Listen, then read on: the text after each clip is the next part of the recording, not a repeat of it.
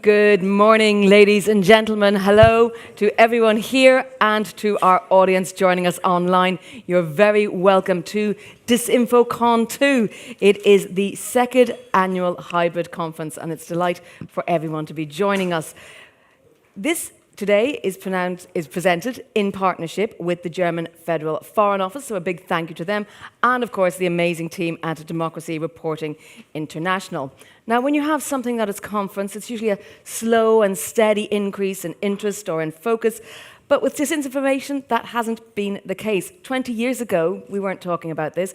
We had propaganda, we maybe had libel and slander, we had perhaps incitement to violence or hate speech. But as recently as 2018 even, the European Commission was still grappling with how to define disinformation for its code of practice.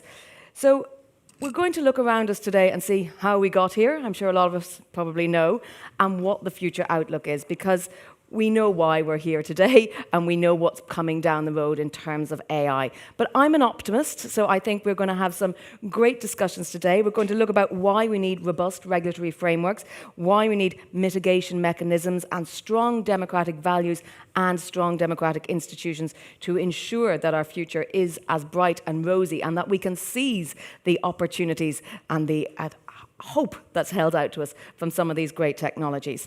Now, I'm Jennifer Baker. I'm a tech policy journalist based in Brussels, and I'm going to be your guide through the program today. We do have a very, very packed agenda. We've got a lot of one-on-one discussions. We've got some speakers over at our speakers' corner giving keynotes. We will have panel discussions, but we want everyone to get involved, feel engaged, especially those online who aren't in the room. So you can all do that by using Slido. Go to slido.com on your mobile phone or your browser. There's no need to download anything. It's very GDPR friendly. You can put in the code 9697123, or if you've got a badge here in the room, you can scan the QR code on your badge and it will take you there. If you're in the room, of course, as well, you can raise your hands as is traditional and we'll get a microphone to you, because we do have some super speakers. As I say, I'm the MC. I've got lots of questions, but my job is to introduce you to the people who hopefully have lots and lots of answers. And to kick us off, we are joined by the Executive Director of Democracy Reporting International, Michael Mayer-Resenda, and also the Digital Democracy Program Manager, Heather Danielle Thompson. So ladies and gentlemen, please kick us off. Thank you. Hi, good morning, everybody. Thank you so much for joining us for another year. Welcome to DisifoCon, the second annual conference. Thank you so much for being here. So we're back this year bigger and better than ever, I think. Our theme this year is democratic stability in times of technological change. Now, we hosted the first DisifoCon less than a year ago, and already I think so many things have changed. With the release of ChatGPT, we talk about reaching the tipping point of AI-powered disinformation, and now we consider ourselves fully in the AI revolution. Don't you agree, Michael? Of course, I agree. First of all, apologies for my voice. It's actually not my voice. It dropped for some reason into the into the bus area, but it's okay for a conference, I think. You can still understand me. Yeah, so we are very excited to have the second DisifoCon.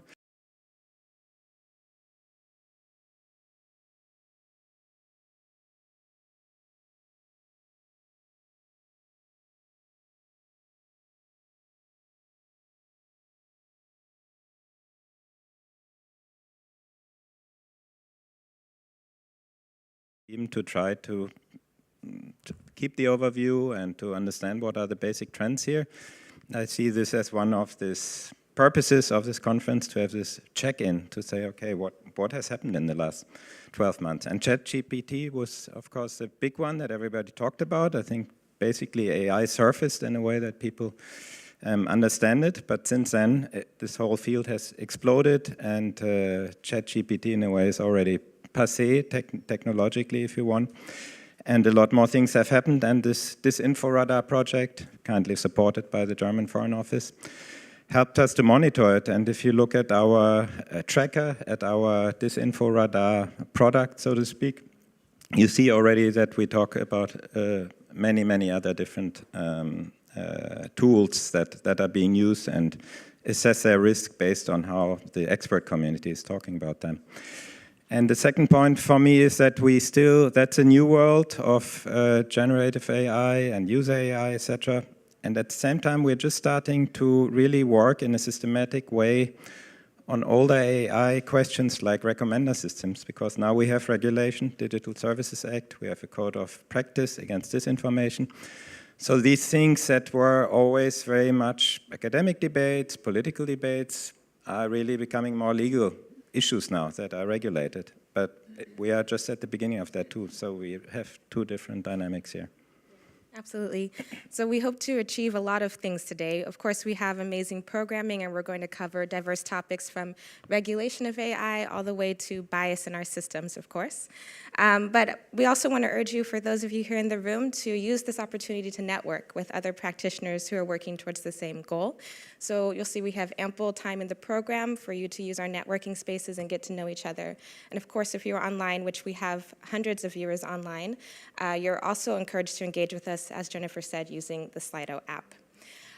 So I talked about our diverse content, and I do mean that in multiple ways. The first way is that we have the content, again, the AI regulation, diversity in AI. But we also have multiple different formats, including a one-to-one debate that we're really excited about. We believe that by engaging with the content in different formats, we can really have a better conversation and really liven up the conference. And we also have lots of diverse speakers today, so I'm really excited about that. And maybe you can talk us through some of the different points that we're going through today.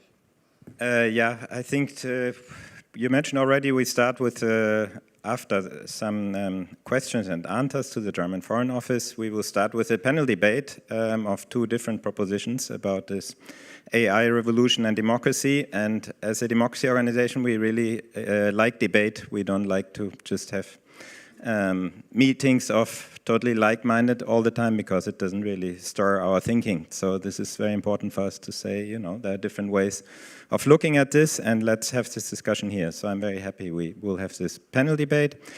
And from my side, because I'm a lawyer, I'm also particularly excited. I'm excited about everything, but particularly excited about one session about regulation of AI. And in the EU, it's the debate about the AI Act, but there's a lot more going on in the world, and we have very interesting speakers to discuss that.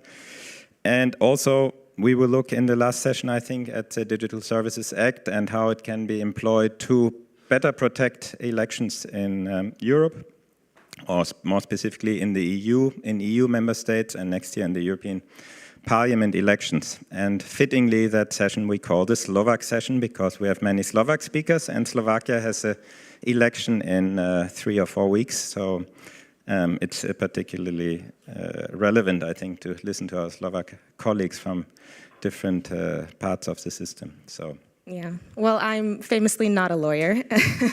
Those sessions are interesting to me as well. I'm really excited about some of the diverse content we have today. Of course, we know none of us have perfect histories, including our democracies, but we can make new changes going forward to make a more inclusive society. So we have 2 sessions. The first on the hidden cost of the rise of AI. I'm so excited to welcome researchers and activists from Kenya today who will talk to us about the impact of content moderation on their communities. And we also have 2 speakers who will inform us about racial and gender bias in AI systems, which I think we can all agree are really important to tackle if we can move forward in a new way. And of course, the state has a big part in AI regulation in this conference today too. So we're happy to welcome 2 different states today. The first is Denmark. We're happy to welcome the Danish Tech Embassy, which is its first of its kind in the world. And as Jennifer mentioned, its goal is to bridge the gap between big tech and regulation. Yeah, and secondly, talking about government, we have here many colleagues from the Foreign Office. And we will have the next session with some questions and answers to the Special Envoy for Strategic Communication, Peter Ptasek from the German Foreign Office. I think, obviously, this has been already a big concern many years ago, but has become even a top-line issue for German foreign policies, especially after the full-fledged Russian attack on Ukraine. And we are very happy to listen to you. And one change since our last DisifoCon is that we are 2 executive directors in DRI since January, and my colleague Nicola, the other executive director, will pose you those questions. So thank you, and I wish us all a good day. Yep. Thank you. Thank you.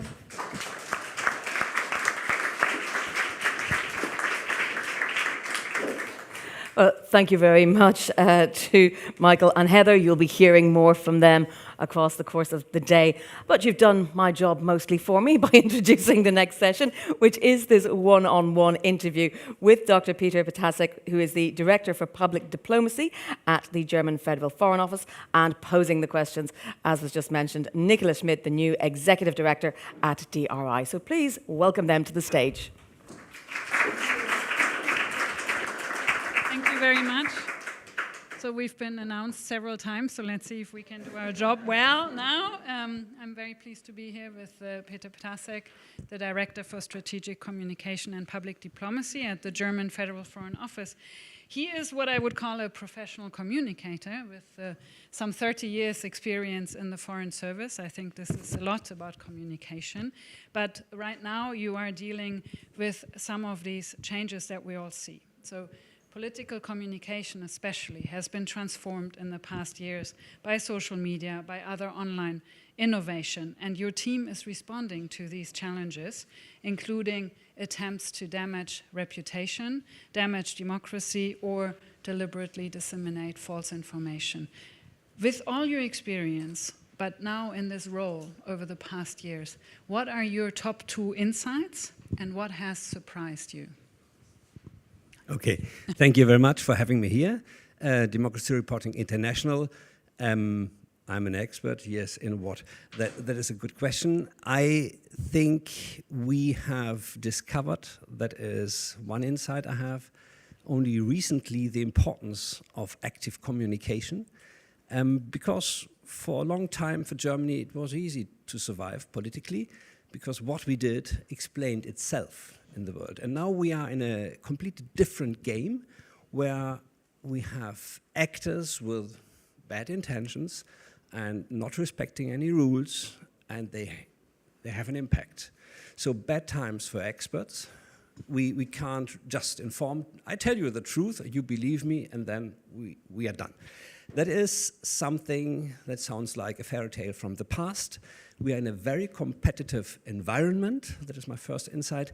And when we first realized there's something going on that you might label as disinformation, the first reaction is to take it down, to correct it. And I have some piece of information for you that shows how wrong this is. It takes us a week to get there. We come out with our information. Everybody is bored. Nobody listens. We don't make a difference. So my first insight is that we need to learn, and we're doing that we have to communicate our story, our narrative, our version, to be there first, and to fill the place. If you are second, it's uphill. You have to explain that the other one is wrong, that you are right, and good luck. Insight number 1. Insight number 2 might be we have to learn. Okay, we have to learn to monitor, to discover, to have a radar, to have the tools. And these tools are not tools that diplomats usually learn during their training. I haven't learned that, so we have specialists, and without them we would be blind and deaf and wouldn't hear anything. So 2 insights, surprises. What surprised me most is how little we cared about it in the past. Our ambassadors, female and male, were supposed to shut up. Not to create problems, not to interfere. The minister is communicating, and the spokesperson, and nobody else. And we discovered only recently that we have a huge net of embassies abroad, and they could communicate something. But we didn't have a channel to inform them what to communicate. So we set up that system. Most people don't believe me because they say, this cannot be that you didn't do it in the past. We didn't do it in the past. So now we provide the information and the communication lines in order to enable them to be more outspoken. And this is always linked to risks. If you don't say anything, it's not easy to say you did something wrong. But now we say, if you don't say anything, if you're not visible, you do something very wrong. And if that leads to minor problems, the minister always said, that is part of the game. We have to speak up, and if you say something, there will always be somebody who is not sharing your opinion. There we are. Thank you for sharing these insights and the surprise. Yeah, I think maybe we are all surprised by this, how we didn't care so much about this in the past and how quickly it's coming up. I'd be interested to hear a little bit more about what you described, especially with regards to how is it working? Like, is it working well? Can you share some experiences on where you're doing well and what is maybe challenging in this new setup, in being out there in front, like occupying the space of communication? I think we managed to share the information with all our colleagues worldwide. And we are at the beginning of telling stories. Stories need to focus on people. We would normally say we spend 30 million on this and that, and this is very impressive, or something like that, stupid. We should tell the story of what is the difference that our money did for the people, and show, don't tell. Show what are you doing, and not talking about your actions you never see. And this is a cultural change. We need to change our way of working. We are all very text-oriented. We like to say, this is what Germany stands for. Boom. Fantastic.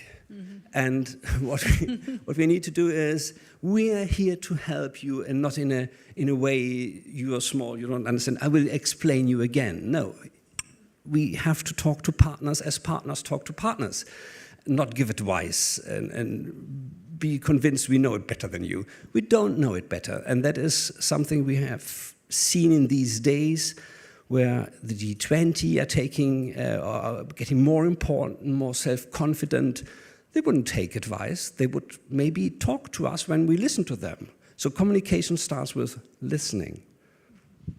But yeah. It's quite an insight. It's quite an insight, and it's a challenge too, I think, as we maybe all know in our lives. But you've been talking a lot about communication, and I think this is, of course, also very important, and it's part of what you're doing, being out there, big change, cultural change, as you say.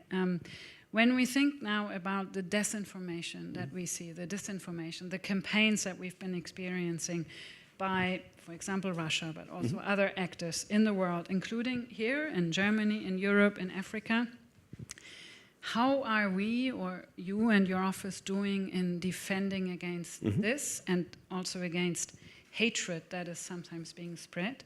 And are we actually ahead of the game, or are we trying to catch up? We have seen a lot of Russian campaigns, some of them ridiculous campaigns that didn't do the trick. They say more about Russia and how they see us than they say about us. I've seen these videos about freezing Germans in their flats without heating. I don't know anybody who had a problem with the heating, because we had the energy in spite of everything. But we always check, once we discover a piece of disinformation, is it harmful? If we don't contradict immediately, we have to take that down, we have to show what it is and tell the story in a way that is understandable, because otherwise it spreads. And in some cases it's better not to say anything at all, because it's so ridiculous, it doesn't fly. Why give it more attention than it deserves? There was a video about our army, the Bundeswehr, going from door to door and stealing things to finance our assistance for Ukraine. And some said, we have to react. And this video was dead after 2 days without any intervention, because it was so far from our reality. I think Russia partly gave up on winning the European audience, with one exception. I will come to that later. But where it has an effect that is tremendous is on partners, on international organizations. In Africa, for example, with little effort, no, it's not little effort, but with not many people making a big and a bad difference. There are the vulnerable parts. And disinformation is addressing vulnerable parts of the population in the world, partners. That's where we have to come in with solutions that work on the ground. And if I say the campaigns of Russia and Germany were most unsuccessful, maybe one thing is worrying, which is that some parts of the population are convinced that, after all, NATO started the aggression against Russia, which is unbelievable. But the people who think this is true are the same who had a problem with COVID, with Corona, and they are very skeptical and they don't believe what the state is saying. So we have a problem that you might describe as a social problem, a psychological problem, a political problem, but it's not only the problem of disinformation. Disinformation would use the vulnerable population as an entry door, and that's where we have to look at. Yeah, I think we'll hear more today about how disinformation and hatred can enter and spread and actually have a specific effect on communities or certain communities. What you've said already is that you're trying to be kind of a little bit ahead of the game with communication about what you are doing, what Germany is doing as a state. Is there something you can tell us about what your plans are for next year or priorities that you're setting for 2024 in this regard? I don't have a toolbox, and I would go to instrument number 1, 2, 3, or 5. We are still getting organized, and we, I think, made quite a decent job in changing the culture in the ministry. The ministry is a big tanker. You can't change it overnight. People will say, okay, I heard the minister saying the following, but I don't believe it. Or let's wait. And last year when we spoke at the ambassadors conference about communication, said, okay, yeah, sounds nice, but I don't have the staff for that, and I don't have the time. I'm so busy with my work, I can't do anything in communication. And now everybody understood this story is not well received. So they ask, how can I do it, and not why they cannot do it. This is the beginning of a development that should come to more results next year. And the cultural change, once it has taken place, won't go away so easily. That is my project for next year. Thank you for that, and good luck with that. Cultural change always takes time, and hopefully with all the quick technological changes, it will be a long-lasting cultural change that can keep up with that and contribute to better communication. Thank you very much, Mr. Ptasek. Back to our nice moderator for moving on.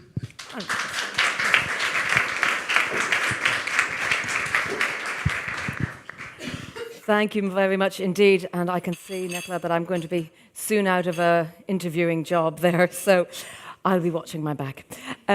Our next speaker has been trailed already. Anne-Marie Engtoft-Melgaard is the tech ambassador from the Ministry of Foreign Affairs in Denmark, responsible for representing the Danish government to the global tech industry, to big tech, as we said, so with offices in Silicon Valley as well as Copenhagen and Beijing, transcending borders. Anne-Marie, I'm going to ask you to go over here to our speakers' corner. We have a special corner set up for keynote speeches, and you're going to tell us about the new algorithm of foreign affairs and how AI is disrupting everything from the daily lives of citizens to the troublesome rise of disinformation, and how that's disrupting democracies and eroding trust in traditional fundamentals of democracy. So we're interested to hear all about that. Take it away. Thank you so much. Good morning, everyone. It is a pleasure to be here, starting the day talking about eroding trust in democracy. Hopefully we'll end on a happier note towards the end of the day. AI and you heard this line many, many times over the past 8 months, AI is probably the most compelling technology of our time.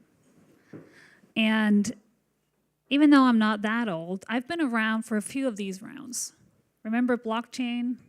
I heard the same speech as blockchain is probably the most compelling technology of our time. 2 years ago, the metaverse is probably the most compelling technology of our time. We haven't put the Danish Ministry of Foreign Affairs on the blockchain, nor have we replaced diplomats with avatars in the metaverse. However, I do believe when we talk about AI, it is a transformational technology. And not only will it transform society as we know it, it's already doing so. I don't even know what is north and south anymore because I only navigate with Google Maps. I lost the ability to even figure out the fastest way to get through my own hometown of Copenhagen. My news, my media, my entertainment is filtered by algorithms. Most of you here probably met your beloved one via an app, an algorithm that decided for you what probably was most compelling in another individual, another human being for you to fall in love. And so AI's impact is already widespread.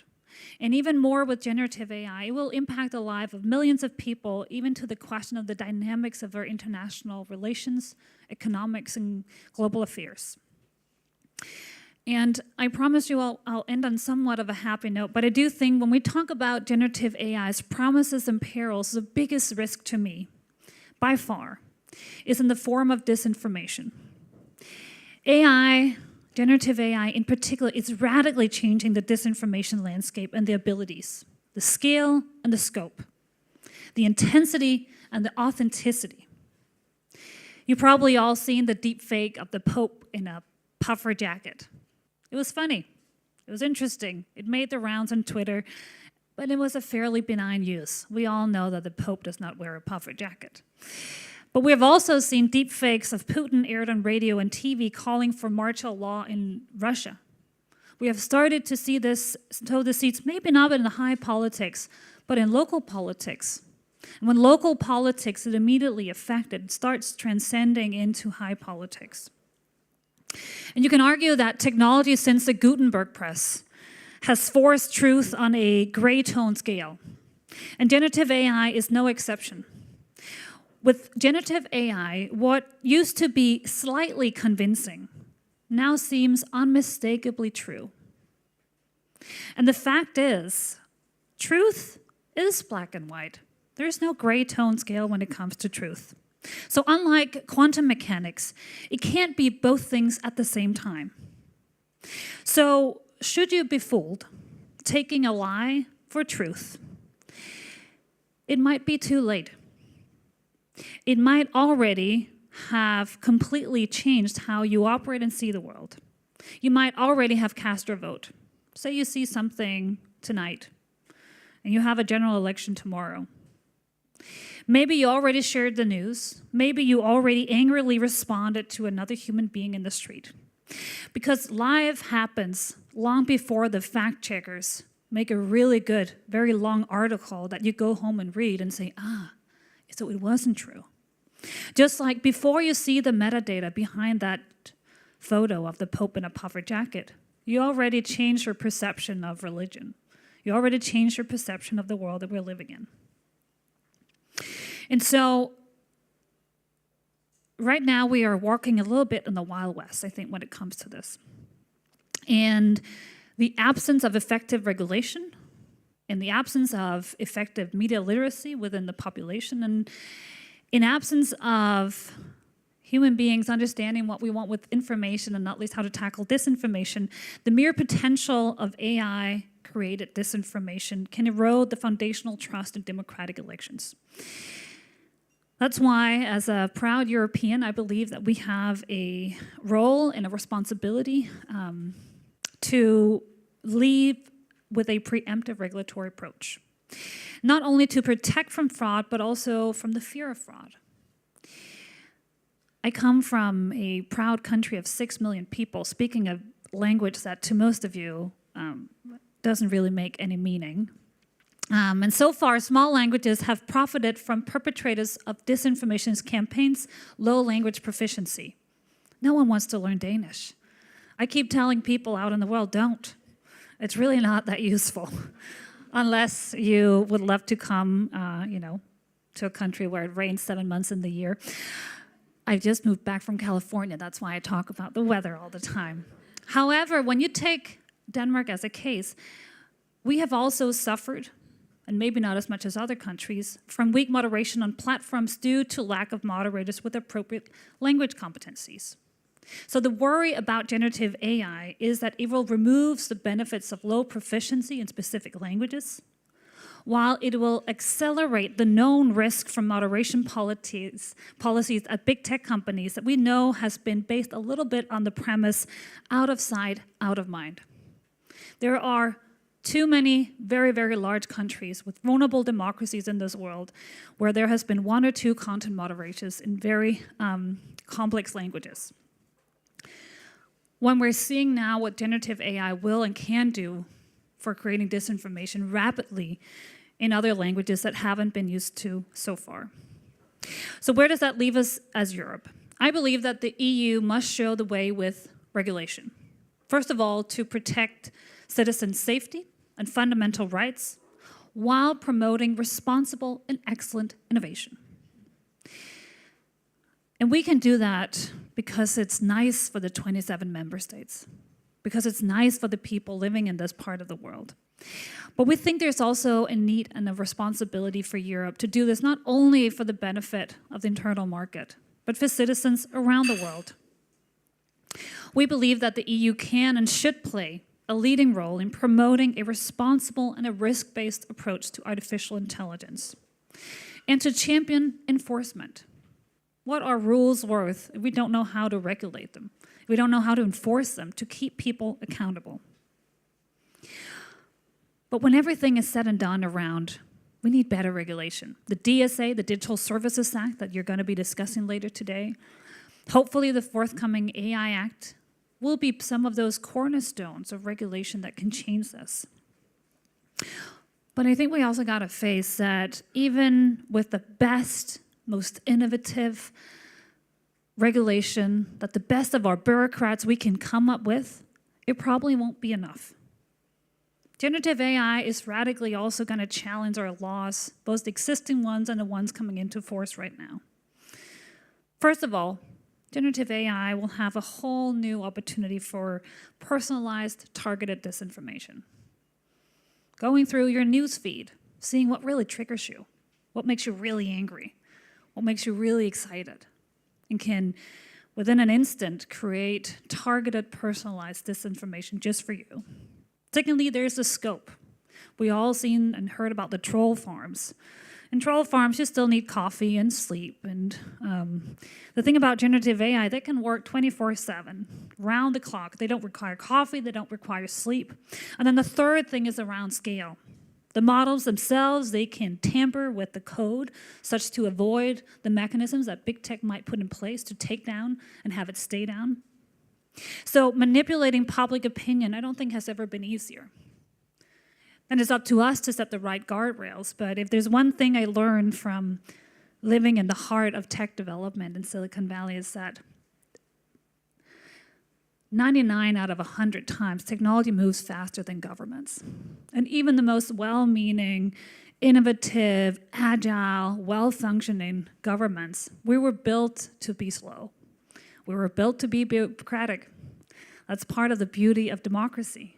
But when it comes to technology, we're always going to be 1 to 10 steps behind. So now it's about not only creating the right regulation, not only creating the right enforcement, not only creating the right accountability, but also diplomacy.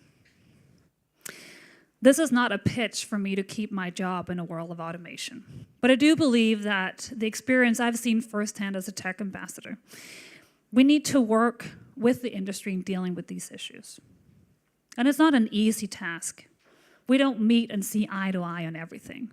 And I think the conflict there's been, particularly our issues of disinformation, of hate speech, of competition, of the rule of law, of upholding democracy in a digital age, has really shown there are vast values different between big tech and democratic governments.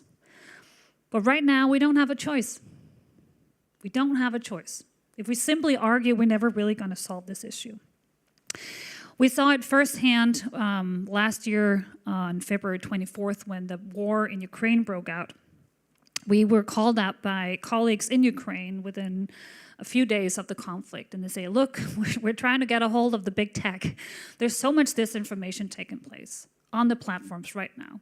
And ask any Ukrainians, they'll say that happened long before, even before 2014. Disinformation is not new if you live in a bordering state to Russia. But this time it accelerated vastly. And so the normal takedown mechanisms of the big tech was simply not enough. What we did with the Danish Tech Embassy was offering our network, created these war and disinformation roundtables, immediately getting the practitioners from the Ukrainian Ministry of Foreign Affairs, from the Ukrainian ICT Ministry with the people that can take decisions in big tech. And all of a sudden, they took decisions much faster. It was easier to get things to be taken down. It was easier to enforce the rules. Ukraine was a special example. There was a clear good guy and a clear bad guy for most of us, even for big tech. It's going to be much more difficult in other contexts and conflicts where it's much more complex. Who's a perpetrator and how do we align with that? But diplomacy, and it still can't be automated truly, is a human connection where we force a challenging, a critical, but constructive dialogue with tech industry to hold them accountable and say this is not only about living up to a minimum set of rules. What we see in Europe, whether it's the Digital Services Act or the forthcoming AI Act, it is a floor, not a ceiling. We want to see more enforcement, more alignment, and working with the democratic governments around the world who are trying to instill stronger democratic rule in a digital age. To deal with AI-powered disinformation on a global scale, it's important with this multi-stakeholder approach. In the roundtables that I mentioned before, we've also been working with Ukrainian civil society. If you only put government and big tech in a room, we won't come up with the best solutions. Far from. We need to have civil society, global and local, present in those conversations. We need to find a mechanism because multi-stakeholder approaches are also cumbersome. They're slow, they're also bureaucratic. It takes time for us to meet, to find common ground, to find alignment. But in order to address these issues, not only as they happen, but might even preemptively, we need to find new ways of collaborating on this. We must make sure that all voices are heard in a manner that is fast, agile, inclusive, and before shit really hits the fan, to be honest with you. So it might sound like I'm a bit of a skeptic. And I think it's hard not to be a pessimist these days. I think colleagues in Brussels are doing a heroic job of trying to find the best possible regulatory framework. And every day, I think there's a new technological advancement that show us that already now some of this regulation is outdated, even before it's in force. Let's look 2 years ahead when the AI Act is it's going to be in place and enforced. How much is going to happen in 2 years? We're going to be at GPT-8, GPT-9, with a whole different type of power and abilities that we're seeing today. So let's make sure that while we have strong regulation, enforcement, and accountability, those systems are also able to change, to address for complex mitigation that might happen. Let's make sure that the diplomatic engagement, human to human, civil society, tech corporations, small and large, governments, whether you are Danish government as I'm representing, or from Kenya where we have people present today, from Germany, wherever it is, that we have a presence and a conversations and an ability to speak to each other. Because that way, I think we can remain optimistic. We can't pull generative AI back. I don't think there's a suggestion for a moratorium where we pause it for 6 months. It didn't happen. I don't think we're going to pull generative AI back from society. It will be here. We will have to learn to live with it and have to make our democracy stronger, more resilient, and robust to handle it. And for that end, I have high expectations for the conference today. I hope to become both more insightful, more excited about the opportunities, and most of all, wiser together with all of you. So thank you so much for inviting me. Thank you for putting on this important conversation, and I look forward to engaging with all of you. Thank you.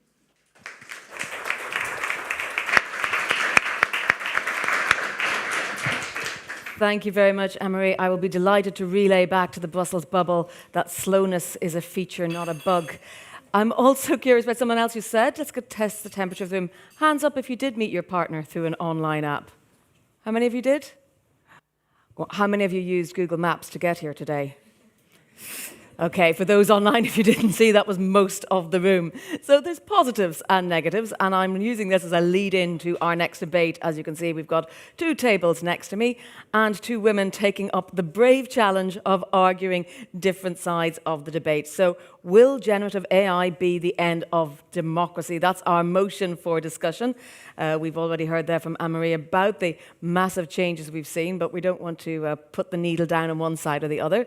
Dr. Renana Kedar is a senior lecturer, Faculty of Law at the Centre for Digital Humanities at the Hebrew University of Jerusalem, and also head of the Alfred Landecker Lab for Computational Analysis of Holocaust Testimonies. And her research is focused on the analysis of legal and personal narratives of mass atrocity.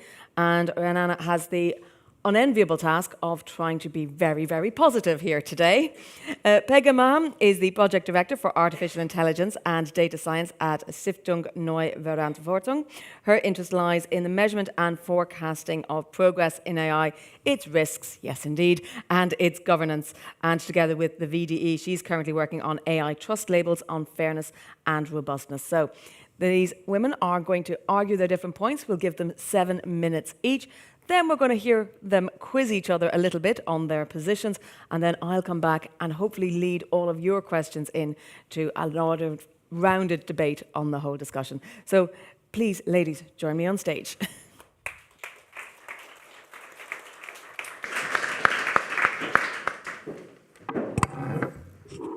Thank you very much. I'm very excited to be here. I'll start my 7 minutes. I'm not sure where I see my clock. Okay. Then you can start it. We've been told to be very precise, so no side comments. Okay. So before I begin arguing for my daunting side of the debate, I want to make 3 preliminary propositions. First, worldwide liberal democracy is under threat.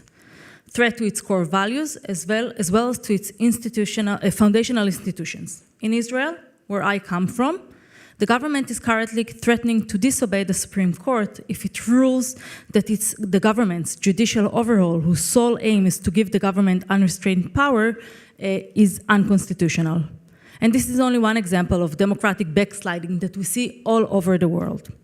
Second proposition, generative AI and large language models, LLMs, as I will use as an acronym, with which you can converse, interact, think, write, code, or create, could pose a huge risk for democracy, and we heard it just now, concretely to democratic elections as we're expecting in the coming year. Alarmist voices from everywhere across academia, civil society, and the industry warn us of dangers and risks that are real, imminent, and should be accounted for and mitigated. Lastly, as Anne-Marie said, generative AI LLMs are not going anywhere. In 2023, LLMs penetrated every aspect of our lives, and in 2024, we will only witness more enhanced capabilities of these already powerful models. So technology is here to stay. So with these 3 points in mind, democracy is threatened, LLMs can increase the danger, and LLMs are not going anywhere. The task I took upon myself today is rather daunting. I will try to convince you to consider how societies can harness generative AI to the task of fostering a stronger liberal democracy. And I will focus on 3 main areas: electoral democracy, power to the people, and an opportunity to be our better selves. So at least 45 countries will hold elections in 2024, including globally consequential races in the US and in the European Union, but many other places as well. How could generative AI strengthen electoral democracy? First of all, it can help with informed opinion formation. You're probably familiar here in Berlin with election recommendation apps such as the Valomat, political recommender systems, much like the algorithms that recommend you the right partner or the right movie on Netflix if you want, can recommend the right party or candidate for you. However, unlike the system that is at place today with the Valomat, for example, imagine that you don't need to walk through the set of 38 predetermined questions, but instead you can just converse with the LLM about actual questions that bother you or that you grapple with. Users could be walked through the program by a chatbot that explains individual statements, headlines from the news with examples, or respond to questions from the users. Moreover, chatbots powered by LLMs increase voter engagement, which is crucial for participatory democracy. They can engage citizens in conversations about political topics, encouraging civic participation and informed opinions. Third, chatbots can assist in the analysis of proposed policies and legislation, breaking down complex documents or agendas into more understandable language and explaining their potential impact to voters.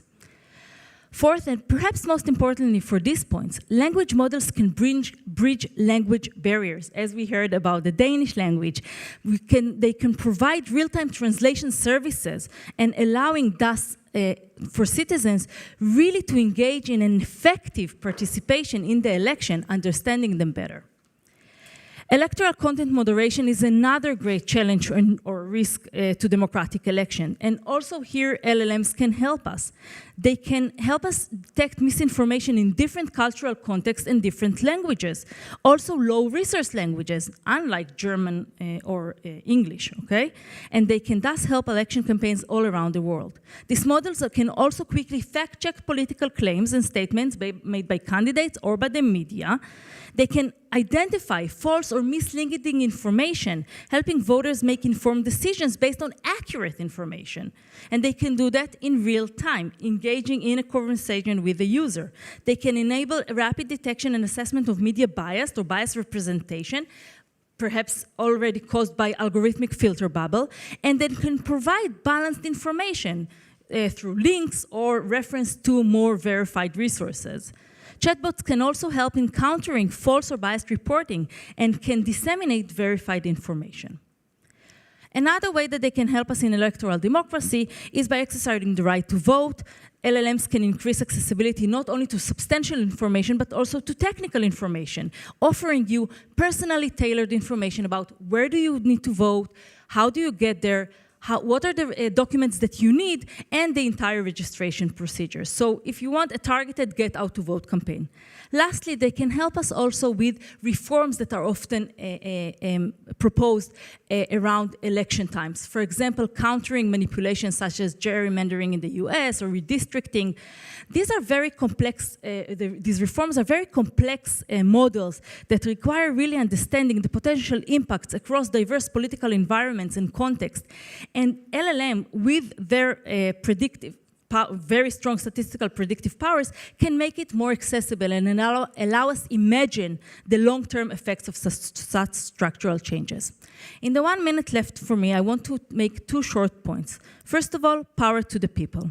As I said, last night was another mass demonstration in Israel trying to stop the government whose sole agenda for now is to crush liberal democracy. As we speak, and I'm stealing a second from my time, we have a discussion in the Supreme Court discussing whether the government's policy is constitutional, as we talk right now. And in order to combat these undemocratic forces, civil society needs strong, resilient, and informed and engaged citizens. LLMs can help citizens sort through disinformation, combat propaganda, fact-check arguments, offer counter-arguments, harness historical facts and statistical data, and do it on all fronts and in all debates. They can also help in effective civil society campaigning by creating ads, images, clips quickly and with little cost for more effective response to government propaganda. But lastly, democracy is not only about elections and government. Liberal democracy, in its broader sense, is a framework that offers opportunity for individuals to be their better selves and to contribute to the development of society. Education and creativity are closely intertwined with this perspective of democracy. And there's nothing better than LLMs in providing unprecedented opportunities for people to learn, discover, be creative, invent, and grow. And this is the democracy we hope for. Thank you.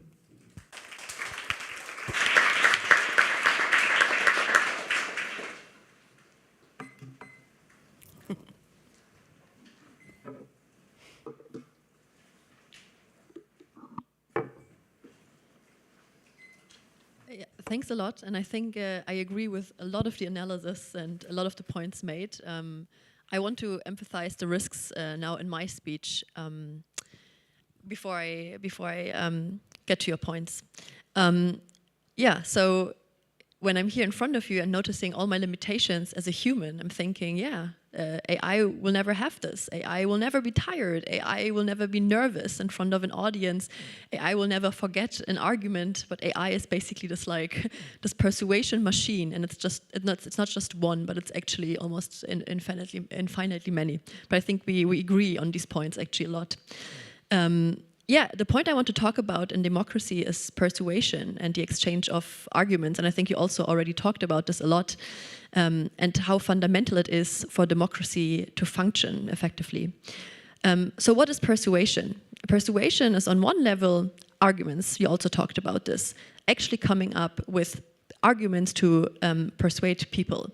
And you oftentimes adapt it to an audience. You know that people have different values, and so you frame the arguments that you have to particular values of an audience. And third layer is rhetorics. So I could give you the same speech speaking like this, and unfortunately it would have a different effect on how persuaded you are by arguments. But additionally to this, there's also aspects such as, like, as you also mentioned, are things actually explained well to people?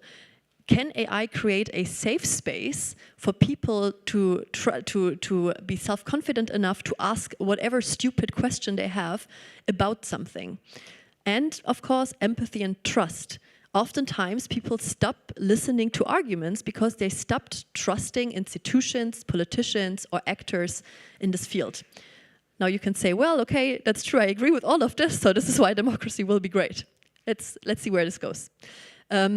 I think AI systems already, and I think I was a bit surprised because I think everybody agrees with this here. It seemed at least we don't talk about stochastic parrots anymore. We are away from something that just gives a word that doesn't make sense. We're actually at the level of human level, if not above human level, persuasion skills. There's a Stanford study that tested this actually. It asked humans, it asked an AI system to write down arguments, and people usually don't get swayed that much in general, neither by the AI nor the human in short times, but in many questions the AI did a better job. There's also another experiment checking medical advice, and it saw that the AI gave more empathetic advice than the human doctors. It's also, as you also mentioned already, it's very personalized. So AI, you can already tell it, okay, this is my value system, this is what bothers me, this is me, and it will cater its arguments to the individual that's, in this case, for now, chatting to the system, and it's on scale. It can do it simultaneously for millions of people, personalized to this on scale. And soon, if someone plugs this system in, let's say bots, like bots in a sense of like on Twitter, for example, systems that can live learn to get feedback, like what arguments work well, what arguments go viral, what memes go viral. It can get better and better and better on a speed that humans barely can. And now I get to the point, well, so what could possibly go wrong? We've heard already all of these things can be used for good. And I agree, it could be used for good. But if I look at the incentive landscape, I'm getting more worried. So what are the incentives in democracies? You have different political parties, and these political parties, their main interest is not, unfortunately, to inform everyone, but to win the elections, to win an argument, to stay in power, to get into power. So their incentive is not to create this utopia of fair exchange, but their incentive is some sort of race to the bottom. Who will be more emotionally appealing to people? Who will be more aggressively borderline, you know, where does it start, where does it end, use maybe not so ethical style of rhetorics and manipulation to convince people that the other side is very evil and should not be trusted. I think we see different aspects here. First of all, we see a very quick development, which makes it more risky that this kind of like chaotic race to the bottom dynamics happen compared to like as a society, we come together, we think, okay, what is necessary? How should we shape all of this to have this, let's say, utopian AI democracy system? Second of all, a huge risk is that all of this is happening behind closed doors. If there's a political party that goes outside and tells people, listen, climate change is not real, everybody sees this and can counteract this. A personalized chatbot that is telling you about that climate change is overrated or that actually we will all die from climate change, and we might even not notice it because it happens in personalized conversations and we don't even know which exact argument is being used in these individual conversations with people using these kind of interfaces. Other question, who will be actually able to use it? Yes, in this democratic utopia, everybody has their fair AI system, but in reality it's people with resources, people with knowledge, people to access to the top AI models. So we see the playground that's already not perfect in democracies might get even more unbalanced. And as I said, there might be a race to the bottom with regard to manipulation. We've seen political parties already using artificial images trying to make their point. Now a debate starts like, is this okay or not anymore? And the same will happen as humans also do. You know, they test the limits. The same thing will happen with these chatbots. And then, of course, now we've talked about people who like work within the system, who have an interest in democracy working. But of course, we have actors, and it was mentioned already, who absolutely have no incentive as such, and they have actually the opposite incentive. They want to destabilize our democracies, they want to polarize our society, they're adversarials, and giving them these tools, disinformation campaigns at large, we've already heard this, is a huge risk, and this will then fully erode, okay, so there's this risk that this might then increasingly fully erode the trust in the established stakeholders in democracy that we already have. So I agree, there's a lot of chances and opportunities. Let's make sure we get into that world and not into the world I've just described. Thanks.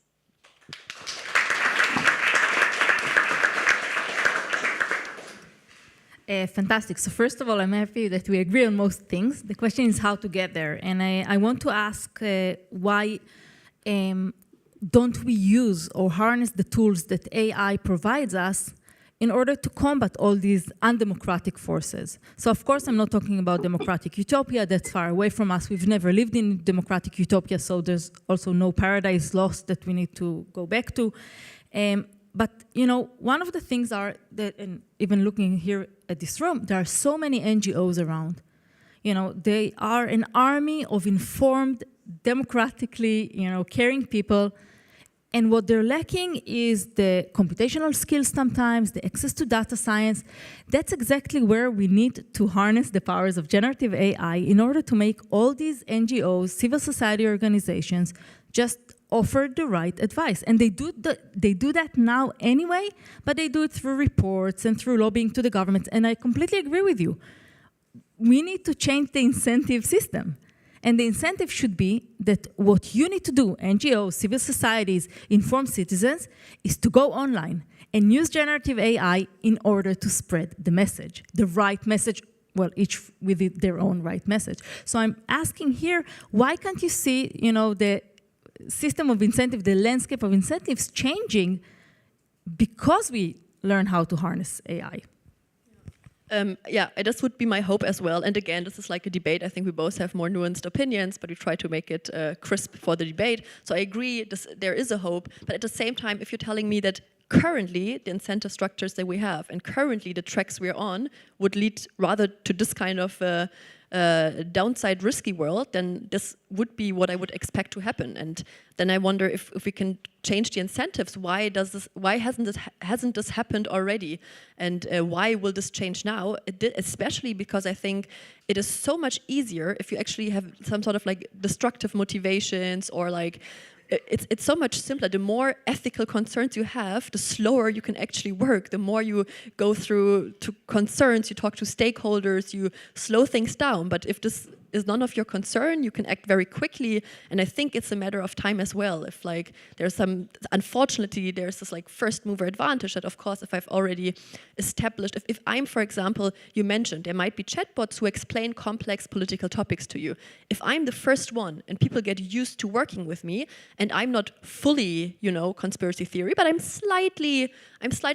funded by a political party, people use me, people are lazy to then change again, to download another app, there's this first mover advantage, and I think the lower your inhibitions are with regard to manipulation, the quicker you can move, and so there might be this risk.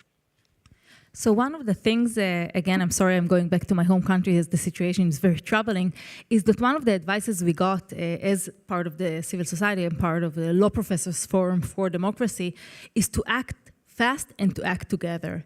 And maybe that's one of the things we need to start teaching, you know, the NGOs and the civil society organizations. They just need to be ahead of the game. They just need to really learn how to work with technology. And yes, I know we are all very, I mean, liberal Democrats really like to, you know, think a lot and do the ethical thing and, you know, not spread misinformation, because that's exactly why we're there. But we need to learn to do it fast, and we need to learn how to use what we have at hand. And the barriers are getting lower every time, because it's much easier now to go through historical facts. It's much easier now to fact-check information and to start spreading it. So what we need is this kind of campaigning. And I want to relate, I don't know if I'm allowed to by the rules of the game, but to relate one of the questions from the online and to share our perspective on the responsibility of tech companies. And here I want to be very skeptical. Tech companies will not save us. I mean, it's very nice that when you go to ChatGPT, it gives you this kind of a very, you know, utopian remark at the end. You know, you shouldn't trust everything I say, or you should read and all that. It's very, very nice, but I completely agree with you. People are lazy. They go to ChatGPT, they won't change it, even if ChatGPT is now controlled by awful people that spread misinformation or biased. It's not. I'm just saying that they won't change, even if that's the case, because we already got hooked on that, and that's what we're doing. So I'm not trusting tech companies, even if they come with the best intentions. I do trust the people that are here in the, in the machine realm to do the right thing and to learn how to work with the new technology. That's the most important, pressing thing, I think. Maybe one additional point is that at the moment how working with AI works, so there's like these different steps. One is actually building your foundation model, which needs huge resources and skills and money. So I think bottom-up civil society won't be able to build their own foundation model, of course. Then there's the second step of utilizing it. Fine-tuning, I still think even that step of fine-tuning, I think most civil society organizations don't have the resources to hire these skills, etc. So again, this will be other actors, more actors with more resources. And then the third step is even like the so-called prompt engineering, the last step, the actually using it for your use case.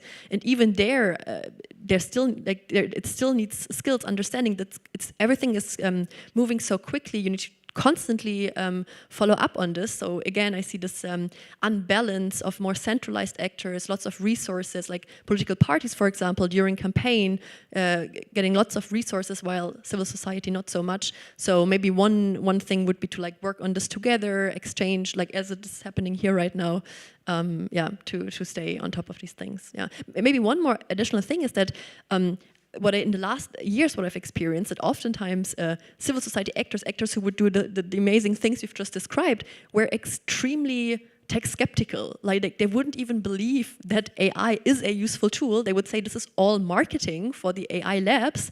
And so maybe being skeptical sometimes was to their own detriment, because now they have to follow up very quickly, while, you know, VC funds and other actors are already worked with this for years.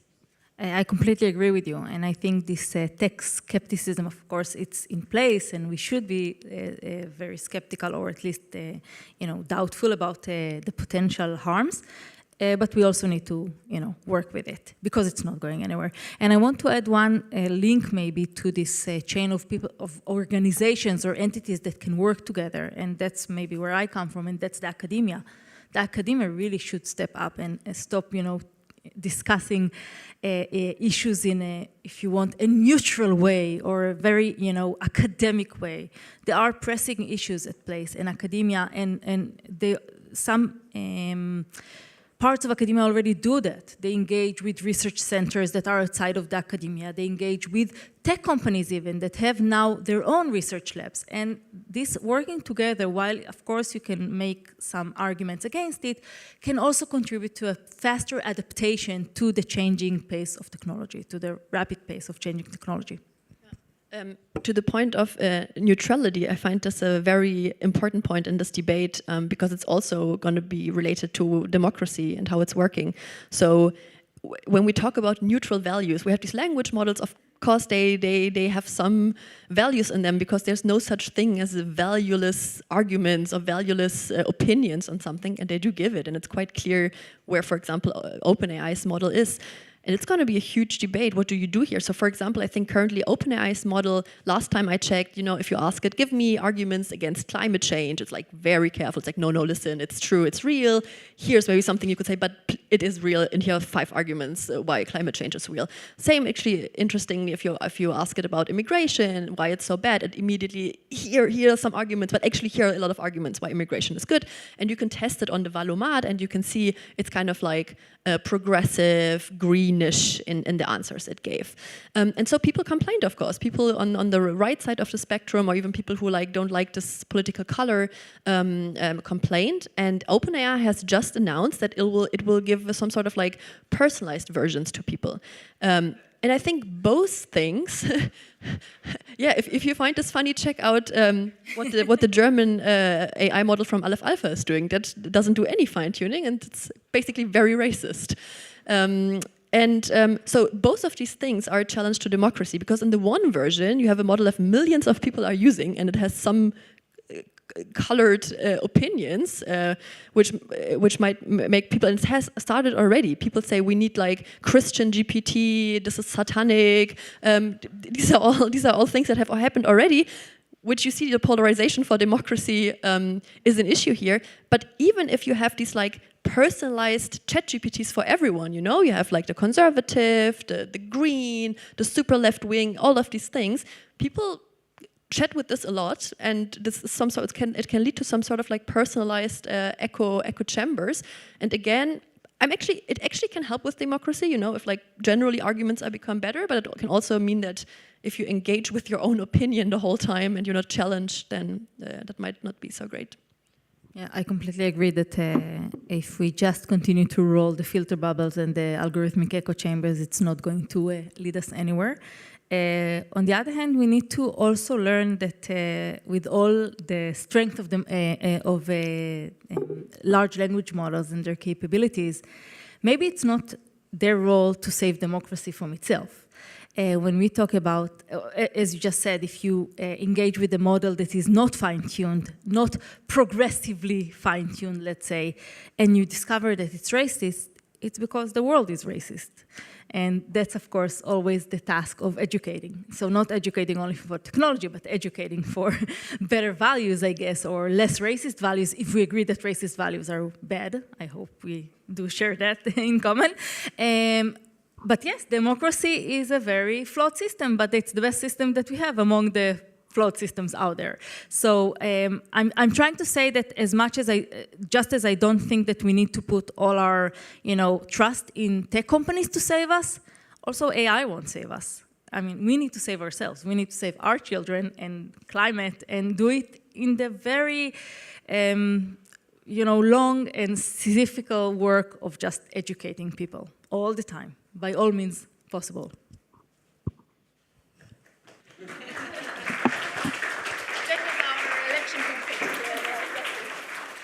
Well, thank you very much, both of you. I think we've really got into the meat of the debate.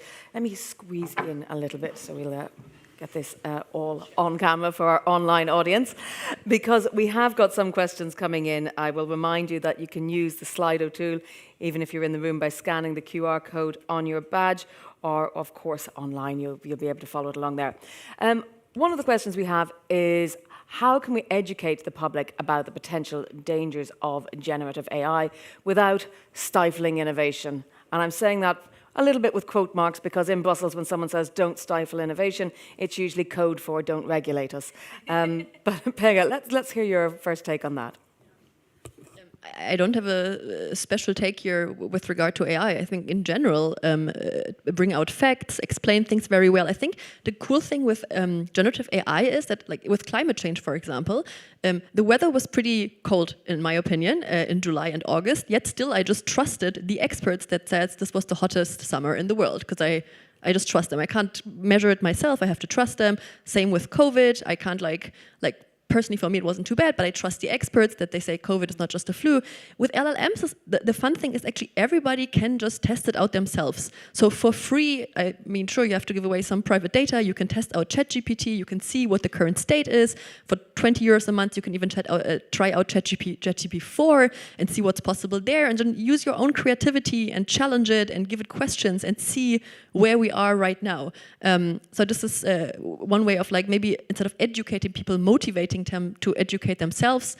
And I think this kind of like also strikes a balance then, because then you're maybe both fascinated by the technology and don't want to stifle innovation, and at the same time you might understand the risks that were talked about today, for example. Banana, I'm interested in your take on this same question. I mean, is it a false dichotomy in a sense that, well, if you're overly educated, then you're stifling innovation? Because that doesn't seem to me to be quite a dichotomy at all. So I completely disagree, I think, with the premise of this dichotomy or false dichotomy.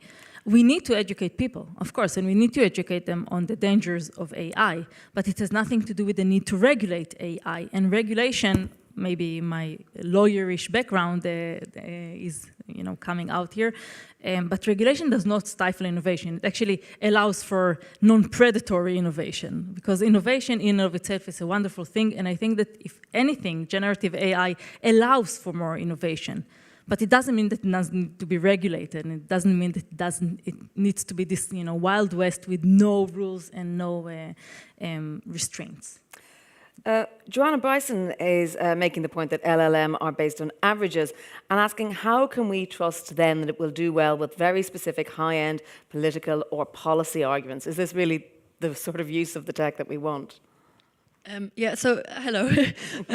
Yeah, first of all, I strongly disagree with that LLMs are just based on averages. Otherwise, I would say my brain is just based on averages. It's quite complicated, internal neural nets, and what they can do right now. I think, for me, I wouldn't describe it as just doing averages. I think people would probably underestimate its capabilities. There weren't many characters available. Okay, fair enough. Then I won't. Okay. So, anyways, but okay. Then the limits of technology, Joanna. There. I agree that they're not robust, that they make mistakes, that they're not transparent, and we don't understand when they will make the mistake, and they're not reliable. I think that might be the core of the question, if that's fair. Sorry, can we get a microphone to Joanna, please? That way those following online can hear as well. So the main point is that they're most reliable where there's the most consensus. They are mining off of our culture. And so I was really, honestly, I mean, I love the attitude. I'm also trying to think about how to harness AI to do the spam filtering as well as the spam generating in some sense. But I am terrified by the idea that we would be allowing relatively underinformed people, hoping that they would become informed, for two reasons, actually. One is because if we're talking about bleeding edge arguments, then getting something that you're most likely going to hear what the consensus is, which is probably exactly what we don't want if we're trying to move the argument forward. And then secondly, of course, that we're trusting large companies to produce something that might be essential to our democracy. Without human oversight, I think that's a real problem. I just want to ask an adversarial question. What are the options that we have at the moment? Who's educating our kids? Yeah. School teachers well, that are one option that's already been consensus. demonstrated is actually having trained professionals use AI to help them with their arguments and frame their arguments. But that's what I'm saying about human oversight. I think we have to hire humans and train them how to appropriately use the technology. I don't think we can expect just release the technology into the wild and have faith. So I kind of get your argument, but I get your desperation in your context. I'm desperate about that too. I'm like lying awake nights thinking about what the Ukrainians are going through too, and the Syrians and lots of people. But I don't think creating another vector for disinformation to use something that is then itself subject. It becomes a new attack surface. So but also I don't think it's the best place to get the high-end, clear. The more esoteric you're getting, the more likely you will be to get nonsense, basically, out of an LLM, right? It really is dependent on how many other people have framed that were in this space, provided good content on the internet. Maybe in addition to this, so I think this is generally very challenging that we see it, for example, with the discourse on AI, it's very new, and even there I think everybody's struggling, including the human experts, and I agree. And so people have to learn that no matter what the expert is telling you, challenge it, reflect it. And this is also true for the AI models, and I think at some point maybe we can do a benchmarking and see on like clever questions, how well are experts doing, how good is the AI doing, and of course working together with as much human oversight as possible.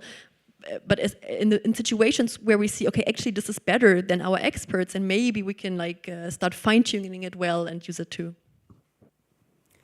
Well, let me ask, I mean, do you think we're guilty of trying to identify something as a tech problem, and therefore we can come up with a tech solution rather than grappling with the larger, more thorny issue that is actually a cultural problem, which is a whole lot more difficult to solve? I mean, is that why we're naturally drawn to saying, oh, this is a tech problem, not a cultural problem? So I've barely seen people saying this actually. Maybe this is the bubbles I'm around, but I oftentimes see people say, listen, this technology is built by humans for applications that humans are deciding on. They make it, humans put decisions into the model, the data, etc.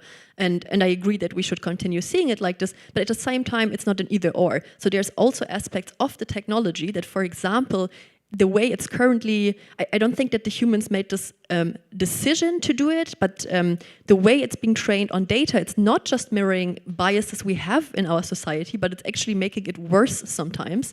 And so that's the lack of interpretability. It's an interplay of humans making these decisions because it's cheaper. That's the only thing right now at hand to produce these kind of models. But then there is this technological side as well. So I think thinking of both of them always at the same time is important. And Anna, humans are just awful. How do we phase them out? Humans are just awful, but that's what we have around us. I'm not sure that robots will be any better, or at least not, if they're trained on humans. I think that we should stop thinking of LLMs or AI as someone's problem. It's a cultural product of our society. And this society is composed not only of tech companies are also, part of the culture that we inhabit. So instead of looking for someone to blame for that, we should just, I know it now sounds really like a utopian dream, but we should really start, taking responsibility, because government is responsible for the holes that are in the, fabric of democracy that are filled by, let's say, tech companies in that sense. And tech companies, they just work for their incentives, and these are, products of capitalism. So, instead of thinking of it as someone's problem, we should just all start engaging with how do we harness this, new technology and make it better. And I'm not sure that I'm in favor of definitely not making, personalized GPTs, but also not making GPT necessarily, the liberal, progressive, climate-oriented chatbot, because that will erode the trust in it. It needs to be something that we want to talk to and engage with, to hear other thoughts. Sometimes hearing the other side's thought is the most important thing in democracy. Now, we started a little bit late, so we're allowed to eat a little bit into the coffee break if there's questions in the room. Can I see a show of hands if anyone's got one? Okay, let's get a microphone here. Hi, thank you. Really interesting. I would be interested to hear your thoughts on how this might intersect with the mainstream media and pre-existing information sources. I think there's sometimes, we saw this a lot with Trump and Twitter, the sort of the existence of Fox News and The Apprentice were sometimes forgotten, and Twitter was sort of hailed as the information source. So I wonder if you have any thoughts on how these new technologies are going to intersect with where a lot of people still get a lot of their political news, which is the radio in the corner of the shop or the television. It's a really good question. As a journalist, I would say that because I'm a vested interest. And I'm interested as well in something you spoke of earlier about echo chambers. I mean, to a degree, traditional media, people read their specific papers or listened to the specific radio channels. That was also an echo chamber. So how is this going to affect traditional journalism, if you like? I was also very much struck by the rise of fact checkers, because I thought when I became a journalist 25 years ago, well, that's my job as a journalist. There's a whole team in ethical, responsible traditional media that put those checks and balances in. So what's the future? Well, I don't know. I think we should start by making sure that there are still journalists, because ChatGPT is writing most of the news articles that we have, at least in English, language, or at least some of it. Luckily, we're still in Hebrew, and ChatGPT is not working very well, so journalists still do rather average, minusly average job in reporting. But I don't think that we can turn to technology and hope that it will save us from the plagues that were already there before that. We all read the news that we wanted to read also before that. Now we're in a saturated world and we're surrounded with it. But it's not that, 50 years ago, a Democrat would go to a Republican journal and, pick it up and just read it for the fun. No, people like to read what they believe in because it supports them. There's a lot of psychology involved here. So again, we shouldn't look at AI as something that is either ruining democracy or is going to save democracy. It's not Superman. It's not, it has superpowers. But at the end, it's what we will do with it. So I think that's what we should be working on. Pega, I'll take the last question online for you, which is a little bit on a slightly a sideways topic, which is, do we believe this technology will transform the way we work? So the day-to-day lives. It's hard. I can't predict the future, as no one can. How I approach this question is, I think, well, which skills am I using on a day-to-day basis? What are the steps that I'm using for my work, or that journalists are using for their work? What is it exactly that they do? And then I think, and I ask myself, well, is this technology already capable of doing this and just needs to be plugged into a system or fine-tuned? Or maybe is it, if I extrapolate the trend, will the next generation of AI be possible? And then once you have technology that has the skills, I think some incentives come into place of automation being cheaper than using humans. The personalization aspect, maybe that also touches upon journalism. I think if someone can say, this is what I'm interested in, this is the style of article I want to read, this is the type of arguments I find convincing, and then they get personalized journalism or many other jobs, then I think it's likely to transform it. Well, thank you very much. A big round of applause to both of you for your excellent work.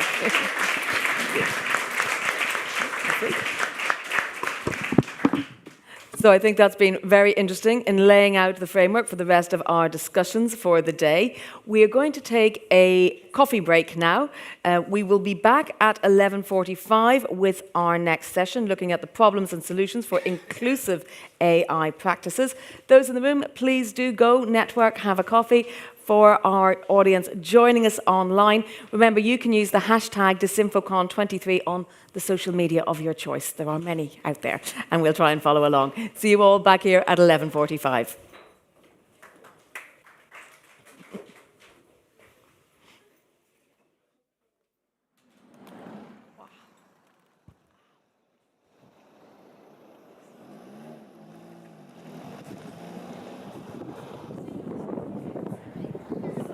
Hai, ieșim. Că acolo cineva este la grădiniță, hai să ne adunăm. Și mai acolo când urmează veni și alte persoane. Cristian, hai, mam! Da? Hai, ieți o căciulă și ieși. Da, Angela. Bună dimineața.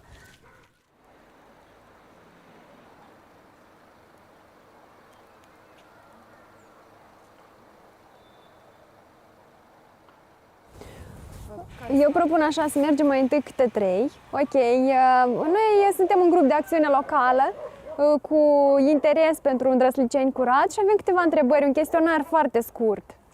Noi suntem de Ratu și Drăsliceni. Puteți să ne dați câteva răspunsuri, ca și cetățean, ca și locuitor? Ei, Doamne ajute!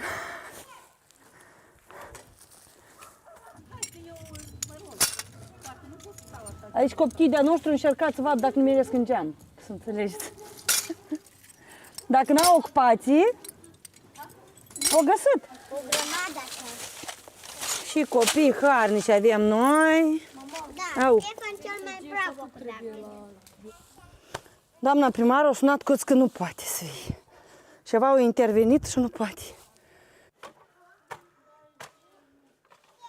Anume și ne-a plăcut în CPR că ei ne-au monitorizat pe tot parcursul implementării proiectului. Adică e una când duci și scrii pe foaie acolo niște că așa trebuie, așa faci mesajul, așa duci și problema la cunoștința oamenilor și așa.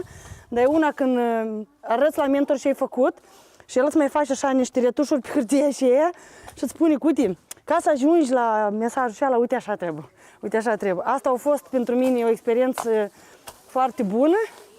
Sperăm că o să vă amenajăm aici, o să ne mai întâlnim aici mai des.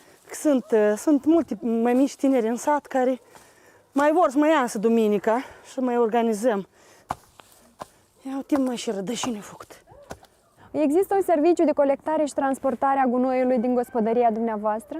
Poate aveți contract cu cineva sau serviciu comunitar de la primărie. Vă colectează cineva gunoiul? Nu. Dumneavoastră sortați gunoiul, puneți plastic, sticlă, la tomberoanele astea. Da. Acum ați achita o taxă dacă ar fi un serviciu? Sigur. Aha. Mai ușor așa. Nu mai să fie acasă. Doamna Nadejda?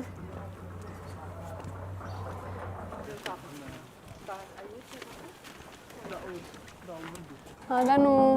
Doamna Marina? Doamna Marina?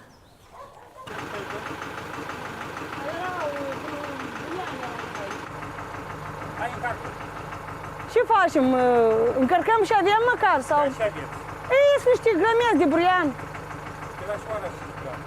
Este o oră.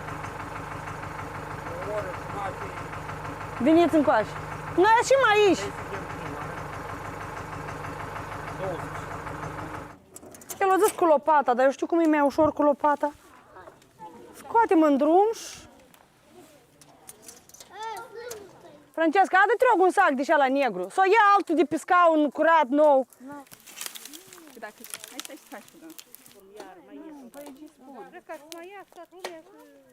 Cum vrei tu să faci ghine și să nu te ruchi? Așa-i. Ia și echipă bună avem, numai că Alex nu-i, așa-i? Acum ați vii și el. Nu dați tare în drum, puneți încoace, încolo sau încoace, bun?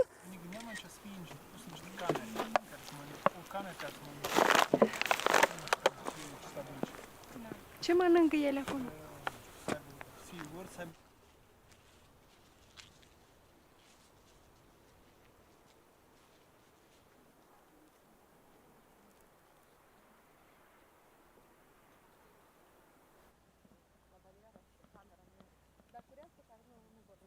Bună ziua! Nu vă supărați, vă rog, putem să vă dăm câteva întrebări? Noi suntem un grup de inițiativă din Drăsliceni, din comuna Drăsliceni și am vrea să rezolvăm problema asta cu gunoiul ăștia, să fie un serviciu centralizat. Nu să vă chinuiți dumneavoastră sau eu să-mi aduc gunoiul, dar să vină o mașină specializată. Păi nu mai este și nu-l avem. Spuneți, vă rog, dumneavoastră ați fi de acord să plătiți o taxă ca să vină tractorul, mașina să ia gunoiul și să-l aducă? Adică cât o mers? Dar înainte, ceea ce era înainte serviciu de dinainte, vă aranja? Era bine? Da? Spuneți, vă rog, dumneavoastră ați fi de acord să sortați gunoiul sau îl sortați, de fapt? Noi și așa, noi tăiem tipul să sortăm. Îl sortați, îl puneți la tomberoanele celea. Plasticul acolo și... Chiar și plasticul și sticla și cutiile din fier, metalice, tot acolo, știți? Da. Minunat. Dar nu te-ți înțeleg.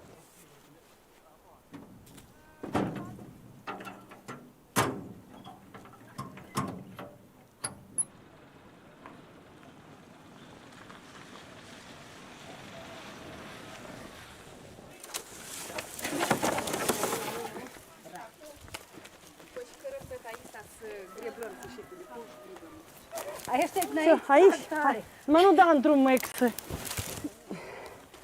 să... Hai, încă o dată și gata. Găruți aveți? Sunt. Ce trebuie? Garafă? Haidem, fetele. Unde o duci? Ia răniți-vă așa o lecțică, nu și glotare. Să am eu mai puțin spalat.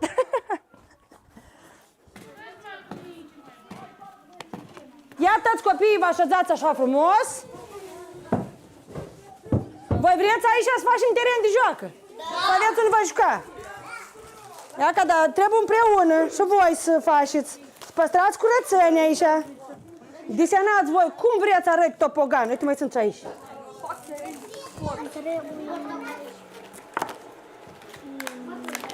Na. Mulțumesc că ați venit. Uite, eu nu m-am așteptat. Și o leze m-a sunat dimineața. Când să vin? Cum să vin? Că e membru nou la noi în localitate. Sperăm că să facem ghini pentru copiii noștri, ca să o adunat o masă întreagă de copii. Și să facem în continuare cu forțele proprii, să ne batem la ușă, la primărie, să ne mai batem la agenții economice, să vedem. Și să facem să aibă copiii noștri un teren sigur de joacă. E important că primăria colaborează. A venit tractorul? Hai să vedem tractorul. Asta e gunoieștea comunei, ea nu este autorizată. E o gunoiește cât de cât amenajată, dar o vedeți în ce stare este, dacă poate fi spus amenajată. Aici tot satul aduc gunoiul, nesortat desigur, pentru că dacă ar fi sortat, probabil ar fi mult mai curățică, să zic așa, gunoieștea asta. Se aduc doar resturile regenerabile, ar fi un apogeu atins. Spuneți-mi, vă rog, ați adus gunoiul? Eu nu. Nu? Nu. De ce? Dar nu e nicio problemă, că noi tot îl aducem aici. Vreau doar să vă întreb dacă îl aduceți și dacă există un serviciu comunitar care transportă gunoiul. Este o om aici, dar el o lepădat. Și acum fiecare își aduce singur, da? Da, sigur. Dar dumneavoastră ați fi de acord să plătiți o taxă, o sumă de bani ca să vă strângă gunoiul în fiecare lună, în fiecare săptămână? Da, suntem de acord, dar nu chiar toți. De dacă lumea nu vor să plătească, ei o lepădat, că nu vor. Știi cum e lumea amuia. Dar dumneavoastră ați fi de acord să plătiți? Da, de ce nu? Da, de ce nu? Poate aveți vreo sugestie, vreo propunere ca să mergem la autorități și să spunem că, iată, oamenii au propus asta. Cum am spus, mărească taxa cu cei 10 lei și să meargă din nou. Mărirea taxei și punerea pe roata serviciului. Da. Dar cum duceți dumneavoastră cu noi tot? Amuia, cum duceți cu noi dumneavoastră? Cum îl evacuați? Colectăm o dată în săptămână și duci soț cu mașină. Singur, la gunoiește. Totul mi-au dus eu ei. Dă-l cu furca. Zi, bagi Damian sau te duci tu acolo? Las ca să-l iei el încet și Las ca să-l iei așa cât spate, pe urma să și noi aia să-i dăm.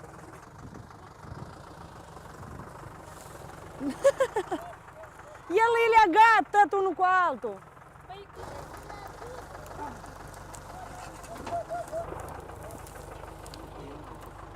Cum să dăm, mai? Nici nu încape, bagi Damian, atâta gunoi în țăp. Da, și cât e răbde s-o făcut treabă bre. Acum, noi și suntem harnici. Trecut sau altă, cum era? Și dacă suntem moldoveni, vezi, suntem harnici. Bulgari. De-am bulgari, ne-am bulgărit, de-am de peste 10 ani tam aici.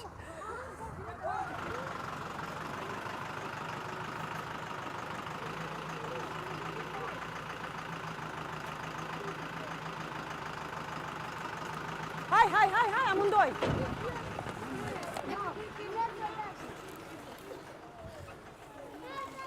Copiii au desenat, cam și vor, știi? Și spate de pus un topogan mai așa, calcul, necușcu, sunt mai complicat, sunt mai simple, sunt screenshot, sunt. Apânsam că trebuie să facem un grup pe Viber sau pe Messenger. Pe Messenger trebuie, nu, pe Viber văd toți mesajele, dar pe Messenger să vadă numai administrația. Înseamnă pe Viber. Adică avem care s-ar bucura și cred că ar contribui copiii din vacanțe. Stăiem lenta la 1 iunie, la de ziua copilului, eu cred că copiii să-i bucurăm. Hai, mergem. Furca a cui?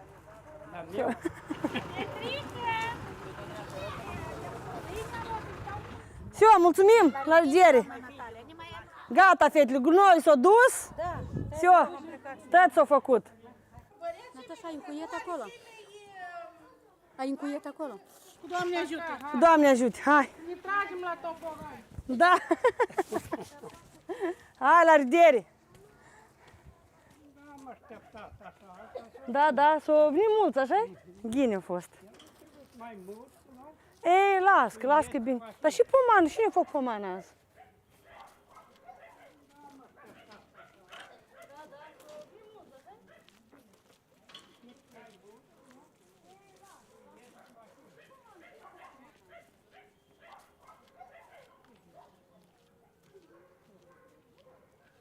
أولاً كنت بتوقع هيدا الخطاب انطلاقاً من كوني صحفية، وهيدا الموضوع بيواجهنا كتير بعد عملنا الاستقصائي وبعد محاربتنا من قبل الأشخاص يلي بيدافعوا عن الأحزاب أو ما يسمى بجماهير الأحزاب لما حدا يحكي عن زعيمهم بالوثائق. حتى نحارب خطاب الكراهية اللي عم تتوجه له المرأة، أولاً لازم نكون عم نعمل توعية، لأنه هذا الخطاب هو نتيجة مباشرة لغياب القيم بمحل عدد كبير من القيم يلي هي أساسية ومنها تقبل الآخر وعدم إلغاء الآخر. بدنا نوعي مجتمع وبدنا بذات الوقت نقوي المرأة، لأنه المرأة لازم تاخد دورة قبل ما يكون صار في نتيجة من التوعية. فلهيك لما المرأة تقوى بتكون نتيجة هالأمور وخطاب الكراهية.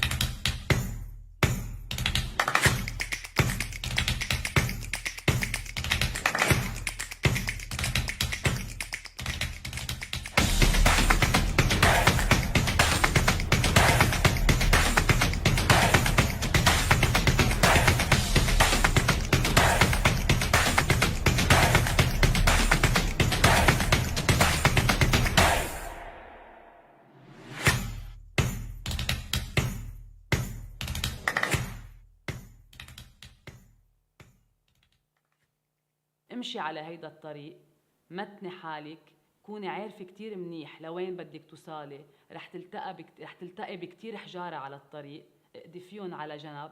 هول الحجارة هن الإشاعات، هن الكذب، هن القصص اللي رح تتعرضي لها، هن الهجوم من الأحزاب السياسية وغيرها يلي رح تحاربيها. كفي على الأخير، لأنه هدفك هو أهم من كل شيء عم تتعرضي له.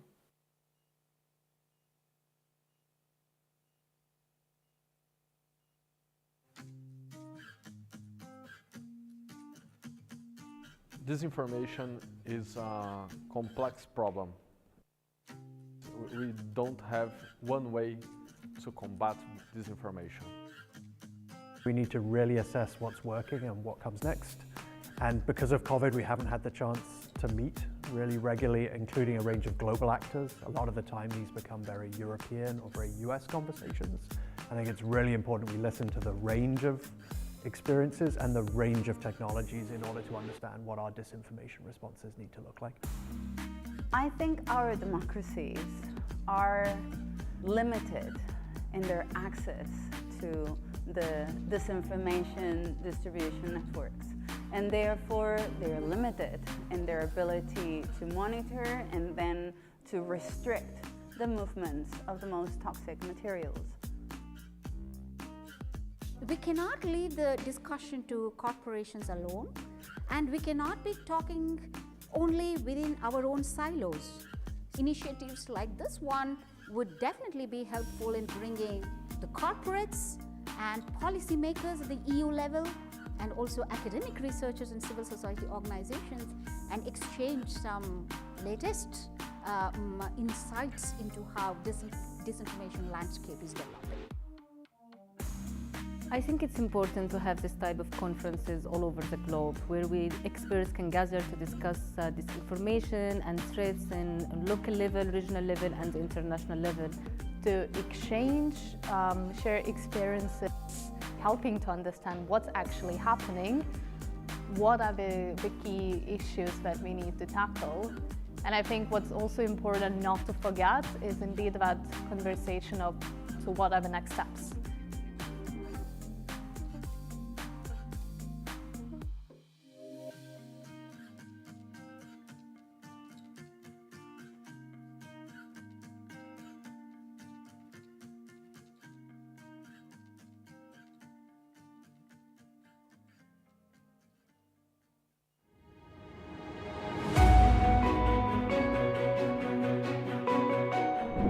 Hi, my name is Beatriz. I'm a research associate at Democracy Reporting International.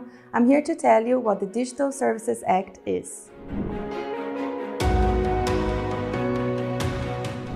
The Digital Services Act, or DSA, is a piece of legislation adopted by the European Union in 2022. It aims to regulate digital services and protect users online. The Act, or legislation, intends to improve the safety and accountability of social media platforms and services. And it was designed to address concerns about the spread of illegal or harmful content such as disinformation and hate speech. The DSA harmonizes the regulation of social media platforms among the 27 EU member states, creating a safer digital space and protecting fundamental rights online. The DSA establishes new rules for digital services that operate in the European Union.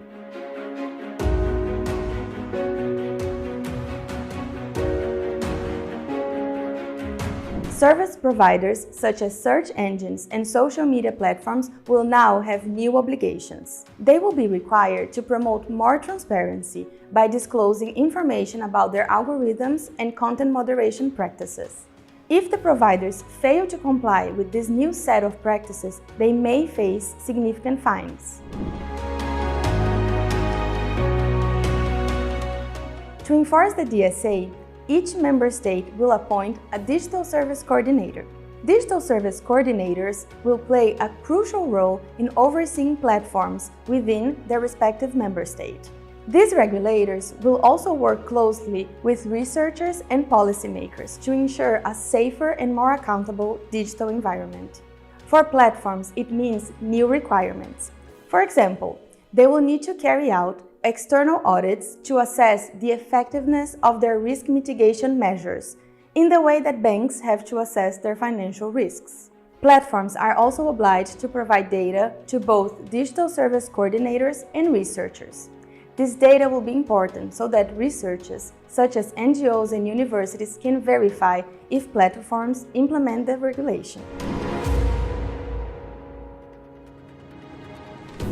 Regulation of speech always raises concerns, because in democracies we insist on freedom of speech. The DSA does not regulate speech though. It does not say what is allowed or not allowed. Instead, it harmonizes what member states should do if content is illegal according to their rules. It focuses on online threats and obliges services providers to adopt mitigation measures. These measures include improving the design of the platform to reduce risks and be more transparent, give users better opportunity to complain, and develop better content moderation systems.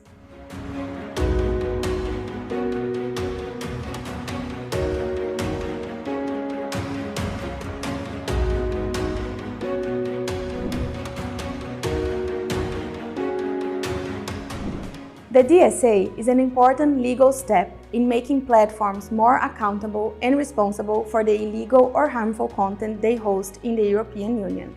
The DSA requires these companies to be more transparent about how they moderate content and to provide users with more control over their online experience. for researchers and civil society organizations like DRI, the DSA could bring more data access. This will help us advocate for more transparent and accountable digital ecosystem. We think companies should be accountable for the way they design their platforms. But how will this work in practice? We will pay close attention to how member states and the European Commission implement the DSA.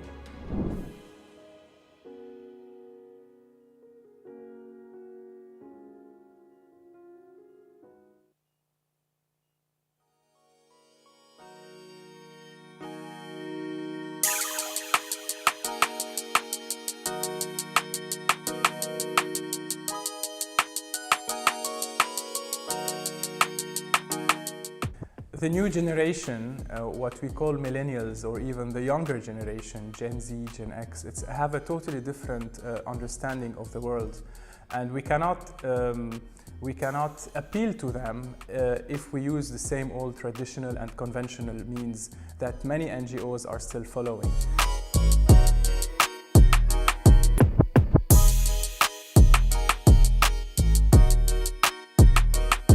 We really have to understand what makes them relate to something, how they care for causes, and they do care for many global causes, but we have also to speak their language. And this is why in Lebanon we have launched an online political talk show that really brings to the table emerging thought leaders, figures with whom the youth identifies, who have a strong political and activism discourse that is in support of democracy and democratic principles.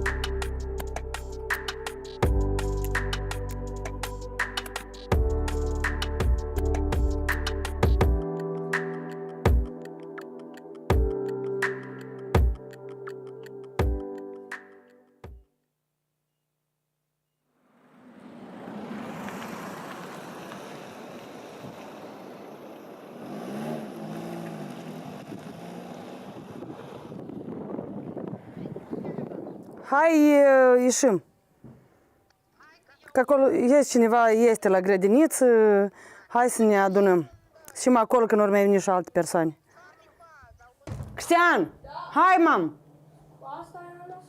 Da? Hai, ieți o căciulă și ieși. Da, da, Angela. Bună dimineața.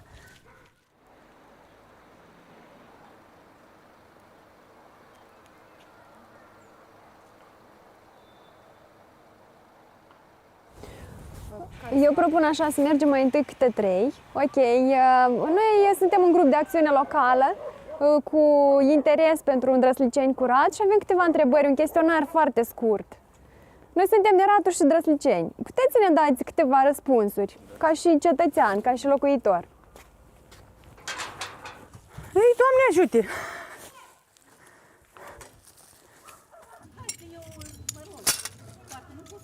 Aici copiii de-a noștri încercați să vadă dacă nu meresc în geam, să înțelegeți.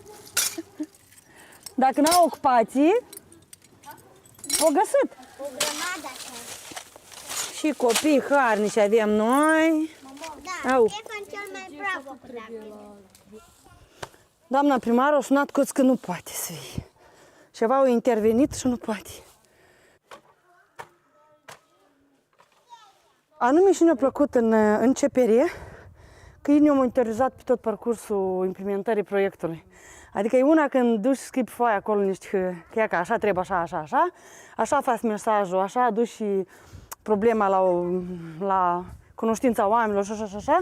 Dar e una când arăți la mentor ce ai făcut și el îți mai face așa niște retușuri pe hârtie și ea și îți spune, uite, ca să ajungi la mesajul ăla, uite așa trebuie. Uite așa trebuie. Asta a fost pentru mine o experiență foarte bună. Sperăm că o să vă amenajăm aici, o să ne mai întâlnim aici mai des. Sunt multe mai mici tineri în sat care mai vor să mai iasă duminica și să mai organizăm. Ia uite mai și rădășini făcut. Există un serviciu de colectare și transportare a gunoiului din gospodăria dumneavoastră? Poate aveți contract cu cineva sau serviciu comunitar de la primărie. Vă colectează cineva gunoiul? Nu. Dumneavoastră sortați gunoiul, puneți plastic, sticlă, da, la tomberoanele astea. Da. Acum ați achita o taxă dacă ar fi un serviciu? Sigur. Aha. Mai ușor așa. Nu mai să fie acasă. Doamna Nadejda?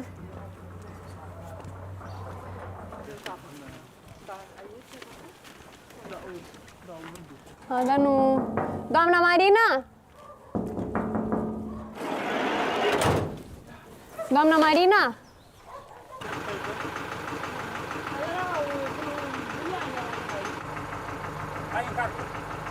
Ce facem?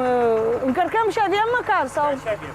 Ei, sunt niște grămezi de buruian. De la șoară și da. Este o oră. O oră, jumătate. Veniți încoace. Noi ieșim aici. El a zis cu lopata, dar eu știu cum e mai ușor cu lopata. Scoatem în drum și...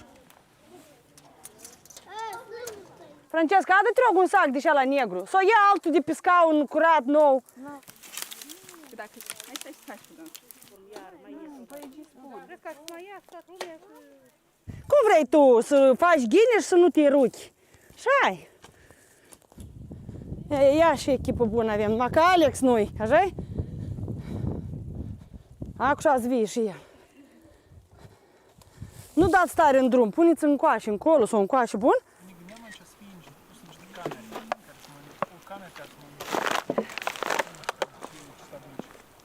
Ce mănâncă ele acum?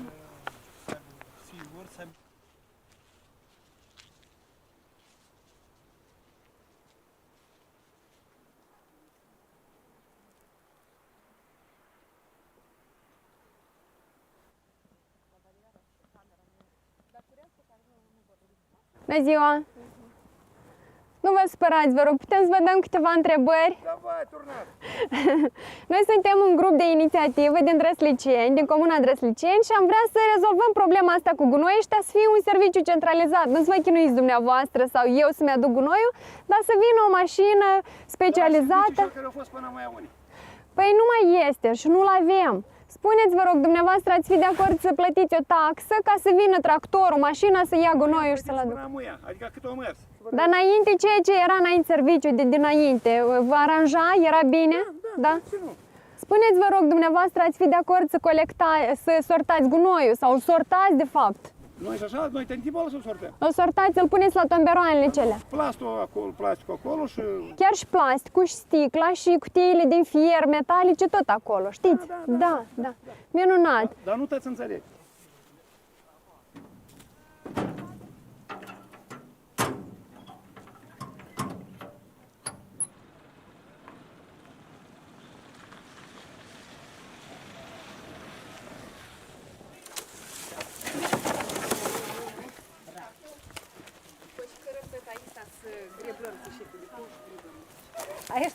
Aici? Hai. Mă, nu da în drum, măi, că să...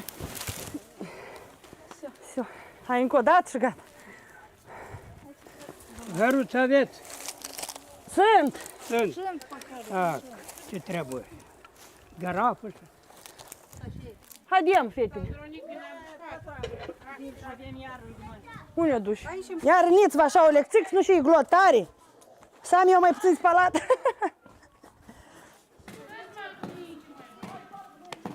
Ia toți copiii vă așezați așa frumos. Voi vreți aici să facem teren de joacă? Să aveți unde vă juca. Ia că da, trebuie împreună și voi să faceți. Să păstrați curățenia aici. Desenați voi cum vreți să arăți topogan. Uite, mai sunt și aici.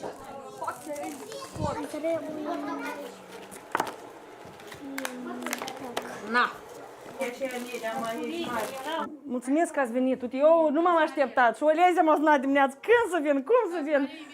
Că e membru nou la noi în localitate. Sperăm că să facem ghini pentru copiii noștri, că s-au adunat o masă întreagă de copii. Și să facem în continuare cu forțele proprii, să ne batem la ușă, la primărie, să ne mai batem la agenții economice, să zicem. Și să facem să aibă copiii noștri un teren sigur de joacă. E important că primăria colaborează. A venit tractorul? Hai să vedem tractorul. Asta e gunoieștea comunei, ea nu este autorizată. E o gunoiește cât de cât amenajată, dar o vedeți în ce stare este, dacă poate fi spus amenajată. Aici tot satul aduc gunoiul, nesortat desigur, pentru că dacă ar fi sortat, probabil ar fi mult mai curățică, să zic așa, gunoieștea asta. Se aducă doar resturile regenerabile.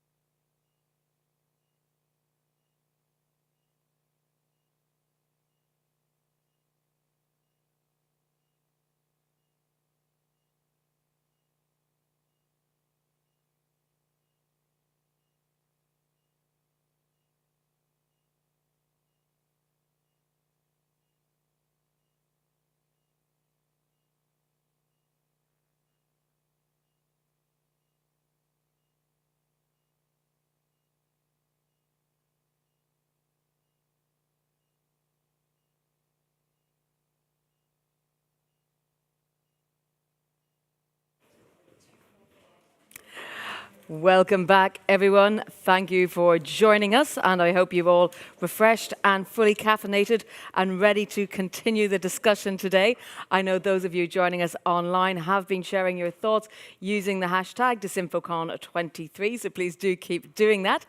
And also remember to keep your Slido handy, because we're going into a panel discussion now. For those in the room, you can also use Slido, scan the QR code, or raise your hands for a microphone in the room, because our next discussion is a three-way panel debate. We will have a series of these debates, all hosted by one of the team from Democracy Reporting International. So with that, I'm going to tell you that the title of this one is Problems and Solutions for Inclusive AI Practices. I think we've already set out the wider landscape already this morning.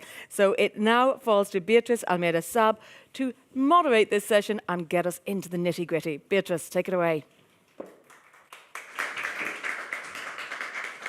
Hi, everybody. Oh, I will give a second so my microphone is turned on. My pleasure to host and to moderate the panel today.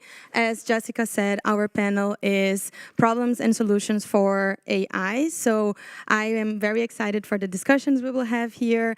And just to set the scene a little bit on what we are talking today. So in a rapidly evolving digital landscape, as we have, the integration of algorithms and artificial intelligence in our daily lives has become prevalent, as we just talked in the panel before. While these technological advancements hold immense promise, they also raise a critical concern: the perpetuation of systemic biases. So as we gather here today for our panel, it's clear that democracies all across the world are confronting challenges when it comes to the polarization, to the increase of polarization, to hate speech, but we also need to account for the biases behind these models. In this context, it's become imperative to embrace an ethical and value-driven approach to AI development. In this session, our goal is to look at real-world examples that underscore the far-reaching consequences of AI's impact on society. Our panelists will explore how AI algorithms amplify biases, particularly those related to gender and race. We will have two presentations followed by a Q&A, so you will all have the chance to ask your questions here in the audience and also online through Slido. And to start our panel, it's my pleasure to invite to present Mutale Nkonde, founding CEO of AI for the People.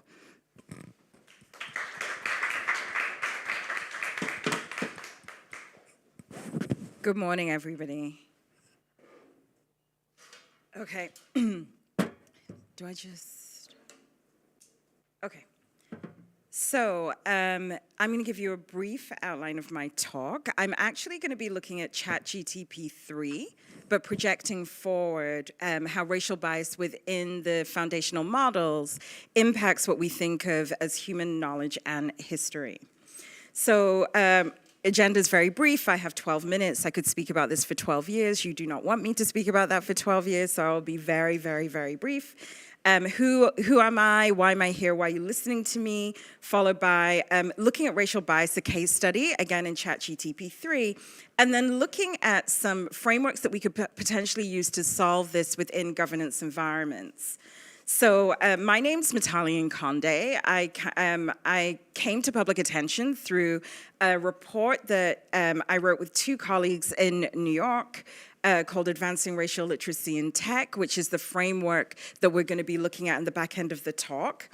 That led to the seeding of the organization that I run, AI for the People, and our broad mission is to build support for policies and practices that reduce algorithmic bias. And we're extremely concerned with case studies that are looking at race as a vector and then other intersecting identities, really based on the foundational work of the Combahee River Collective, whose central message, and this is a Black feminist American kind of school, whose central thought is if we can solve problems for those most impacted, we are going to be able to solve problems for everybody.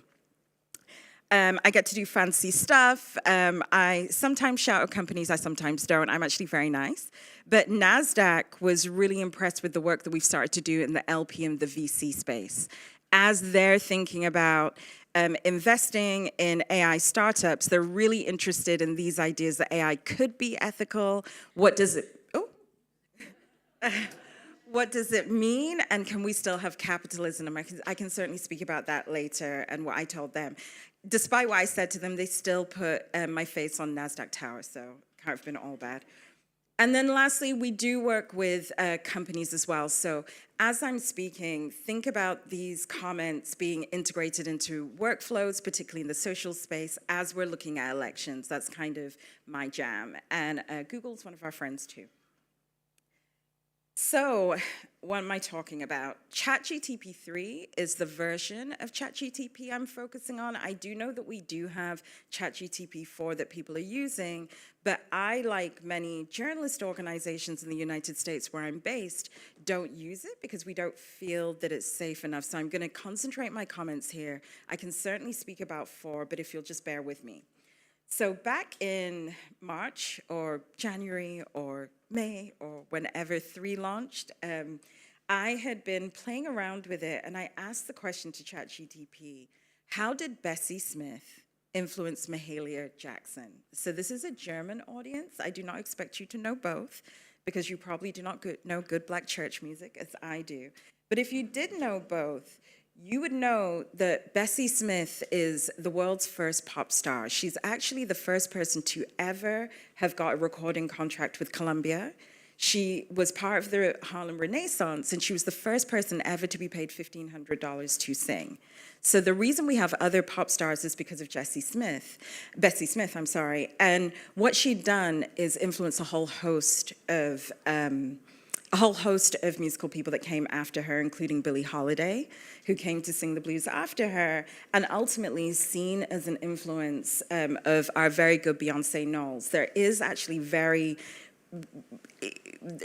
parallel, I say parallels sparingly, because I don't actually know how Bessie danced, but apparently Ivy Park, which is Beyonce Knowles' company, really did look back to these old phonographs of film to decide how she performed. So one can assume that Mahalia Jackson, who is the Black church musician that I referenced, would also have been influenced. And just to put it back into a German context, then this guy, Bushido, this is Bushido, just checking, trying to be current and cool, but not either.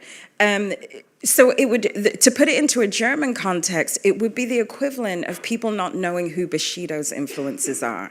That's how out of touch and stupid you would have to be not to be able to answer this question. And unfortunately, ChatGPT 3 couldn't. And the reason ChatGPT 3 couldn't is in the underlying model that had trained the particular technology as I brought it to this request, there were gaps in knowledge, not just about Black women and Black music and Black church folk, because that's reasonable, but really my question was about power and influence. What ChatGPT 3 did give me is, oh God. Okay, good. What ChatGPT 3 did give me is, wait, do I have 5 seconds left or do I have?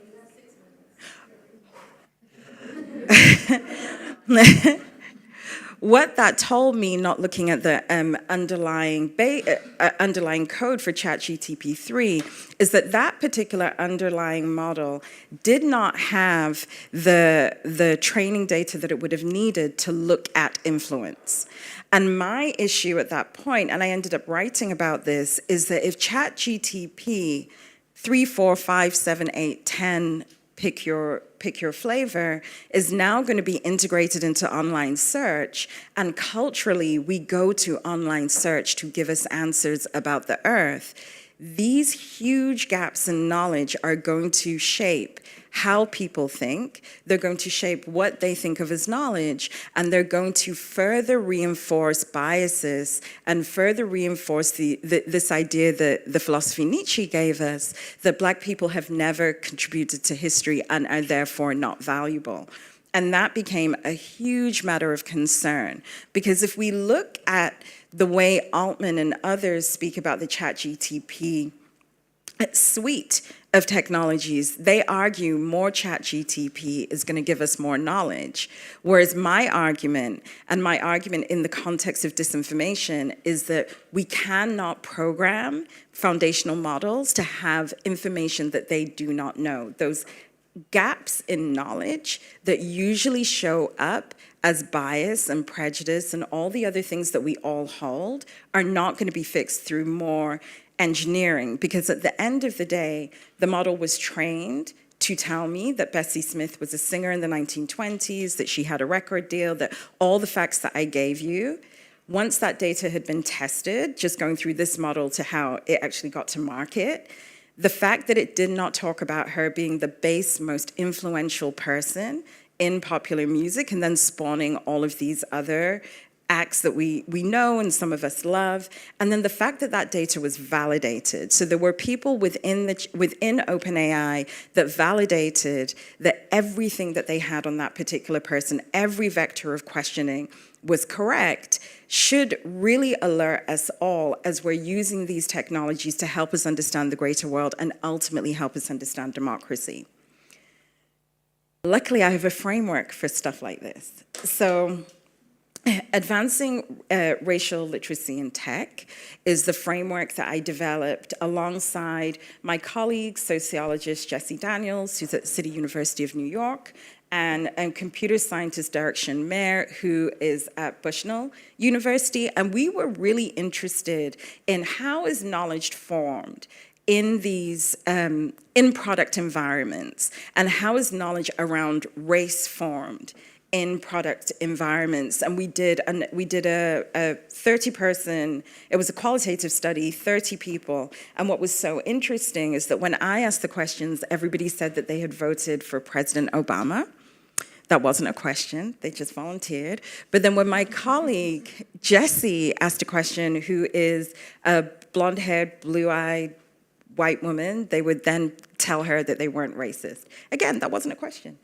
But it did give us clues to potentially what we were dealing with. And what we found out was within our study, there wasn't this cognitive awareness that training data sets draw on social, political, and economic histories, including the histories of racism.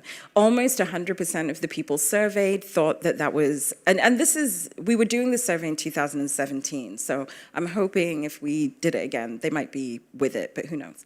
But they didn't know. Cognitively, there was not this understanding that the technologies that we produce take on social meaning, which was worrying.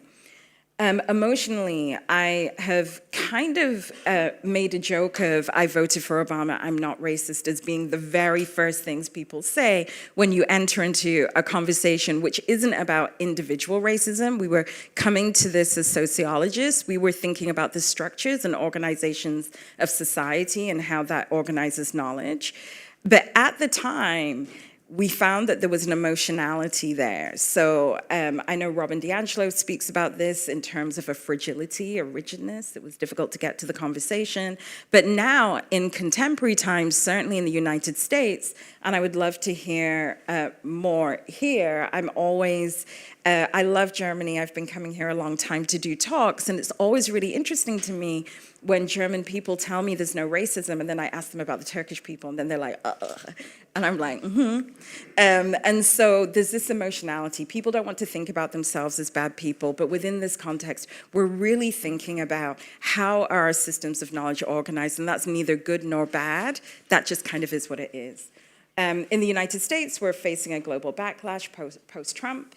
It's actually very dangerous to do the type of work I do, and if I were based in a university in Florida, I would actually be banned from giving this talk, and you also would all be in trouble for listening to me, so shouts out to Florida, thank God we're not there. But we do need to get through this, emotionality if we're gonna get to our ChatGPT question in order to identify harm. And so I want for you to hold that. And then thirdly, what's the action plan? And it's extremely exciting for me to be here for a number of reasons we can discuss, but a colleague of mine who I hadn't seen for a very long time, Professor Bryson, who's here too, which is a great treat for me, just because I really appreciate and love her work. But where we have been working, Professor Bryson and I and others for a really long time, is this idea of the action plan, right? We come to these questions differently. I certainly am really interested in making sure that we have racially literate frames, but other people have other concerns. And I would argue, I have not asked Professor Bryson this, but I'm pretty confident that we would both agree that we're really interested in developing national approaches and global standards that, in my case, center on protecting the human and civil rights of all AI users. So if Sam Altman had asked me how to design that particular data set, the one that I asked for around Bessie Smith, that's what I would have done. But Sam Altman didn't ask me, so ChatGTP didn't work. Bad luck, Sam. So as I finish, I have no idea how much time I have left. Oh, good. As I finish, I just want to leave you with this idea that we can't have a democracy unless it includes all people, because the very definition of democracy is voice for the people, and we're not going to be able to give voices to all people if those people are not Black people, brown people, women, trans folks, people with disabilities, and everybody at those intersections. Because, as I said at the beginning, I was funded to start an organization called AI for the People, because I do truly believe that the promise of AI should be enjoyed by all people. Thank you for listening.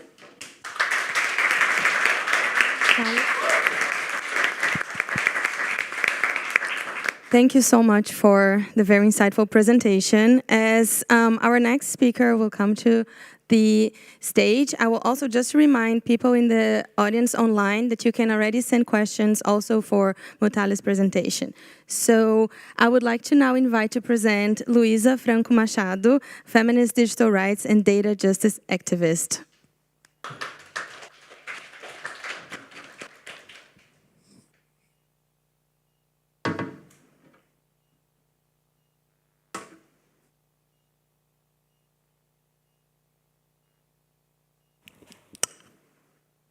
Let's just give 1 second so our team can put her presentation on the screen.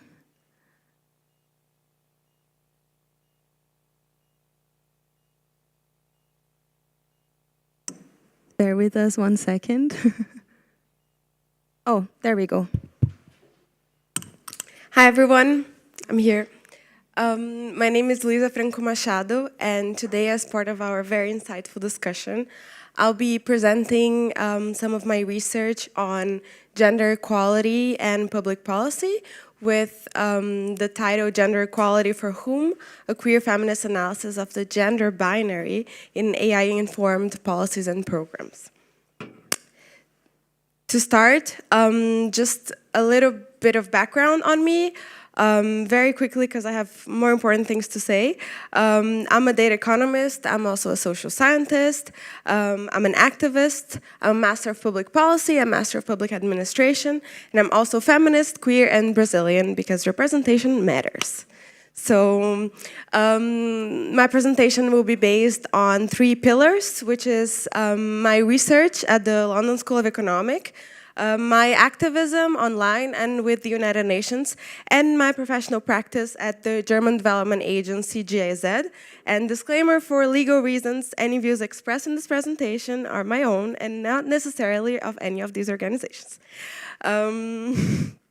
To start, let's set the basis. Let's understand some of the premises of my presentation. So I think first we need to differentiate sex and gender. I know for some people this might be very obvious, but believe me, it's not for everyone. They are 2 independent concepts which are oftentimes conflated. So as explained by Elias and Colvin, sex refers to physiological attributes which are used to categorize people into the gender binary as male or female.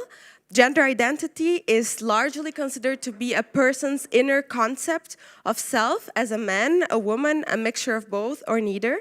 And the gender binary, which I refer to, is therefore a system in which sex and gender exist within the 2 strictly separate and opposing categories of men and women. Now, less definition, I promise. Feminism has many definitions, but to simplify a lot, let's consider it to be the belief in socio-economic and political equity for all genders. Now that this has been said, I want you to please raise your hand if you think artificial intelligence is a feminist issue. Okay, you're better than the last panel I went to, where only 2 people raised their hands out of 150. Imagine. Well, both my experience and research show algorithms are freaking sexist and homophobic and ableist, racist, and so on. Here we can see some AI experiments and campaigns. First, I don't know if you can see very well, but on the top left it says, here you can see a color photograph of housekeeper, and we see people from very similar demographics. On the image below, it's a campaign from UN Women, where they show some suggestions of search engines when you write women should or shouldn't. And for example, when it says women shouldn't, the suggestions are women shouldn't work, women shouldn't vote, women should stay at home, etc., etc. And on the right, it's my TikTok, where I can feel very well the effects of algorithms, but we can talk about that later. And here, talking a little bit about intersectionality, because I think it's really important. As we have very well seen on Mutale's presentation, intersectionality plays a big role here as well. This on the image is a Bloomberg article from a few months ago. Below you have the link on the QR code. And it shows how Stable Diffuse, generative AI-based software, answer to some prompts like show me a picture of a doctor, a judge, a fast food worker, a housekeeper, and so on. And here on the top you can see all the high-paying occupations are men, and the low-paying occupations, which is the row below, most of them are women except for janitor and dishwasher, which are racialized men. So really, we can see that it's not just about gender, it's also about ethnicity and race. And of course, for no one's surprise, out of the hundreds of images analyzed for each category, as we can see in the image below, we see a much higher rate of white men in high-paying jobs. So this is just to show this is a very recent experiment, so this is not an old topic, it's still very much, happening right now. I say for no one's surprised because our AI systems today are mostly designed by people from the same demographics, and we all know what that demographic is, right? You can take a look. And we hear a lot that we need to include women in tech policy and practice, include young people, include marginalized communities. But it's enough savior complex. Inclusion alone takes agency away from us. It's not about inclusion, it's about embracing meaningful leadership. So maybe that's why many attempts to include excluded groups feel just performative. So when I say that systems are patriarchal and racist by design, the problem with oversimplification of tech relations is that we tend to overlook the systemic oppression embedded in them. But even seemingly bureaucratic mechanisms like the process of data collection unevenly redistribute violence across populations. And when gender-neutral or colorblind systems encounter patriarchal and racist structures, they become systems that are, as a result, patriarchal and racist by design. So that's why I say it's a systemic oppression, because the same type of people who are designing AI systems are also implementing policies, are also regulating or not these systems, also governing our data, and so on. But why am I raising attention to this? Because we hear often we lack data on minoritized communities, women, queer populations, etc., especially what we call sex disaggregated data, which I'll come back to in a second. At the same time, we wonder, do we actually lack this data when this is what we see in our newsfeed every day?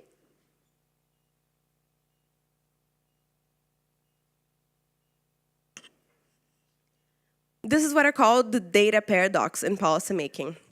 The intersecting complexities of data collection processes from minoritized groups are then counteracted by the over-exploitation of their data for private commercial benefits.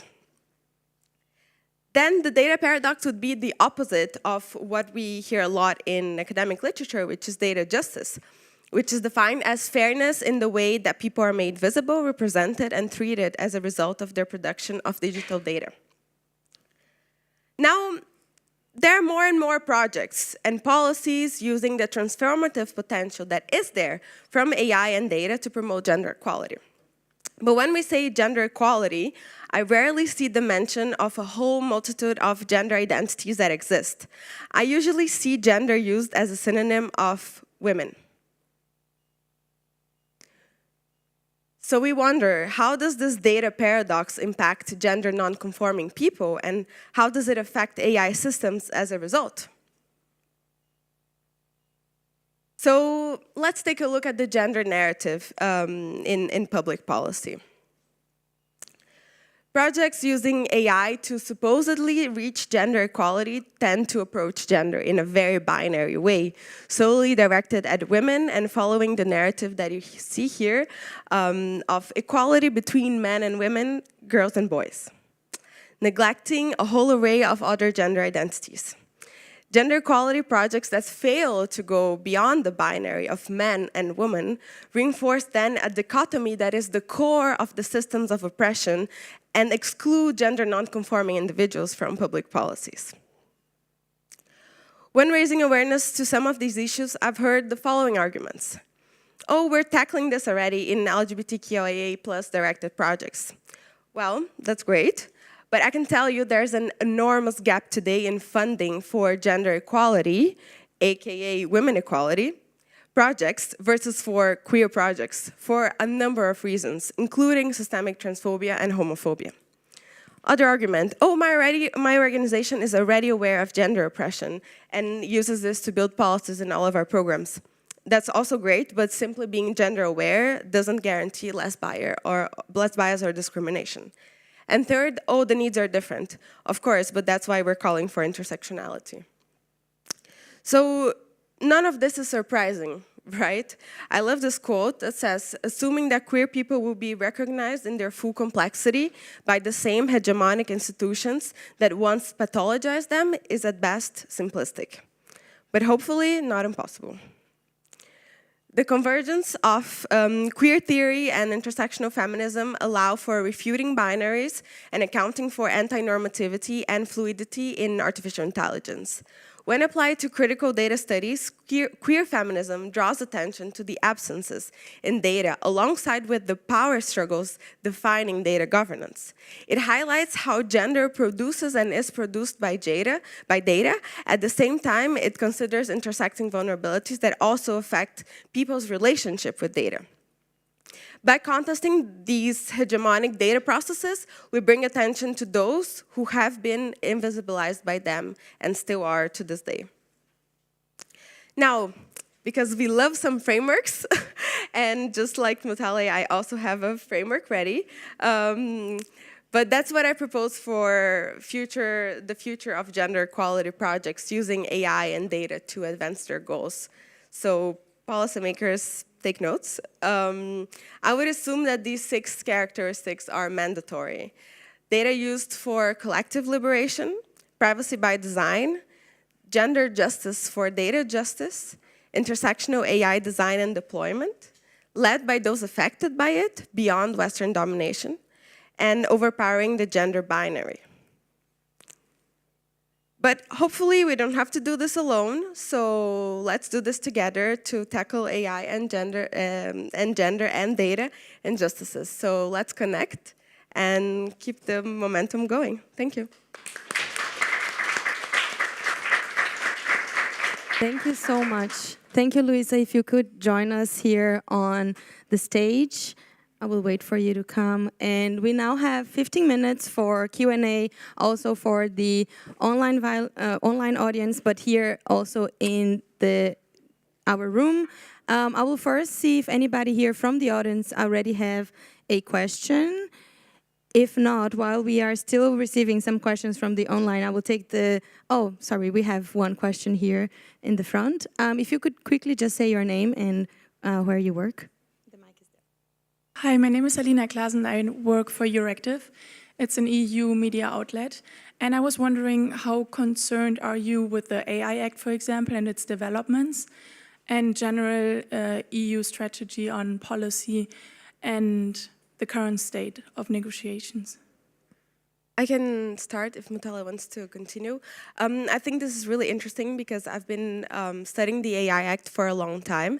And while I think it's a great first step, I'm very sort of concerned with European hegemony around the world, especially when it comes to AI systems, because we know that, you know, EU is kind of usually taken as a golden standard when it comes to tech policy, which I don't think it's a bad idea, but at the same time, I don't think European institutions are actually worried with including other voices in the conversation, because although, yeah, the AI Act will only influence Europe, that's not necessarily true, and the EU knows it, because the AI Act will set a precedence for so many other acts around the world, as it has done with the GDPR. So I do think that we need to take more into consideration global South voices in these processes. I would, I'm very similar, but coming from the US perspective, honestly, I'm jealous because we don't have governance. So you know, we're in an anything is better than everything, but I think as somebody who is extremely interested in civil rights and human rights, to echo this concern around Voices for the Global South, there is no imaginary in the EU Act for race discrimination, for race and gender discrimination. And I'm really concerned that it seems to be extremely confident that companies are gonna somehow catch the spirit and govern themselves. And I think the different ways that companies are being asked to prove that they're doing things is toothless and could definitely be improved. But then again, I'm coming from the wild, wild west, so there's that. Can I just ask a follow-up question? So what would you like to see? Do you have any positive recommendations that should change? I would definitely like to see different voices in the discussions, in decision-making processes. I would also tell you to check my partner's research, which is how the AI Act is not fully tackling a lot of negative impact. You can talk to Joanna Bryson because she's my partner's PhD advisor. So yeah, their name is Martina Calvetita. I would really recommend that because I think that there are a lot of negative impacts that are not being, you know, tackled, but a lot of research has shown that. So they're better than me to say it. And I would want strong reliance on looking at anti-discrimination laws and making sure that the AI Act is going to give online-offline parity by making sure that at the very least it meets those non-discrimination benchmarks, whatever those are for the EU. I'm sorry, I'm not up in EU non-discrimination law for this for this issue of policy creep. Right, this issue that this is going to become a framework on the African continent, or this is going to become an Asian framework. I think implementing this idea that there should be parity in terms of protection of rights could be very powerful. Thank you. Agree. Thank you. I will now ask a question here from the online audience before giving also the audience here in the room with us. So we have a question here. What role can AI play in promoting inclusivity and diversity within democratic processes?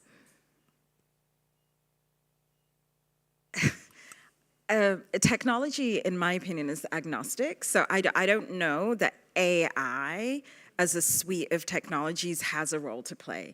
I do think that there can be deployment of AI systems, depending on how they're optimized, that could assist us in the democratic process. My particular research looks at bad actors, particularly in election context. And one of the things that, as I'm doing my reading I know that algorithms can be optimized for anger because this increases engagement, and we know this from the Facebook papers that came out in 2021. And one of the things I always wonder is, can you imagine if we optimized AI systems to, number one, identify when there is a lot of activity around discourse, and then number two, to go in and try and correct or add alternative views. So it's kind of the anti-filter bubble. That's a case study, and it's a dream, and it's a hope, and it doesn't make money, so I don't think it's ever going to happen. I'll just bring another perspective, not necessarily that I agree or disagree, but there's a great podcast from a Brazilian organization called Coding Rights. It's in English. And they say I don't remember exactly the title of the episode, but I think it's around like, is artificial intelligence a feminist issue, or can it be feminist or something? And actually the president of Coding Rights argues that there can be no feminism within artificial intelligence. So she says that the only way to eradicate gender bias online is by eradicating AI. I'm not saying that I agree with it, but I'm just saying that AI will always amplify our biases as a society. So I think that's where regulation plays a big role, so we can, overpower that. Thank you. Very, very insightful. I know that we have a question from the audience. If we can get the microphone to Joanna. It's not really a question, it's an option to debate or discuss one of the framings. So I have been hearing a lot of people seem to have been seeded with this idea, or maybe it's just a great idea that's coming up, that the EU is becoming a digital hegemon. Now, when I was at UNESCO, and they were thinking about how are we going to do digital regulation generally, everyone was saying, we're watching to see if you can do the DSA. There has not, the enforcement of the EU rules have not been improved yet. And I, as somebody who's British and who watched the whole Brexit thing, which was one of the first real blows, I think, when we're being taught about the current war in 100 years, we'll be talking about Brexit as a lost battle, right? But the, sorry, I got digressed by Brexit. My point is, I saw all the people who thought the EU isn't even a democracy. There's 3 ways that the AI Act is being represented democratically, right? That we vote for our European Parliament. Our leaders of the countries are democratically elected, and they have a huge amount of power. And then whoever has the rotating chair, their elected officials become the ministers of the EU. So it's a super hyper democracy, but it's for regulating us. And yes, there is a bit of Brussels effect, but the fact that something may or may not work in the EU, it has not even been proved yet, that this is influencing basically because we're rich and we've made the effort of writing this legislation, that some people are already copying it. It doesn't mean that the EU is through soft power coercing people to do that. So I think it's important to be clear about this. I really reject this narrative that we're a hegemon when we're really not that powerful. We're barely able to hold our own borders. And I feel like we haven't even proved we can hold our own borders, basically. So I think the fact that we're influential is because we are able to defend our ideas and to disseminate them. I don't know if I agree completely. I definitely think that the EU knows that it has a strong soft power around the world, and it does have, you can see, I have a very clear example. In Brazil, we have a legislation on data protection, and it's basically a copy of the GDPR. Now, is it the EU's fault? No, of course not. Like, they're not doing the GDPR for the world, they're doing it for the EU, but I think that like an ethical aspect of it is understanding the influence that it has in the whole world. And then, of course, it's a political decision to take accountability for that or not. So it's a political choice in the end. Thank you. Thank you. Oh. So can I just really quickly say something important about that, which was also actually brought up by one of my other former students, Mark Dempsey. One of the things that the EU knows it needs to do is to expose more of its debate and so that when we choose a policy that works for us with our enforcement mechanisms, that other countries aren't just seeing the final version that we chose as best for us, so that people can pick and choose out fragments. So I think some people in the EU are recognizing that responsibility you described, and we are already trying to think of mechanisms to help people fine-tune the laws better to their own context. Thank you. Yeah, I think that's a great point, and we will touch upon regulation in some other panels as well. And I think one question that I will combine with also a question here from the online audience, because I really liked what you guys said, you know, about maybe AI then shouldn't exist, because it's hard to take our personal biases here that we have as people, you know, in the online sphere. You talked about considering anti-discrimination legislation into when building these digital policies that we are seeing nowadays. My question is how effective that can be, and the question from the audience is, do we need a global feminist digital policy for the development of AI? And I would also say then, considering not only feminists here, but also anti-discrimination digital policy for the development of AI. I think my concern with global policy goes back to what we're speaking about in terms of hegemony, because the people that influence those policies are going to come from geographies that have the best research bases, that have, you know, international appeal and reach. So there may be universities in the global south where you have smart people doing smart work, but they don't have the name brand of a, I'm British, so an Oxford or a Cambridge, for example. That would be my issue. I would like the idea of standards.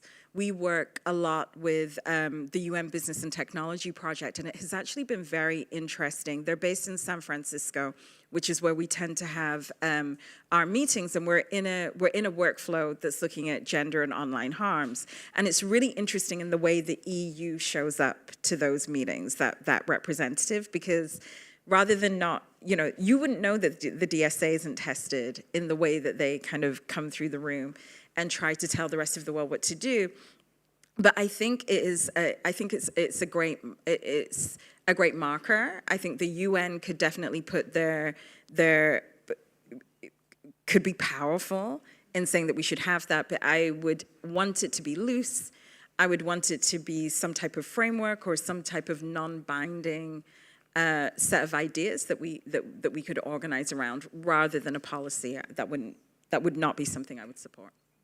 I think my perspective from working in the German Development Cooperation, as most of you know, now there is a new feminist foreign policy in Germany, and what I can tell from, you know, the very little that I've seen of it being implemented as of now, I totally follow Mutala's argument that a global policy doesn't work, because the hardships of implementing a feminist foreign policy are many, and just by the fact that feminism is still considered in many countries you know, a taboo, a hate word, you know, a forbidden word maybe. Even on TikTok, feminism is like slightly shadow banned. So how can we talk about a global framework if we don't even have a definition of feminism? So I think it's hard. Yeah. Thank you so much, Mutale and Luisa. Unfortunately, our Q&A is over, but I would encourage everybody here to talk to our panelists after in one of our lunch breaks or coffee breaks. Thank you so much for everybody here in the online audience, and I will pass it back to Jessica. Thank you. Thank you.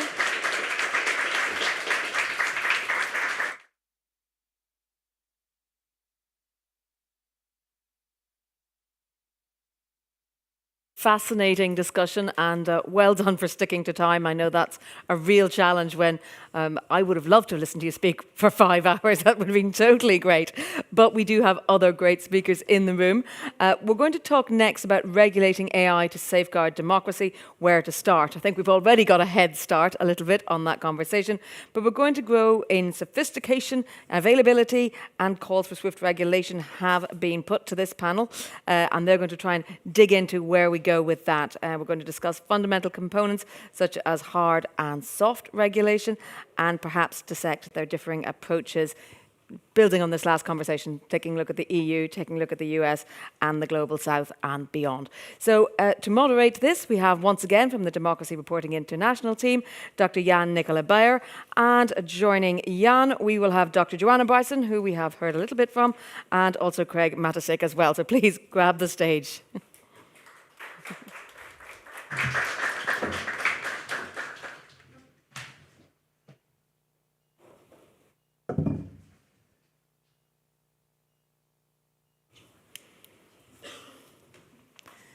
Yeah, thank you for this introduction. When we met last year, we started to talk about the risk of generative AI, and it was highly theoretical. Now, 1 year later, we actually have the first insights about what generative AI can do, and especially in the disinformation space. One of the previous speakers mentioned already the Stanford Internet Observatory study that compared how convincing disinformation produced by a large language model can be in contrast to disinformation produced by an organization like the Russian research agency, and found that they were actually on par. The thing that she didn't mention, that actually the model that they had used was GPT-3, so a far outdated model, and the thing has only become worse since. At the same time, we have heard today a lot of the arguments in favor of AI, and we have heard how AI might be used in mobilization of voters, how it can be used in informing voters in democracy. But I would say even on the most basic level, if we think about that our societies hinge upon the capacity to effectively communicate in order to participate both economically and politically, I think we see that AI has a role to play. And so it is no wonder that democratic leaders have to walk a fine line between regulating AI and allowing for the innovation that might actually empower our democracies. But it's not only democratic leaders that actually are asking themselves these questions. We see also regulation in autocratic spaces right now, in particular China, that is going with head speed in the regulatory debate. So I want to discuss how do we find this balance between innovation and democratic empowerment? How is the EU AI Act, a piece of legislation that has come up already several times today, is it maybe a benchmark, or do we need to be more critical, voices that we also have heard before? And what do we need to think about the autocratic initiatives to regulate generative AI? To do so, we have two phenomenal speakers here. I will start with Joanna Bryson, even though I don't think you need an introduction in this crowd. Joanna Bryson is a professor of ethics and technology at Hertie School. She studies the impact of technology on human cooperation, but she's also a distinguished scholar on AI and ICT governance. She has been appointed to the Global Partnership for AI, and she's a member of the Google's External Advisory Council. And then on my left is Craig Matasik. He is the Information Integrity Team Lead of the OECD. He manages the Dis and Misinformation Research Hub. And in this capacity, he helps governments to identify policy solutions to information integrity issues. Well, welcome, you too.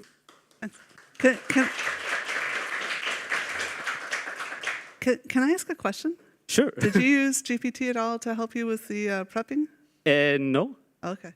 It's the second time in this week that somebody said I'm in present tense in the ATIAC, which actually that was when we met. We met, it was 2017, and as soon as it was made public, it was canceled within 10 days.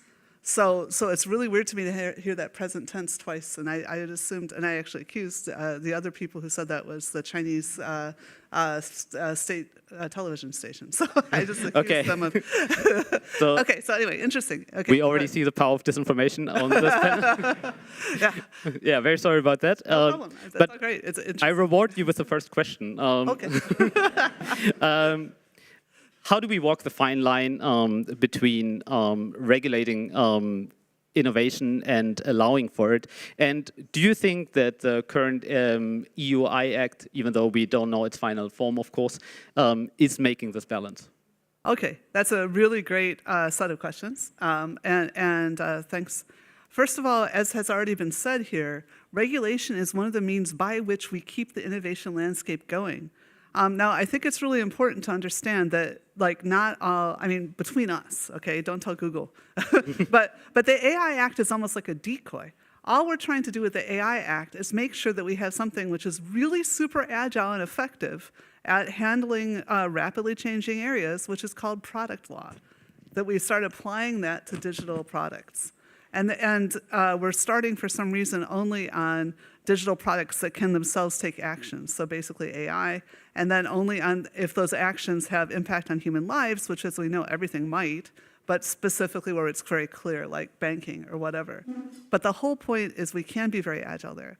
But there's other aspects, like the digital, everything I was worried about with respect to like Google and Facebook's power is being addressed mostly in the Digital Services Act. That was when I was coming to Berlin, why I came here to work in governance.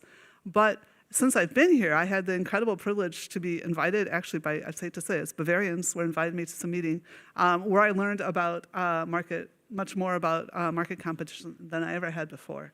And so I'm actually now, I think a lot of the harms that are being done by individuals with just way too much money, and that we haven't been applying antitrust law or competition law adequately, basically since the Soviet Union's economy plateaued. For some reason, the US decided it doesn't matter anymore, and they're allowing individuals to get too much power. It's just like an autocracy. Yes, it's easier to deal with someone who's in power for 40 years, but that doesn't mean that's pretty kind of anti-democratic to choose to work with to ask Musk to handle your space program for you or something like this. So I'm sorry if that was too much of a digression, but do you see where? Oh, right. Because so the whole point is that we know there's decades, there's actually more than a century of evidence that adequate regulation can help increase innovation. Because when you have a monopoly, it actually slows the rate of innovation, right? And the whole point is when you're winning, you don't want stuff to change, okay? And so one of the things, one of my colleagues, who I've never met in real life, it's, the internet's a wonderful thing, James Besson, has a great book called The New Goliaths. And he's one of the people advocating for actually not breaking up these things, which are basically utilities, right? They are natural monopolies. And this is true across every sector, incidentally. In every sector, whoever invests most in software is able to make their company into kind of a natural monopoly because you solve logistics problems. This is the kind of thing AI is doing. So you wind up with all these natural monopolies, but to help with the innovation problem, you just say, okay, IP doesn't protect you anymore. It allows you to use your innovation, but so can everybody else. And this was done once before, as far as I know, which was against AT&T in the United States in the 1950s, Bell Labs, because we were afraid. We thought they'd help us win World War II, so we thought they were important, but we also were afraid of their power. And it was seen as a failure because nobody invaded the telephone space. They were still the big behemoth there.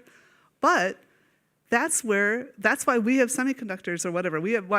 That's where all the computer, also the transistor radio, all these other people took some innovations that they were just leaving lie around and created entire other sectors. So yeah, so anyway, does the AI Act help with this? Yeah, sure, it's just product law. Yeah, maybe, Craig, I could ask you for your take on this, but maybe also adding an aspect. How do you see it when countries like the UK, for example, take a very different approach to much more kind of like hands-off and maybe driving more for an economic empowerment here? Do you think this will ultimately lead to a race to the bottom, like when states realize, okay, maybe we are making more money with this? Well, I hope not. As here, as part of the OECD with 38 member countries, I think I wouldn't necessarily want to comment on calling out a specific country, but I do think there's a lot to learn from their approaches in these areas. And so maybe just to answer that question, I'll take a quick step back, and maybe we have a little bit of time because we're down a panelist. But my work at the OECD is focused on identifying governance responses to disinformation, but more broadly thinking about this in a context of information integrity. So what can we help tell our countries to do in this space? And it's more broadly framed under the umbrella of reinforcing democracy. So understanding that the information space is essential for productive democracies. Not the only component, but it is a pillar of strengthening democracy. What can we then tell our countries to do? Maybe that's 10% of the solution, 50%, but there is a role for governments to play here.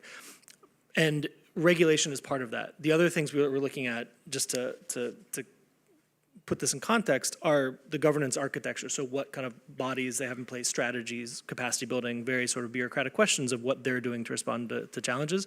But then also looking at whole of society approaches. So what can governments do to more consistently and effectively work with civil society around media literacy, around supporting independent media, and then regulation being a third pillar. So regulation, from where I'm sitting, is part of a broader picture of building the information space to reinforce democracy. So with that said, when we talk about regulation, I think it's important for us to look at two big questions. One is what's being regulated, and the second question is how are we doing that regulation? And in your question earlier, you referenced enforcement, and that's a key element of that second question. So if we look at it through that angle, what are we trying to regulate when it comes to information integrity? I think that's at its root a values-based conversation. We're promoting the idea of freedom of speech. We're trying to promote transparency so that regulators, researchers, individuals can understand what the challenges are. We're trying to promote competition, and that's both in the media sector, but also in terms of the other actors in the information space. And so if we have that values-based conversation, which we have rooted in some of our recommendations, like the recommendation on artificial intelligence, which talks about transparency and inclusive growth and things like that. That is not just a question of the EU AI Act, but it is, but it's also the DSA. It's also Section 230 in the US. It's also the Digital Markets Act. So they all play a role here. So, but starting at the values question, I think we judge the success of the regulations based off of how do they respond to these values. And there's a lot of obviously really important laws around AI that aren't necessarily as implicated, but so looking at it from the information space is where we're coming from and those kind of value questions. But then the question of how do we regulate is also important. And that's where questions around agility come to the forefront. And again, you use that word just now, and I think it's really important to think about regulation in that sense, where when we look at the impact assessments and then enforcement, and then ex post reviews of that, and then engaging with civil society, small enterprises on the impacts of that, and then monitoring the impacts of that regulation. Those aren't one-off actions. That fits into a cycle of what's going on. So now at the beginning of the AI Act, I think it's good for us to question, the extent to which, yes, it's trying to achieve these aims around increasing transparency, around delineating what is acceptable behavior and not. And I think that's important for the democratic conversation. But that is the beginning, that's the end of the beginning of the phase. I think the next stage is going to be seeing, does this work? And where can that apply elsewhere? And I know we'll get to that in terms of international regulatory coordination and what's happening elsewhere. But I think it's an important dichotomy of saying, what are the risks for innovation? Is it even a risk for innovation? But I think the question for us, I think, when you're judging these, sitting especially in the conversation on information integrity, is what are the goals that we're trying to achieve, and do these acts help meet them, and then how can we as governments put in place the processes by which to ensure that happens? Yeah, actually, I would like to pick up 2 points there and maybe play the ball back to Joanna. You made an interesting argument saying we need to look at the how to regulate, and Joanna, you mentioned that it's predominantly about product law. But one question I'm having is, when we talk about product law or products, we mean commercial products that you can grapple, where the headquarter is of a company. When we are in the space of disinformation, we see that, yes, the main models are often produced by these big companies like OpenAI or Meta, etc.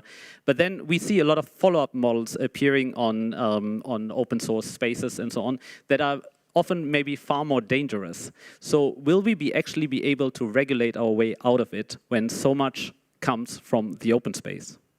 Okay, so I think this is a really interesting question, and thank you so much for throwing the ball back at me again, because in your intro, I really kind of wanted to go into this space. Honestly, I don't know the answer. Don't all shut down.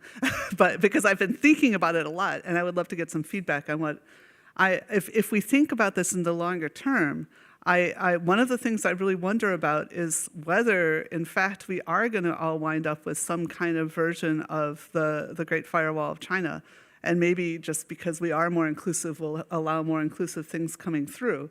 But I do wonder if there's something we're going to have to do sort of at the bit level to stop transmission from places that we don't agree with. But hopefully that isn't necessary, because the other thing, and the only thing I can think about when we think about this disinformation being churned out by LLM, is we've just got to ignore it. It's noise. And I have to believe humans are smart, and we tend to notice where real information is coming from. And so I think the way the direction we might be going through too is unfortunately becoming a little bit more conservative about what information sources we will accept information from. And so if that becomes true, then we have a different kind of problem about the diversity of input sources. How do we get validated? But one of the mind-blowing things about all this is that every aspect, and this is when we were talking about a little earlier, every aspect of what we do, we can now do a little bit faster and easier, not every aspect, but quite a mind-blowing number of things we can get better at. And so maybe we can get better at coming back to vetting and recognizing and accepting sources of information that are good. Now, there is a huge problem that hasn't been very much discussed here. We heard something about populism a little bit, but I've been working also, as you mentioned, on human cooperation, and polarization seems to be, when you have high affective polarization, it becomes more important to signal your in-group identity than to say the truth, basically. So there are reasons why particular messages become standards. And I think that has been one of the ways that we have been assaulted, is that some people have gotten very good at controlling what messages turn up on those flags. So the people who are polarized only care that they have a flag, that they can recognize people that have their backs, basically, that they've all invested highly in being in this tight group because they're afraid. They're in a precarious situation, usually economically. But if someone is good at injecting what message is on those flags, that can actually change society. And so that, again, isn't really a random process. Gary Marcus wrote something about what if it turns out that LLMs are all just like totally oversold. He wrote a blog post about that not very long ago. And I do believe that they will have economic impact, right? But I'm not sure that it's as much of a transformation of our economy as some people seem to be betting on. And there's enormous political, I've just heard here some more disturbing stories, enormous political capital being spent on something that we don't really entirely know the value of. We do know how it's accelerated some kinds of work, but like I expressed earlier, I'm not sure that it's going to let us do all the kinds of works that, even, to be fair, even some of the Googlers are hoping it will do. So this is about, I'm not at all surprised that you can use LLM to do just as well as Russian disinfo people, because you've trained it on Russian disinfo people. You could probably model that really well.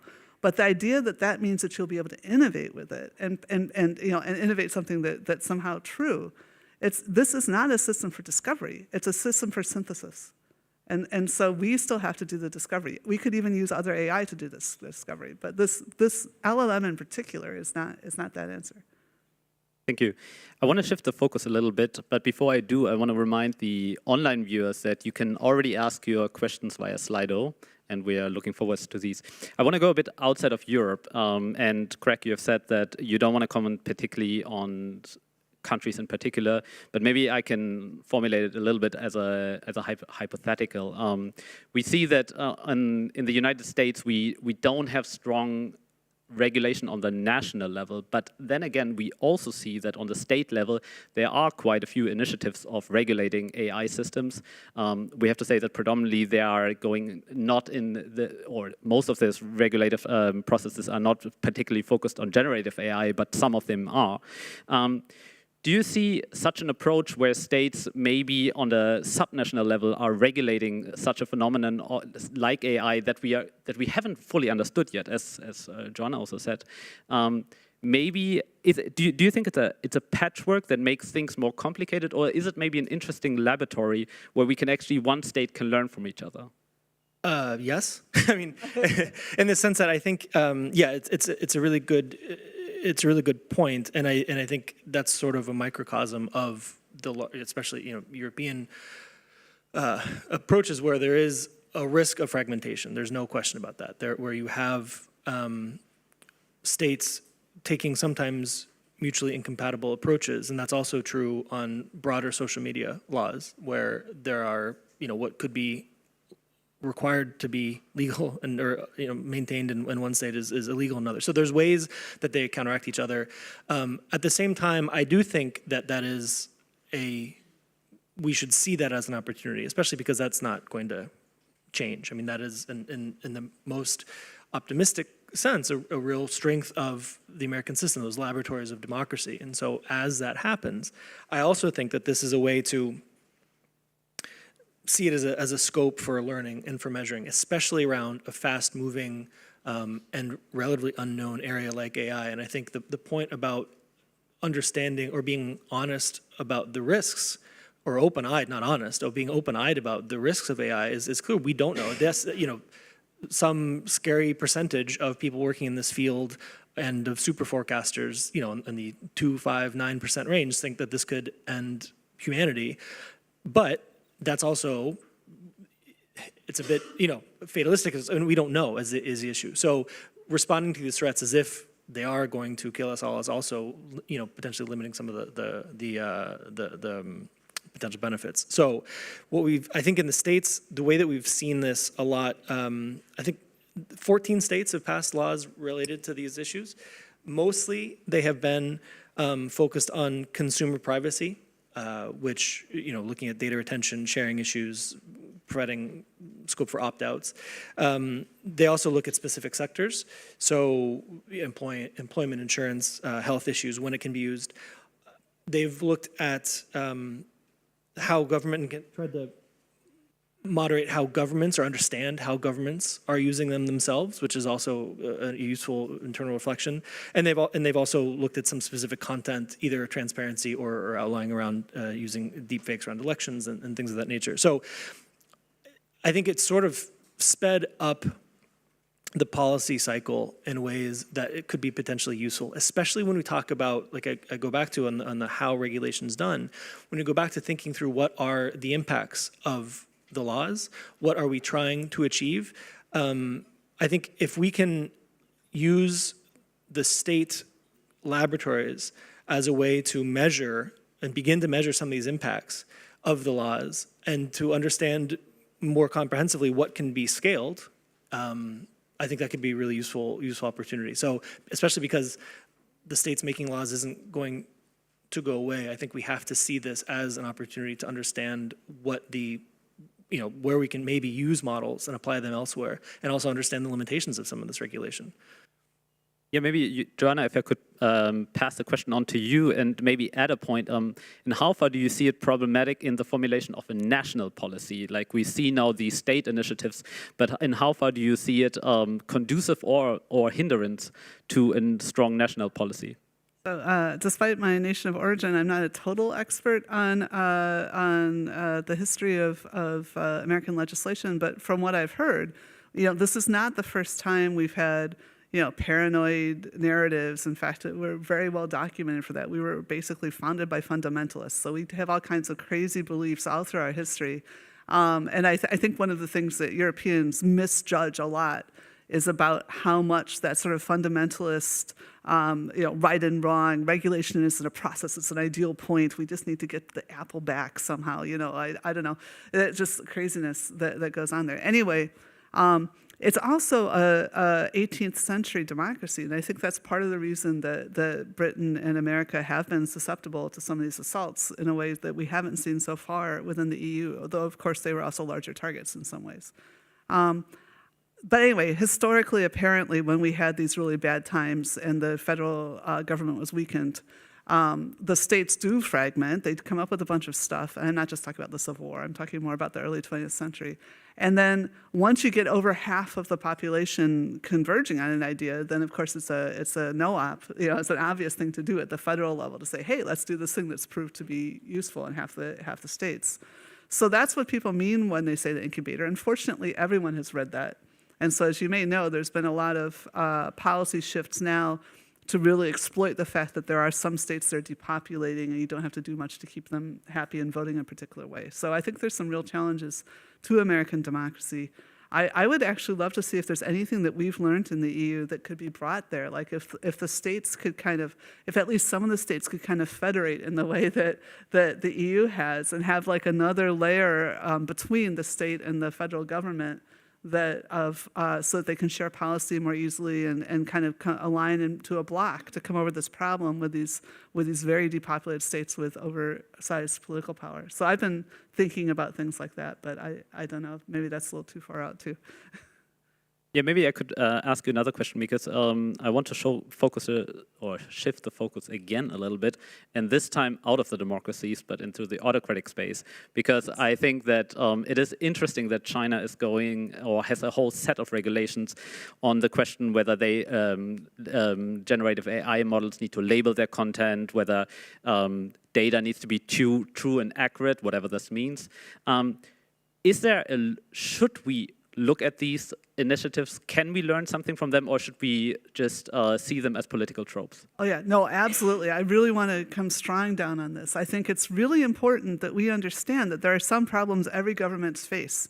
And again, this is a very American thing to think, oh, they're evil, and so everything they do is wrong, and it's nothing to do with us. It's like that. Unfortunately, I think Germany has helped feed that narrative a little bit by sort of saying, oh, yes, we were evil, and thank you for giving us so much money, now we're good, right? It wasn't that simple then, and it isn't that simple now. But anyway, China, it's funny, I was talking about, because one of my other students, Leonard Baum, has in his master's shown that China was quite effective in one part, which was exactly the innovation part, that the penalties they didn't actually seem to undermine the market value of their biggest tech, their GAFAM equivalent, but it did totally open those spaces to the invasion of more new companies, which was exactly one of their goals. I don't know if they achieved all their goals, right?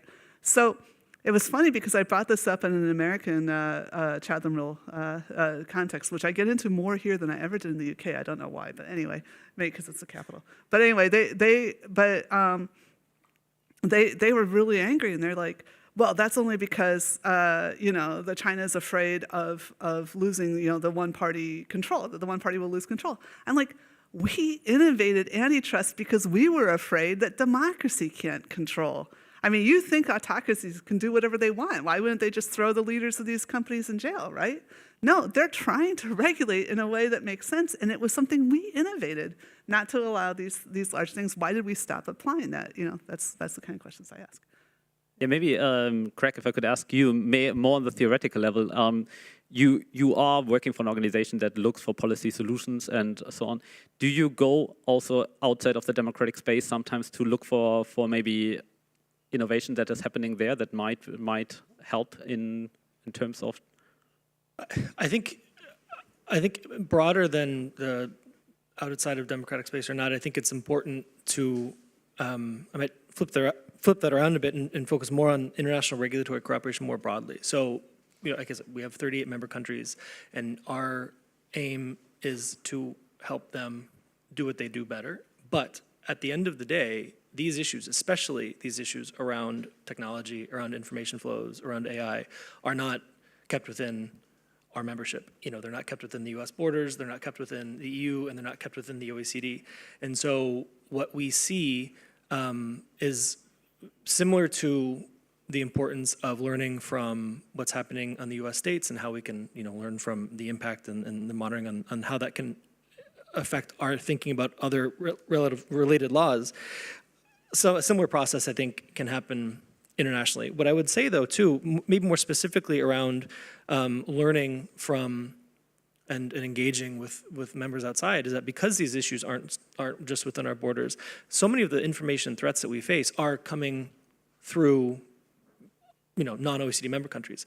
And so this engagement, this understanding of the information space more broadly is really important for us to focus more consciously on, not just a matter of saying, well, this is what we're doing in the OECD and this is how you should apply it in your countries, but it's also the two-way understanding of what are the needs in non-OECD member countries, and how can we learn from your experiences and any challenges you face, and then apply that sort of, it's building an honest relationship, given that these issues are not isolated to any single border. More than maybe even more specifically than that, I mean, that sounds very good. I think one real key area we can look to build is around strengthening the pipeline between researchers and policymakers. I think a lot of research that is out there is really fascinating and important, but it doesn't always have a policy implication. And I think it would be really helpful for policymakers to have more engagement with researchers and vice versa, to say, if we're trying to solve these questions, especially on measures of success, if we're going to measure the success of the EU, the AI Act or the DSA, what are we looking for in this space? What are we trying to achieve? I go back to the question around values. If we're trying to achieve, improve freedom of speech and transparency, and competition, what are the metrics that we can then judge success off of, not just in regulation, but more broadly? But I think for us, setting up those mechanisms by which we can learn from other countries, and specifically around the engaging between researchers and policymakers to make research more, in some ways, at least some research more directly attributable to than policymakers, and vice versa, I think would be really important. And that's, I think, a role that the OECD can play. We're not looking at the specific measures, the specific content risks, like maybe the EU is. The G7 is doing some work. I think there's scope to do this without a way that duplicates work, but that gets to some really clear questions and processes for engagement, beyond our membership. Yeah, sure. I just want to say there's this wonderful other organization that I had never heard of before they contacted me, OSCE, that works on cybersecurity. And I think you really need to think about cybersecurity if you're thinking about AI anyway. But I mean, that's not their sole mission, and they also are some small subset of countries, and yet they figured out you do not have cybersecurity. It's only as strong as the weakest link, and they are working internationally trying to help every country level up on cybersecurity. And one of the big leaders on that has, in fact, been an autocracy. It's Singapore, right? But for whatever reason, I don't know all the stories about this, but also Microsoft has one of their, last I knew, 5 global transparency centers in Singapore, right? So there really interesting things happen on that. But anyway, the point is that I don't believe we should have like one global governance of AI or anything, but I do believe that these kinds of organizations can help us fuse and cooperatively fuse mutual interests across the globe. Thank you. I don't want to take my space as the chair as too much, and I want to open the floor to questions from the audience and also, of course, the online audience. I will start with the room. Is there a question from here? I'm already seeing that there are online questions. Over there? Oh. My question just goes back to populism and extremist speech and this idea of freedom of expression and freedom of speech. And I would be really interested how the panel is thinking about regulating in such a way where you have high free speech environments like the United States, where extremist disinformation is often defended as my right to say that Trump won the election, for example. And how are you thinking about that, and how do you think we can depoliticize so that we can actually regulate? Well, I have to admit that this is an area that I do not have a good solution on. I am somewhat mystified by it, and again, maybe that is my American upbringing, but also that I really do not believe in recommender algorithms. So, I mean, for me, if I see things that are objectionable, I unfollow. And I'm very unlikely to be presented by these terrible things. But I know that these things are having impacts other places. So honestly, that's about the only little angle I have in on it. I'm sure there's other people in this room who know more than I do on this topic. Yeah, and I think you are getting at the key, I mean, one of the key challenges that we have here, that this, talking about AI or talking about, disinformation, as huge as those areas are not in isolation. They're part of a broader democratic context that it's really challenging for democracies to respond to. So to that point, our work is under this broader reinforcing democracy effort. So we see this as one of the pillars of strengthening information spaces as one of the pillars to counteracting some of these threats to democracy. And again, I think you framed the question in regulation, I think that's right, but from the government's perspective, it's not just a matter of regulation. I think there are things governments can do beyond regulation. And again, this is thinking about what kinds of training, what kind of offices do they have in place to understand these threats. It's about public communication. We heard this morning about making sure that government's public communication efforts are transparent, are agile, are innovative, are responding to people's needs. Those are tools that governments can use. And also, again, working with civil society and media on strengthening a broader information space. So, the role of public service broadcasters, of media literacy. The challenge, of course, is that none of this deals with content. And from where we're sitting, we're talking about what can governments do, and content, I think rightly, is something that was hard to talk about, especially once you get beyond otherwise illegal speech, where the broad aim is building resilience and then trusting that that will have the positive impact. If you controlled every single speech, then every single piece of information, then yeah, maybe you would have a more, less polarization, but that's also not a free democracy. And if that's what we're working for, then you have to appreciate the limit of what governments can do. But I think within that remit, it's not just looking at, okay, well, this is regulation, it's going to get X, Y, and Z. That's part of it, but how does this fit into the broader objectives that you're trying to reach? So that's kind of how we've reframed the work while recognizing those limitations. I can take a second dip on that, but I just want to, there's no correlation between the amount that you use social media and how polarized you are, so don't worry about that particular part. But otherwise, I totally agree with what you said, and I was also thinking about the gentleman from the Foreign Office. I'm sorry, I'm so crap with names. But the guy who led this morning, it was really interesting that what he was really talking about was that in Germany, being a high-trust society, they didn't feel that there was a need to explain. They felt that their policy was evident. Everyone knew how we got there. You could see what we were doing. And if anything, honestly, under Merkel, part of what they were trying to do was lead quietly from behind and not be the behemoth that they are. Because of their history, they couldn't be seen that way. But one of the most shocking things to me that I ever heard I don't want to go too long about it, but there was in fact, an Israeli politician who said, look, I don't care whether people use the internet to attack Trump and that, to attack the American democracy, and that's why Trump won. Whatever, it's not my problem. But what I am really concerned about is that Trump's own supporters don't care whether their opinions came from Russia or not. And to her, that was the most mysterious thing. And she said, I thought social media was a way to find out what my constituents wanted. And now I find out that they can be altered by a foreign entity, and they don't even care that they've been altered. Or spread to Brazil, if we look at January 6th and then January 8th. Yeah.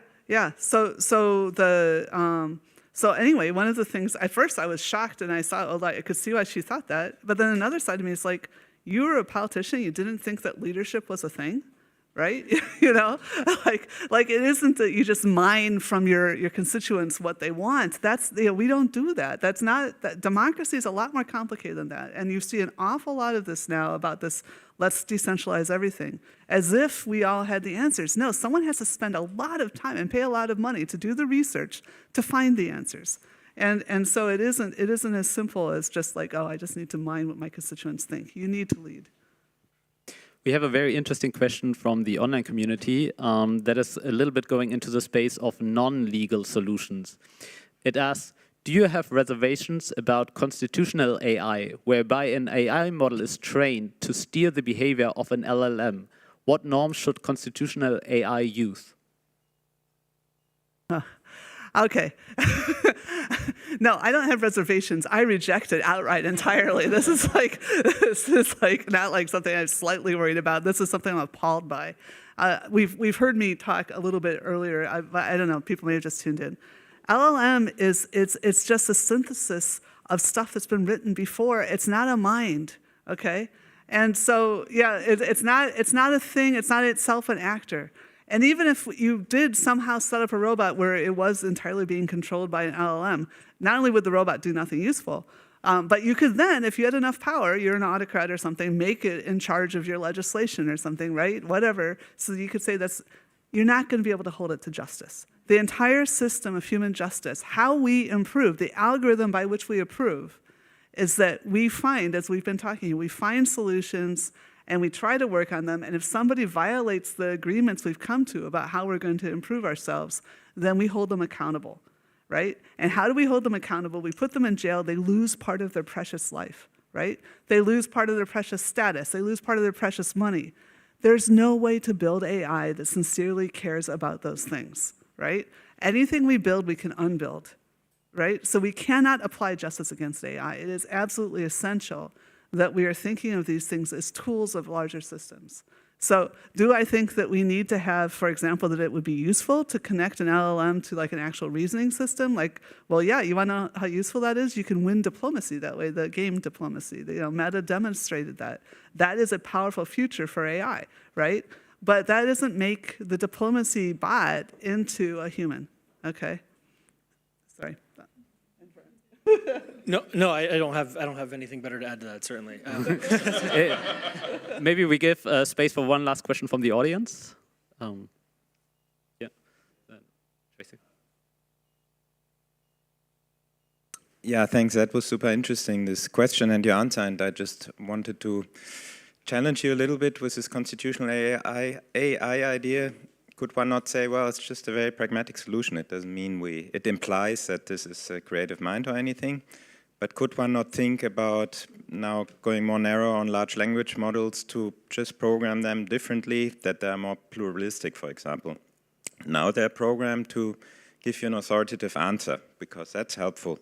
But that's not very democratic, because I just pretend that's it and nothing else. And these are programming choices. So I wonder if one could not, from a engineering perspective, think more democratically, more pluralistically, and say no, showcase in these answers also critique of that opinion or assumption, while finding ways, of course, to exclude extremist speech, as was mentioned before. So I still wonder if we just think LLM is what we see now, and that's how it will always be, but maybe we can think about it differently. Now, I'll rephrase what I said about the diplomacy thing again. I absolutely agree with you. It is important. And I also totally agree with you. Google claims that it's working really hard, and it's identified somehow, mysteriously, after decades, anthropomorphism as one of the big harms that they need to defend against.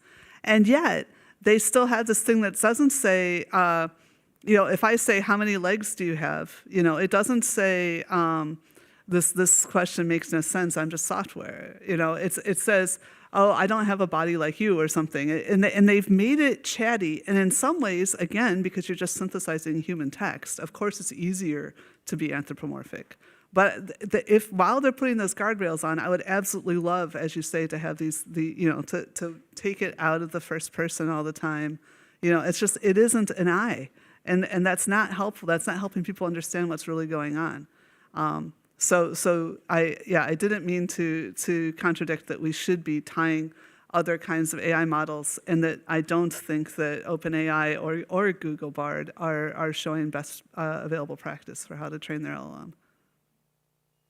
I think it's also points to the importance of, in the interim, the importance of these process regulations, that understanding that companies are thinking of the risk, forcing them to be honest as possible, at least upfront with the risks, giving opportunity to evaluate those risks, and then transparency around what has been used and how, especially on higher risk, like the EU AI Act differentiates, on higher risk processes. I think that sort of proportionality is really useful. So at the risk of being too general, I think when we think about these higher risk areas, then what we require companies to do so that we can then understand these threats is it kind of gives some urgency there, because then it allows us to also understand, is this working? Is this enough? And if it's not enough, then at least we've moved that bar forward. So I know we're out of time though, and lunch. Yeah, is well, next. thank you very much. Yeah,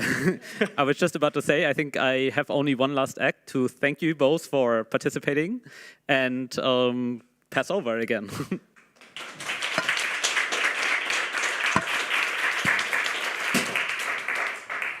Well, thank you again for the interesting discussion. We're going to take a lunch break now. We'll be resuming at 2:35. We've got 3 more of these panel-style debates for you this afternoon on the hidden costs of the rise of AI, exploring AI detection and potential, and then later on, the DSA in action. I'm sure everyone's really excited for that.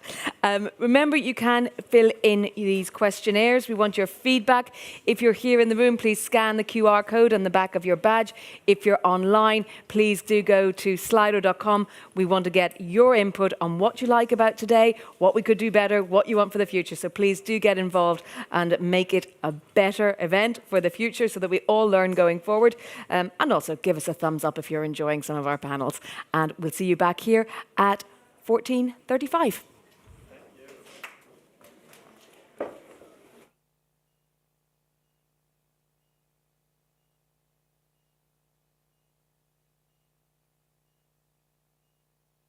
أولاً كنت بتوقع هيدا الخطاب انطلاقاً من كوني صحفية، وهيدا الموضوع بيواجهنا كتير بعد عملنا الاستقصائي وبعد محاربتنا من قبل الأشخاص يلي بيدافعوا عن الأحزاب أو ما يسمى بجماهير الأحزاب لما حدا يحكي عن زعيمهم بالوثائق. حتى نحارب خطاب الكراهية اللي عم تتوجه له المرأة، أولاً لازم نكون عم نعمل توعية، لأنه هذا الخطاب هو نتيجة مباشرة لغياب القيم بمحل عدد كبير من القيم يلي هي أساسية، ومنها تقبل الآخر وعدم إلغاء الآخر. بدنا نوعي مجتمع، وبدنا بذات الوقت نقوي المرأة، لأنه المرأة لازم تاخد دورة قبل ما يكون صار في نتيجة من التوعية.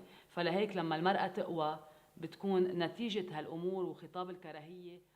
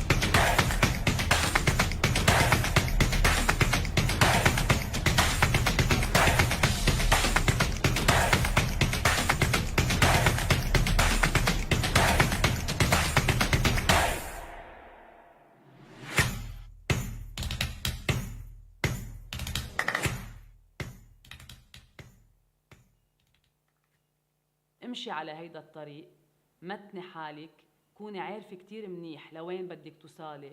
رح تلتقي بكتير حجارة على الطريق، اقدفيهم على جنب. هول الحجارة هن الإشاعات، هن الكذب، هن القصص اللي رح تتعرضي لها، هن الهجوم من الأحزاب السياسية وغيرها يلي رح تحاربيها. كفي على الأخير، لأنه هدفك هو أهم من كل شيء عم تتعرضي له.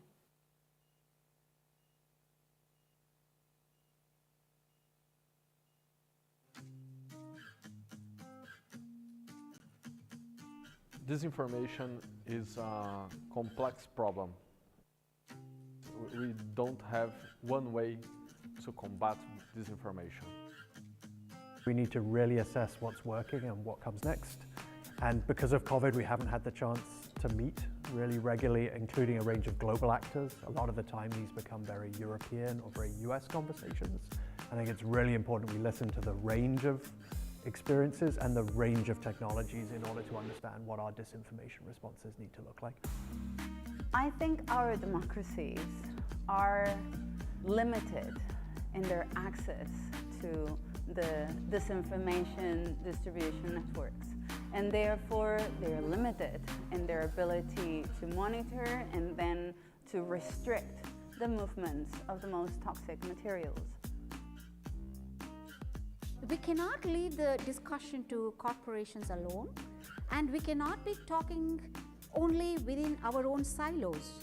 Initiatives like this one would definitely be helpful in bringing the corporates and policymakers at the EU level, and also academic researchers and civil society organizations, and exchange some latest insights into how this disinformation landscape is developing. I think it's important to have this type of conferences all over the globe where experts can gather to discuss disinformation and threats in local level, regional level and international level, to exchange, share experiences, helping to understand what's actually happening, what are the key issues that we need to tackle. And I think what's also important not to forget is indeed that conversation of so what are the next steps.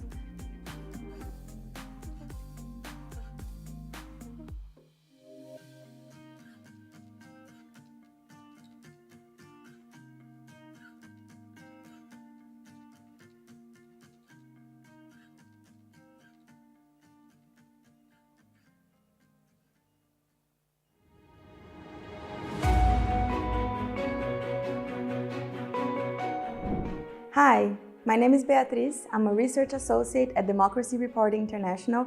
I'm here to tell you what the Digital Services Act is.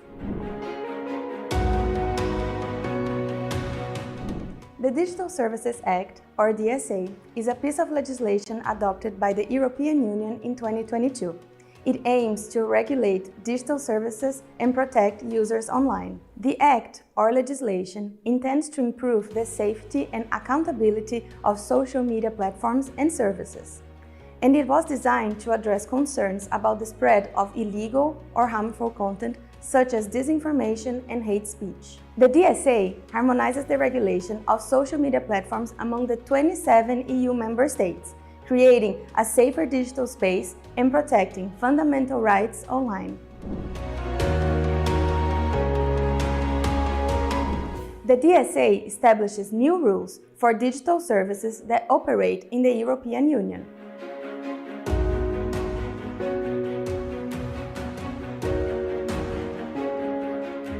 Service providers such as search engines and social media platforms will now have new obligations. They will be required to promote more transparency by disclosing information about their algorithms and content moderation practices. If the providers fail to comply with this new set of practices, they may face significant fines. To enforce the DSA, each member state will appoint a digital service coordinator. Digital service coordinators will play a crucial role in overseeing platforms within their respective member state. These regulators will also work closely with researchers and policymakers to ensure a safer and more accountable digital environment. For platforms, it means new requirements. For example, they will need to carry out external audits to assess the effectiveness of their risk mitigation measures, in the way that banks have to assess their financial risks. Platforms are also obliged to provide data to both digital service coordinators and researchers. This data will be important so that researchers, such as NGOs and universities, can verify if platforms implement the regulation. Regulation of speech always raises concerns, because in democracies we insist on freedom of speech. The DSA does not regulate speech though. It does not say what is allowed or not allowed. Instead, it harmonizes what member states should do if content is illegal according to their rules. It focuses on online threats and obliges services providers to adopt mitigation measures. These measures include improving the design of the platform to reduce risks and be more transparent, give users better opportunity to complain, and develop better content moderation systems.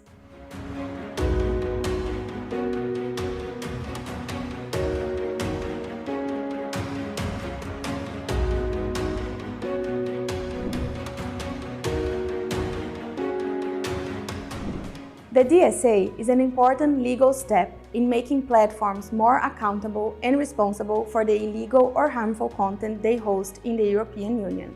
The DSA requires these companies to be more transparent about how they moderate content and to provide users with more control over their online experience. For researchers and civil society organizations like DRI, the DSA could bring more data access. This will help us advocate for more transparent and accountable digital ecosystem. We think companies should be accountable for the way they design their platforms. But how will this work in practice? We will pay close attention to how member states and the European Commission implement the DSA.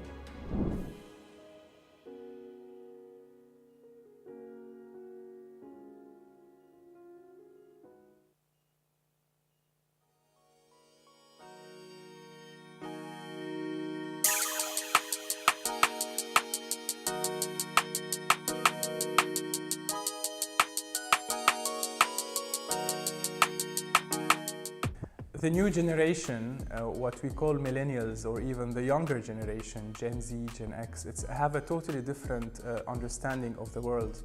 And we cannot appeal to them if we use the same old traditional and conventional means that many NGOs are still following.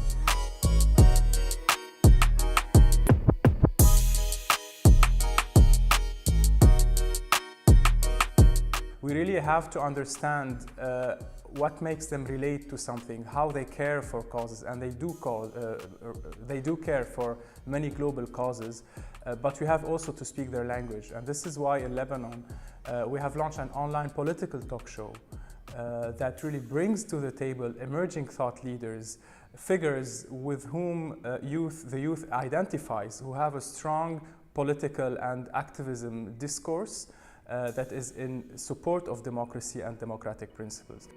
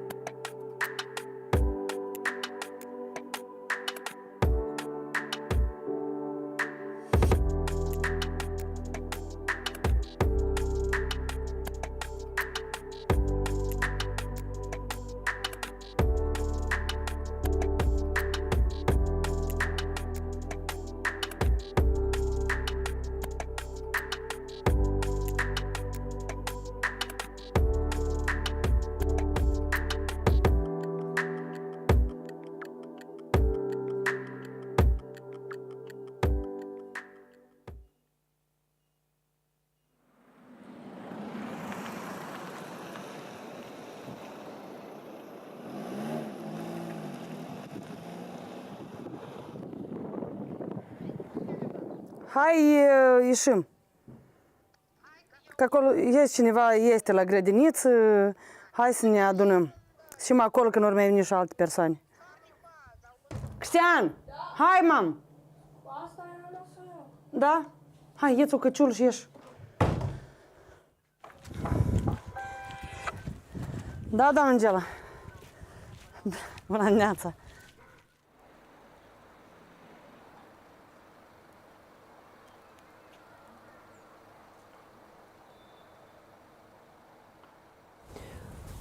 Eu propun așa să mergem mai întâi câte 3. Ok, noi suntem un grup de acțiune locală cu interes pentru un drăsliceni curat și avem câteva întrebări, un chestionar foarte scurt. Noi suntem de Ratuș și Drăsliceni. Puteți să ne dați câteva răspunsuri, ca și cetățean, ca și locuitor? Ei, Doamne ajute!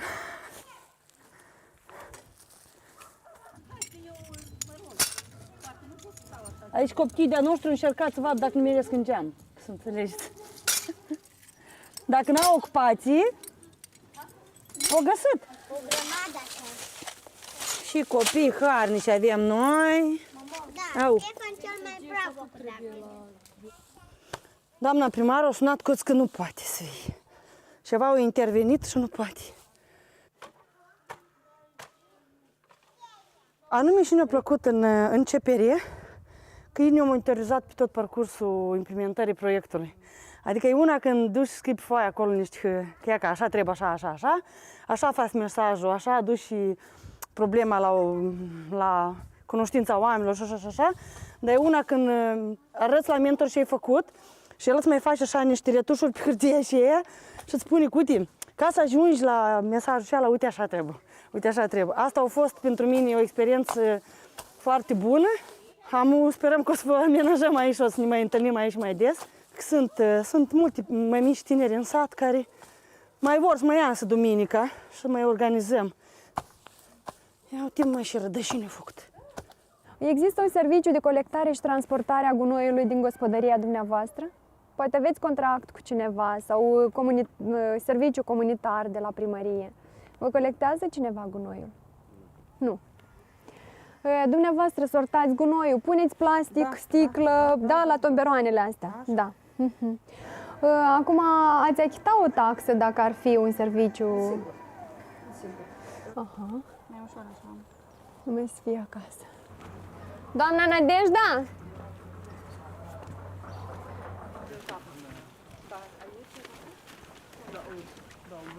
Dar nu... Doamna Marina? Doamna Marina?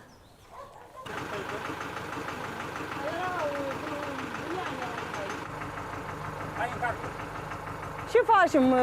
Încărcăm și avem măcar? Sau? Ei, sunt niște grămezi de buruian. Peste o oră. Veniți încoace. Noi ieșim aici. El a zis cu lopata, dar eu știu cum e mai ușor cu lopata. Scoatem în drum și... Francesca, adă-te rog un sac de așa la negru. Sau ia altul de pe scaun curat, nou. Dacă... Hai stai și faci, da. Cum vrei tu să faci ghine și să nu te ruchi? Așa-i. Ia și echipă bună avem, numai că Alex noi, așa-i? Acum ați vii și el. Nu dați tare în drum, puneți încoace, încolo sau încoace, bun?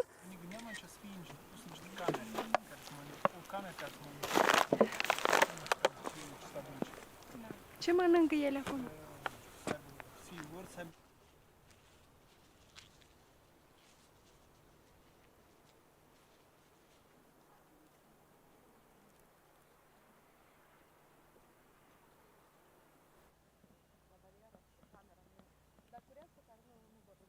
Bună ziua! Nu vă supărați, vă rog, putem să vă dăm câteva întrebări? Da, vai, turnat! Noi suntem un grup de inițiativă din Drăsliceni, din comuna Drăsliceni și am vrea să rezolvăm problema asta cu gunoi ăștia, să fie un serviciu centralizat. Nu să vă chinuiți dumneavoastră sau eu să-mi aduc gunoiul, dar să vină o mașină specializată. Da, care a fost până mai unii. Păi nu mai este și nu-l avem. Spuneți, vă rog, dumneavoastră ați fi de acord să plătiți o taxă ca să vină tractorul, mașina să ia gunoiul și să-l aducă? Adică cât o mers? Dar înainte, ceea ce era înainte serviciu, dinainte, vă aranja? Era bine? Da? Spuneți, vă rog, dumneavoastră ați fi de acord să sortați gunoiul sau îl sortați, de fapt? Noi și așa, noi tăiem timpul să sortăm. Îl sortați, îl puneți la tomberoanele celea. Plasticul acolo și... Chiar și plasticul, și sticla, și cutiile din fier, metalice, tot acolo, știți? Da. Minunat. Dar nu te-ți înțeleg.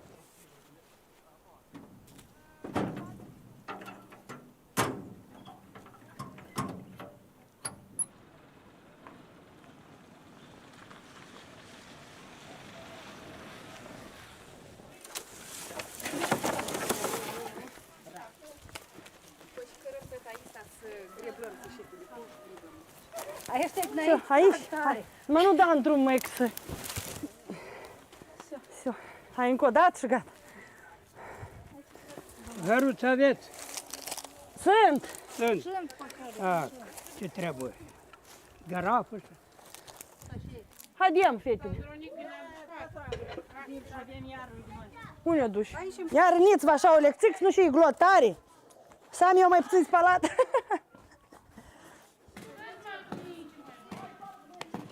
Iată-ți copiii, vă așezați așa frumos. Voi vreți aici să facem teren de joacă? Să aveți unde vă juca. Ia că da, trebuie împreună și voi să faceți. Să păstrați curățenia aici. Desenați voi cum vreți să arăt topogan. Uite, mai sunt aici.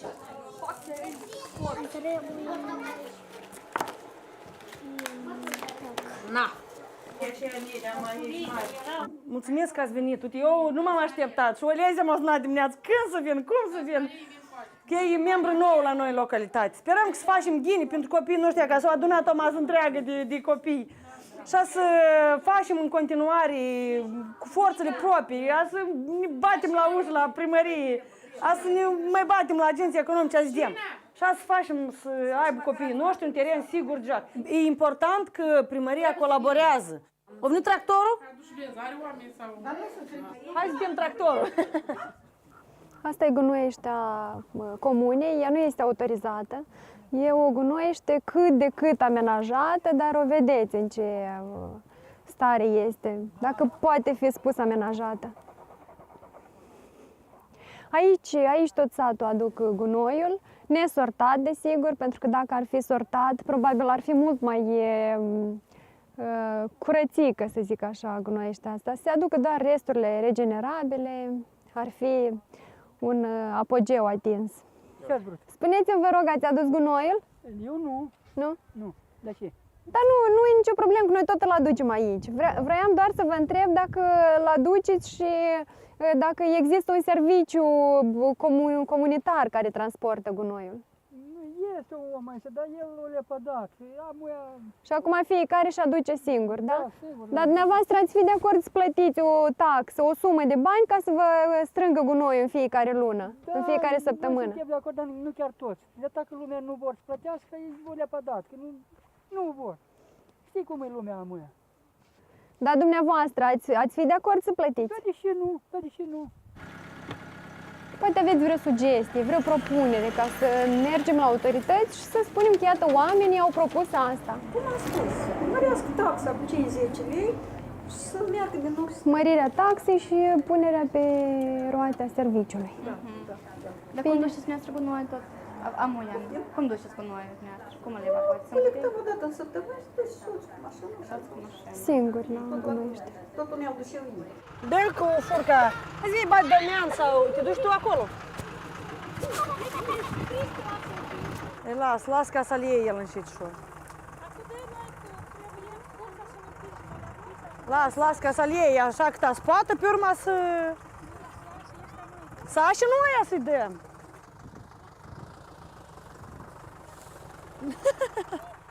El e legat tot unul cu altul.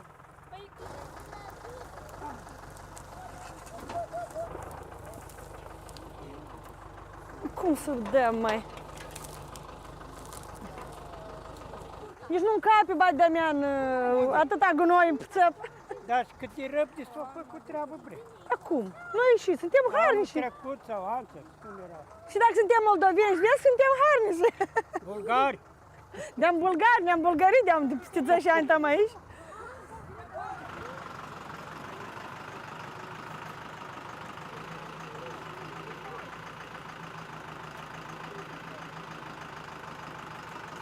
Hai, amândoi!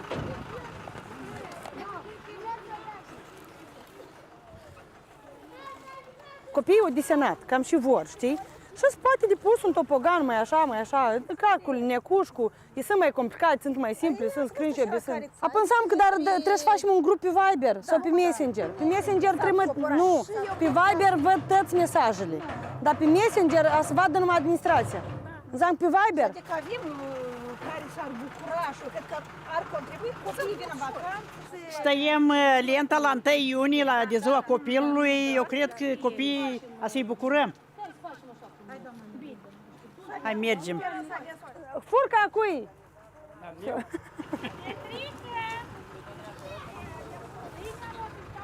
Все, mulțumim, la revedere. Gata, fetele, gunoi s-a dus. Все, tot s-a făcut. Natasha, ai un cuiet acolo? Ai un cuiet acolo? Doamne ajută! Doamne ajute, hai. Ne tragem la topogan. Da. Hai, la revedere. Da, s-au venit mulți, așa? Ghine a fost. Mai mult, nu? Ei, las că e bine. Dar și pomană, cine a făcut pomană azi?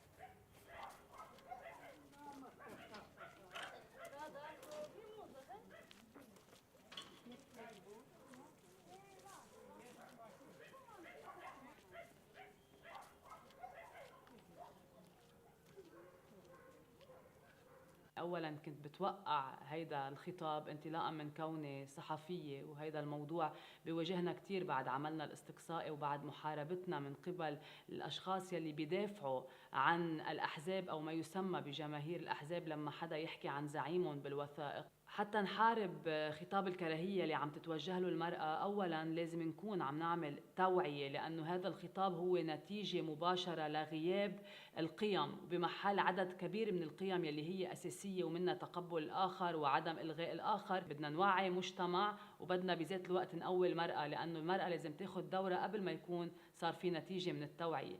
فلهيك لما المرأة تقوى بتكون نتيجة هالأمور وخطاب الكراهية.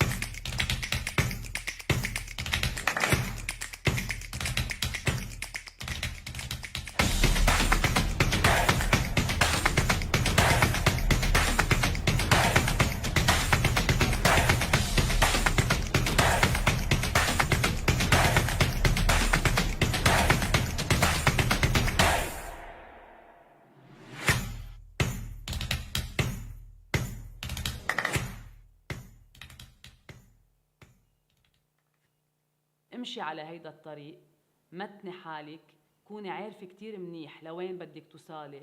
رح تلتقي بكتير حجارة على الطريق، اقدي فيهم على جنب. هول الحجارة هن الإشاعات، هن الكذب، هن القصص اللي رح تتعرضي لها، هن الهجوم من الأحزاب السياسية وغيرها يلي رح تحاربيها. كفي على الأخير، لأنه هدفك هو أهم من كل شيء عم تتعرضي له.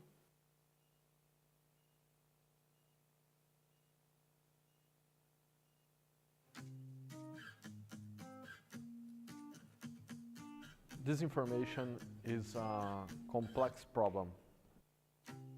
We don't have one way to combat disinformation. We need to really assess what's working and what comes next. And because of COVID, we haven't had the chance to meet really regularly, including a range of global actors. A lot of the time, these become very European or very US conversations.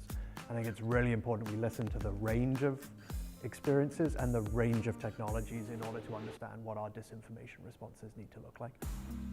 I think our democracies are limited in their access to the disinformation distribution networks, and therefore they're limited in their ability to monitor and then to restrict the movements of the most toxic materials.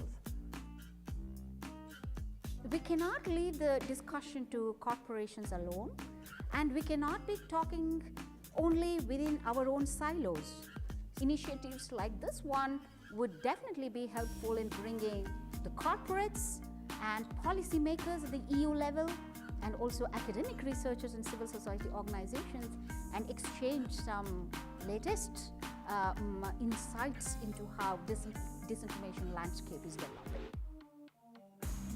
I think it's important to have this type of conferences all over the globe where experts can gather to discuss disinformation and threats in local level, regional level and international level. To exchange, share experiences, helping to understand what's actually happening, what are the key issues that we need to tackle. And I think what's also important not to forget is indeed that conversation of, so what are the next steps?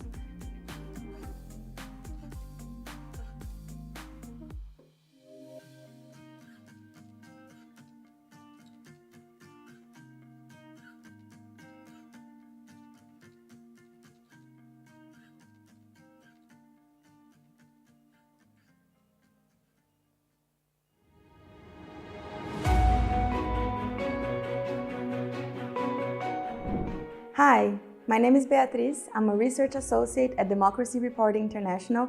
I'm here to tell you what the Digital Services Act is. The Digital Services Act, or DSA, is a piece of legislation adopted by the European Union in 2022. It aims to regulate digital services and protect users online. The Act, or legislation, intends to improve the safety and accountability of social media platforms and services. And it was designed to address concerns about the spread of illegal or harmful content such as disinformation and hate speech. The DSA harmonizes the regulation of social media platforms among the 27 EU member states, creating a safer digital space and protecting fundamental rights online. The DSA establishes new rules for digital services that operate in the European Union.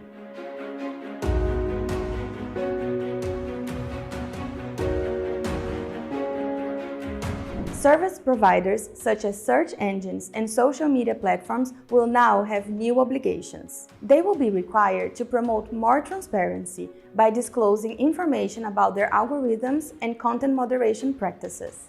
If the providers fail to comply with this new set of practices, they may face significant fines.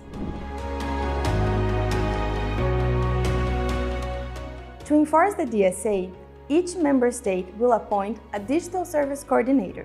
Digital service coordinators will play a crucial role in overseeing platforms within their respective member state.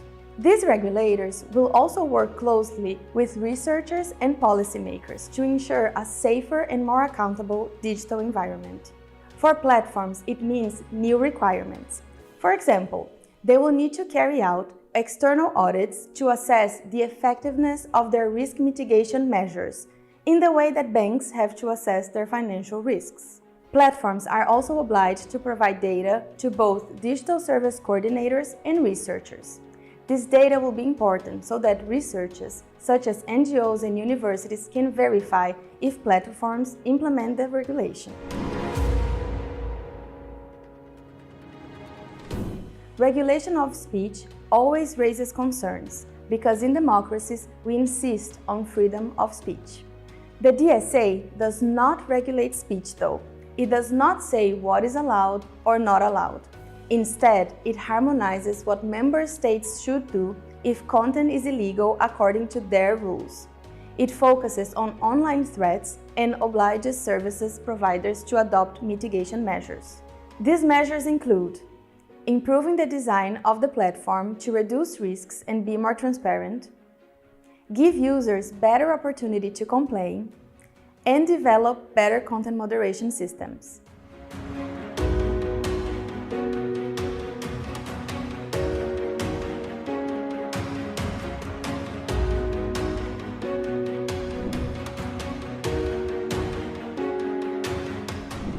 The DSA is an important legal step in making platforms more accountable and responsible for the illegal or harmful content they host in the European Union.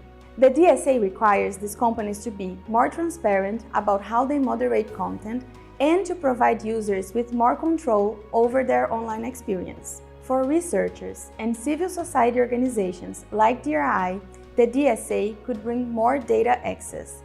This will help us advocate for a more transparent and accountable digital ecosystem. We think companies should be accountable for the way they design their platforms. But how will this work in practice? We will pay close attention to how member states and the European Commission implement the DSA.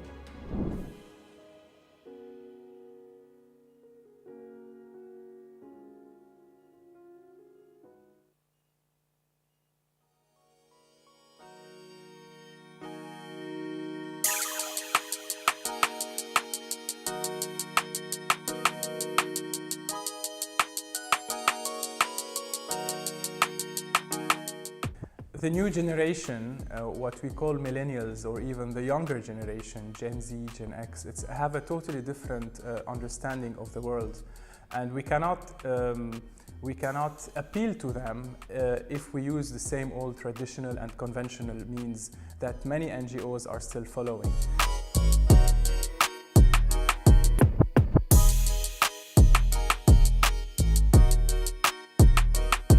We really have to understand what makes them relate to something, how they care for causes, and they do care for many global causes, but we have also to speak their language. And this is why in Lebanon we have launched an online political talk show that really brings to the table emerging thought leaders, figures with whom the youth identifies, who have a strong political and activism discourse that is in support of democracy and democratic principles.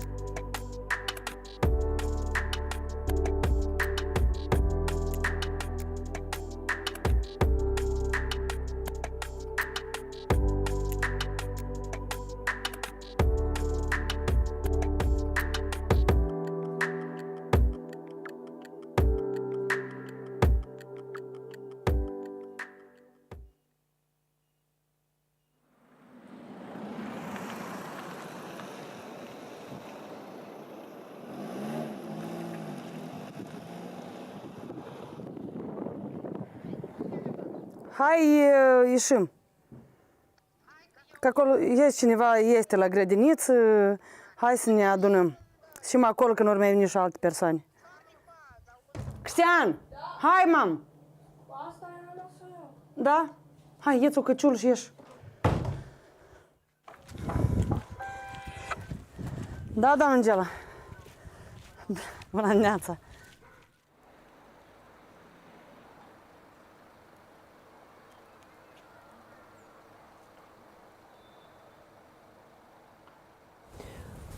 Eu propun așa să mergem mai întâi câte 3. Ok, noi suntem un grup de acțiune locală cu interes pentru un drăsliceni curat și avem câteva întrebări, un chestionar foarte scurt. Noi suntem de Ratu și drăsliceni. Puteți să ne dați câteva răspunsuri, ca și cetățean, ca și locuitor? Ei, Doamne ajute!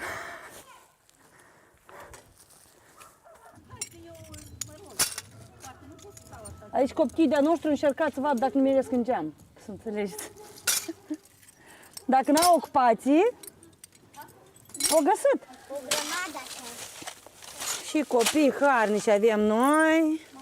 Da, Ștefan cel mai bravo. Doamna primar a sunat că nu poate să fie. Ceva au intervenit și nu poate. Anume și ne-a plăcut în începere că ei ne-au monitorizat pe tot parcursul implementării proiectului. Adică e una când duci și scrii pe foaie acolo niște că așa trebuie, așa faci mesajul, așa duci și problema la cunoștința oamenilor și așa. Dar e una când arăți la mentor ce ai făcut și el îți mai face așa niște retușuri pe hârtie și ea și îți spune, uite, ca să ajungi la mesajul ăla, uite așa trebuie. Uite așa trebuie. Asta a fost pentru mine o experiență foarte bună. Sperăm că o să vă amenajăm aici, o să ne mai întâlnim aici mai des. Sunt multe mai mici tineri în sat care mai vor să mai iasă duminica și mai organizăm. Ia uite mai și rădășini făcut. Există un serviciu de colectare și transportare a gunoiului din gospodăria dumneavoastră? Poate aveți contract cu cineva sau serviciu comunitar de la primărie. Vă colectează cineva gunoiul? Nu. Dumneavoastră sortați gunoiul, puneți plastic, sticlă, da, la tomberoanele astea. Da. Acum ați achita o taxă dacă ar fi un serviciu? Sigur. Aha. Mai ușor așa. Numai să fie acasă. Doamna Nadejda?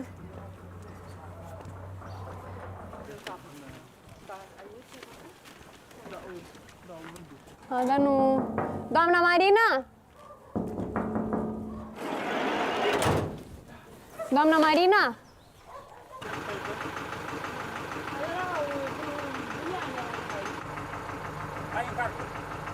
Ce facem? Încărcăm și avem măcar? Sau? Ei, sunt niște grămezi de buruian. Peste o oră. Veniți încoace. Noi ieșim aici. El a zis cu lopata, dar eu știu cum e mai ușor cu lopata. Scoatem în drum și... Francesca, adă-te rog un sac de așa la negru. Sau ia altul de pe scaun curat, nou. Dacă mai stai să faci, da. Cum vrei tu să faci ghine și să nu te ruchi? Așa-i. Ia și echipă bună avem, numai că Alex noi, așa-i? Acum ați vii și ea. Nu dați tare în drum, puneți încoace, încolo sau încoace, bun?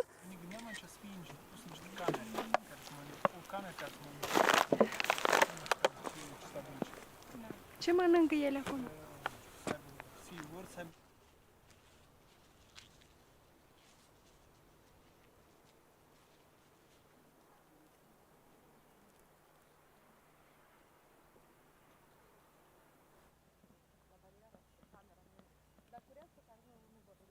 Bună ziua!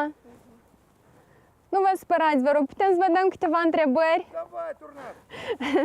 Noi suntem un grup de inițiativă din Drăsliceni, din comuna Drăsliceni și am vrea să rezolvăm problema asta cu gunoi ăștia, să fie un serviciu centralizat. Nu să vă chinuiți dumneavoastră sau eu să-mi aduc gunoiul, dar să vină o mașină specializată. Da, care au fost până mai unii. Păi nu mai este și nu-l avem. Spuneți, vă rog, dumneavoastră ați fi de acord să plătiți o taxă ca să vină tractorul, mașina să ia gunoiul și să-l aducă? Adică cât o mers. Dar înainte, ceea ce era înainte serviciu, dinainte, vă aranja? Era bine? Da? Spuneți, vă rog, dumneavoastră ați fi de acord să sortați gunoiul sau îl sortați, de fapt? Noi și așa, noi tăiem timpul să-l sortăm. Îl sortați, îl puneți la tomberoanele celea. Plasticul acolo și... Chiar și plasticul, și sticla, și cutiile din fier, metalice, tot acolo, știți? Da. Minunat. Dar nu te-ți înțeleg.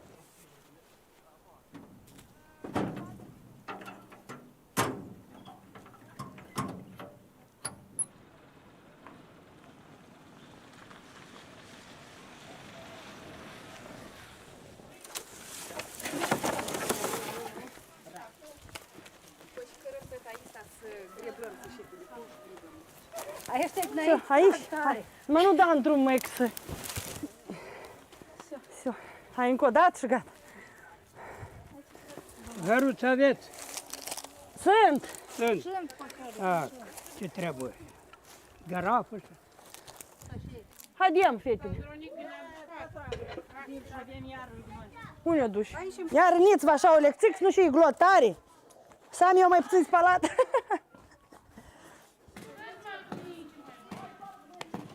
Iată-ți copiii, vă așezați așa frumos.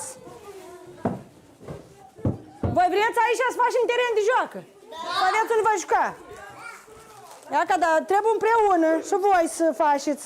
Să păstrați curățenia aici. Desenați voi cum vreți să arăt topogan. Uite, mai sunt aici.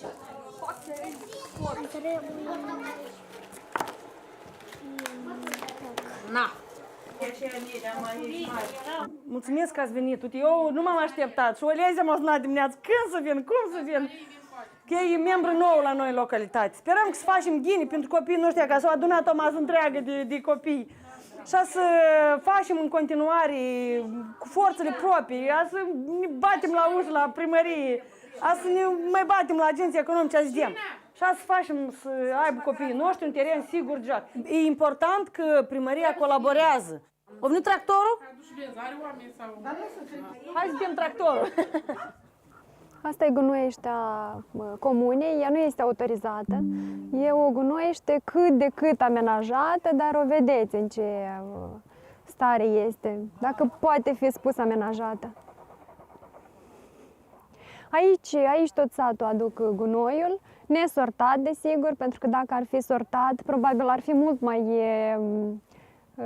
curățică, să zic așa, gunoieștea asta. Se aduc doar resturile regenerabile, ar fi un apogeu atins.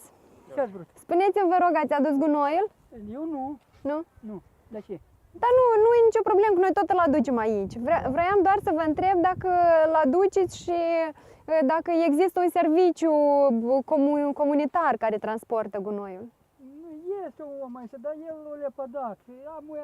Și acum fiecare își aduce singur, da? Da, sigur. Dar dumneavoastră ați fi de acord să plătiți o taxă, o sumă de bani ca să vă strângă gunoiul în fiecare lună, în fiecare săptămână. Da, suntem de acord, dar nu chiar toți. De dacă lumea nu vor să plătească, ei vor lepădat, că nu vor. Știi cum e lumea amuia. Dar dumneavoastră ați fi de acord să plătiți? Da, de ce nu? Da, de ce nu? Poate aveți vreo sugestie, vreo propunere ca să mergem la autorități și să spunem că, iată, oamenii au propus asta. Cum am spus, mărească taxa cu cei 10 lei și să meargă din nou. Mărirea taxei și punerea pe roata serviciului. Dar cum duceți dumneavoastră cu noi tot? Amuia, cum duceți cu noi dumneavoastră? Cum îl evacuați? Colectăm o dată în săptămână și duci soț cu mașină. Singur la gunoiește. Totul mi-au dus eu ei. Dă-i cu furca. Zi, bagi Damian sau te duci tu acolo? Las ca să-l iei el încetișor. Las ca să-l iei așa cât spată, pe urma să... Să așa nu aia să-i dăm.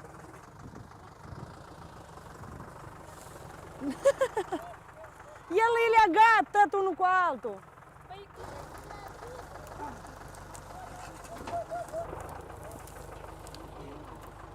Cum să-l dăm, mai? Nici nu încape, bagi Damian, atâta gunoi în țăp. Da, și cât e răbde s-o făcut treabă bre. Acum, noi și suntem harnici. Anul trecut sau altfel, cum era? Și dacă suntem moldoveni, vezi, suntem harnici. Bulgari. De-am bulgari, ne-am bulgărit, de-am peste 10 ani tam aici.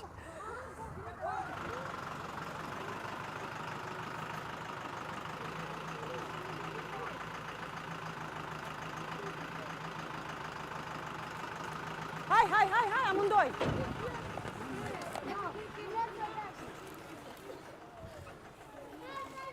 Copiii au desenat, cam și vor, știi? Și se poate de pus un topogan mai așa, calcul, necușcu, e sunt mai complicat, sunt mai simple, sunt screenshot, sunt. Apoi înseamnă că trebuie să facem un grup pe Viber sau pe Messenger. Pe Messenger trimit, nu, pe Viber văd toți mesajele, dar pe Messenger să vadă numai administrația. Înseamnă pe Viber. Adică avem care s-ar bucura și cred că ar contribui copiii din vacanță.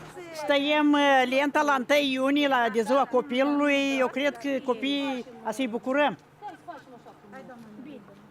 Hai, mergem. Furca a cui?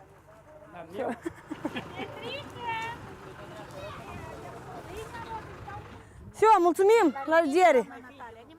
Gata, fetele, gunoi s-a dus. Все, tot s-a făcut. Natasha, ai un cuiet acolo? Ai un cuiet acolo? Doamne ajută! Doamne ajută, hai. Ne tragem la topogan. Da. Hai, la revedere. Da, s-au venit mulți, așa? Ghine a fost. Mai mulți, nu? Ei, las că e bine. Dar și pomană, cine a făcut pomană azi?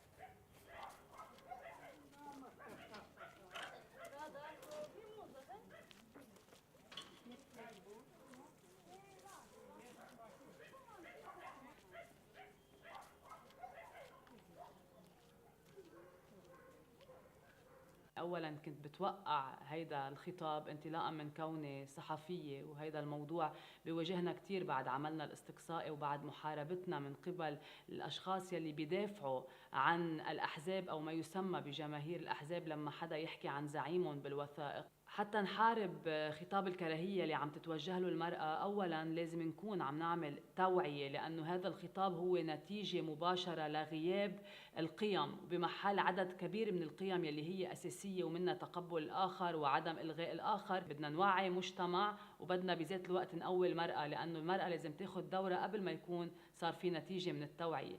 فلهيك لما المرأة تقوى بتكون نتيجة هالأمور وخطاب الكراهية.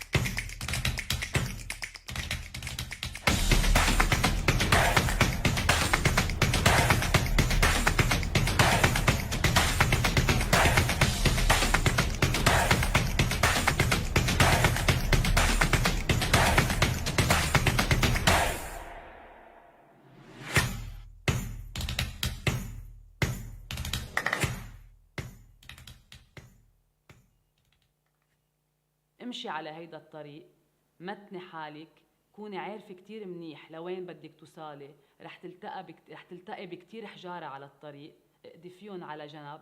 هول الحجارة هن الإشاعات، هن الكذب، هن القصص اللي رح تتعرضي لها، هن الهجوم من الأحزاب السياسية وغيرها يلي رح تحاربيها. كفي على الأخير، لأنه هدفك هو أهم من كل شيء عم تتعرضي له.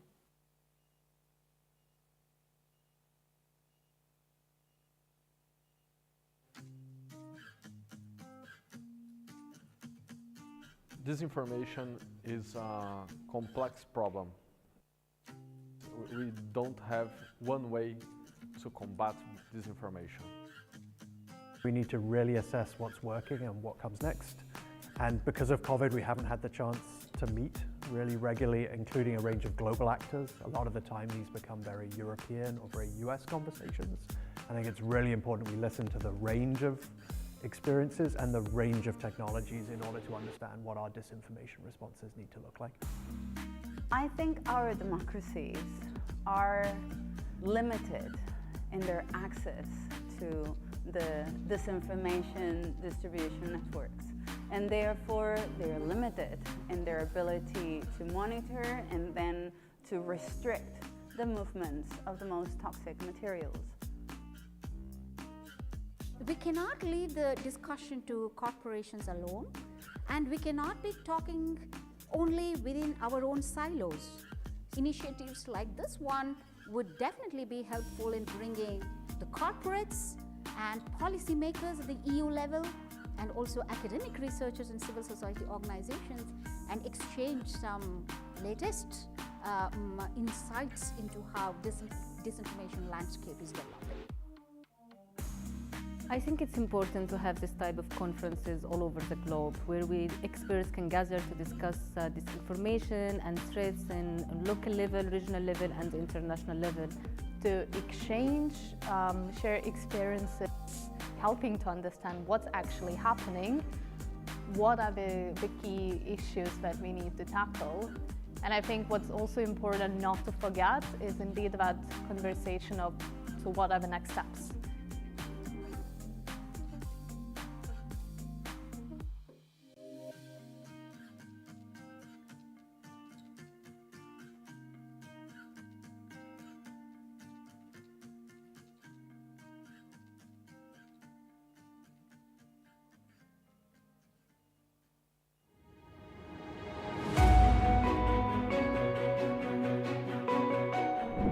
Hi, my name is Beatriz. I'm a research associate at Democracy Report International. I'm here to tell you what the Digital Services Act is. The Digital Services Act, or DSA, is a piece of legislation adopted by the European Union in 2022. It aims to regulate digital services and protect users online. The Act, or legislation, intends to improve the safety and accountability of social media platforms and services. And it was designed to address concerns about the spread of illegal or harmful content such as disinformation and hate speech. The DSA harmonizes the regulation of social media platforms among the 27 EU member states, creating a safer digital space and protecting fundamental rights online. The DSA establishes new rules for digital services that operate in the European Union.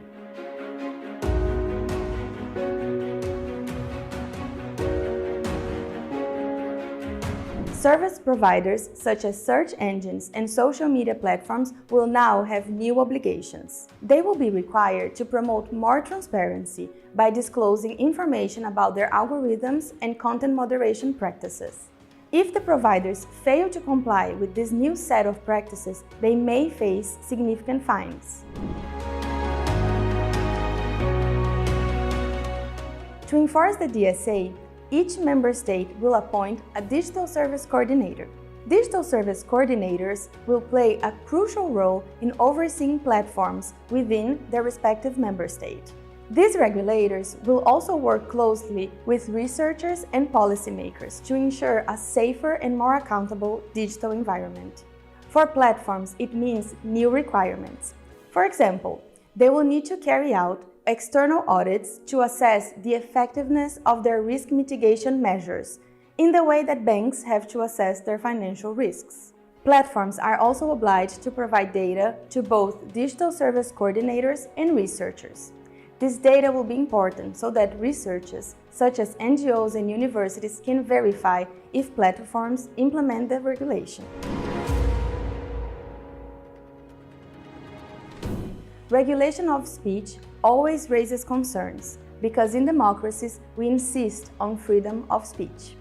The DSA does not regulate speech though. It does not say what is allowed or not allowed. Instead, it harmonizes what member states should do if content is illegal according to their rules. It focuses on online threats and obliges services providers to adopt mitigation measures. These measures include improving the design of the platform to reduce risks and be more transparent, give users better opportunity to complain, and develop better content moderation systems.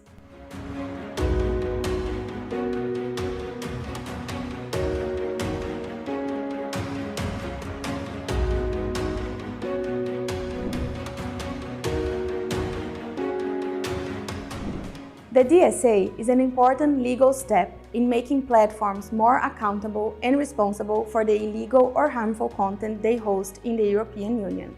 The DSA requires these companies to be more transparent about how they moderate content and to provide users with more control over their online experience. For researchers and civil society organizations like DRI, the DSA could bring more data access.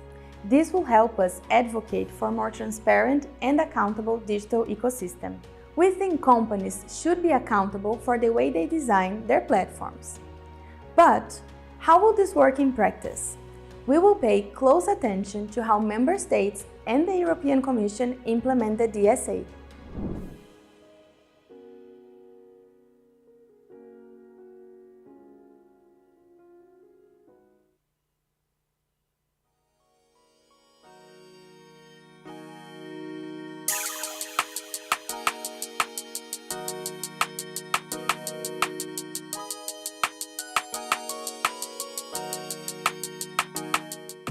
The new generation, what we call millennials, or even the younger generation, Gen Z, Gen X, have a totally different understanding of the world, and we cannot appeal to them if we use the same old traditional and conventional means that many NGOs are still following.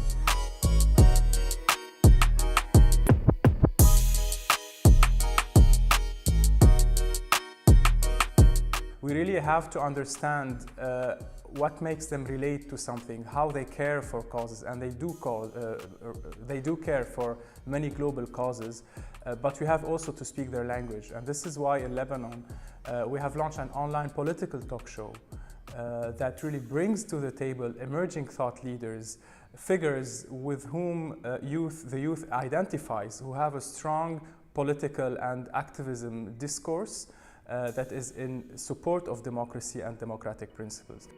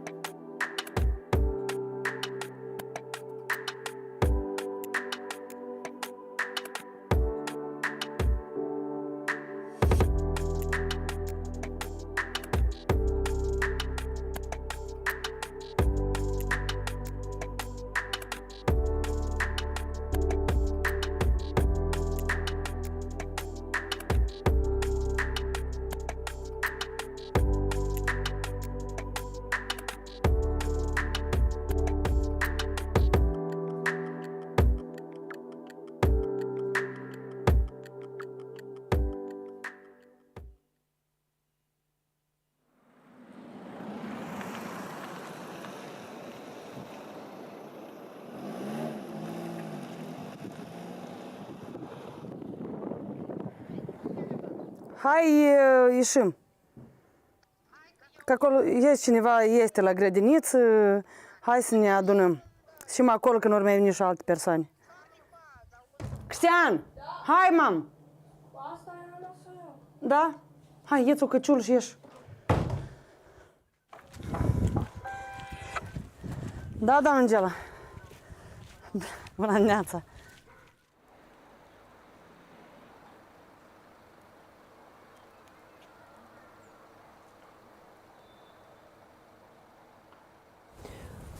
Eu propun așa să mergem mai întâi câte 3. Ok, noi suntem un grup de acțiune locală cu interes pentru îndrăsliceni curați și avem câteva întrebări, un chestionar foarte scurt. Noi suntem de Ratu și Drăsliceni. Puteți să ne dați câteva răspunsuri, ca și cetățean, ca și locuitor? Ei, Doamne ajute!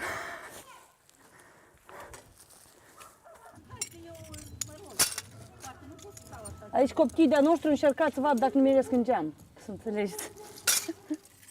Dacă n-au ocupații, o găsit. O grămadă așa. Și copii harnici avem noi. Da, Ștefan cel mai bravo. Doamna primar a sunat că nu poate să fie. Ceva au intervenit și nu poate. Anume și ne-a plăcut în CPR că ei ne-au monitorizat pe tot parcursul implementării proiectului. Adică e una când duci și scrii pe foaie acolo niște că așa trebuie, așa faci mesajul, așa duci și problema la cunoștința oamenilor și așa. Dar e una când arăți la mentor ce ai făcut și el îți mai face așa niște retușuri pe hârtie și ea și îți spune, uite, ca să ajungi la mesajul ăla, uite așa trebuie, uite așa trebuie. Asta a fost pentru mine o experiență foarte bună. Sperăm că o să vă amenajăm aici, o să ne mai întâlnim aici mai des. Sunt multe mămici tineri în sat care mai vor să mai iasă duminica și să mai organizăm. Ia uite mă și rădășini făcut. Există un serviciu de colectare și transportare a gunoiului din gospodăria dumneavoastră? Poate aveți contract cu cineva sau serviciu comunitar de la primărie. Vă colectează cineva gunoiul? Nu. Dumneavoastră sortați gunoiul, puneți plastic, sticlă, da, la tomberoanele astea. Da. Acum ați achita o taxă dacă ar fi un serviciu. Sigur. Aha. Mai ușor așa. Nu mai să fie acasă. Doamna Nadejda?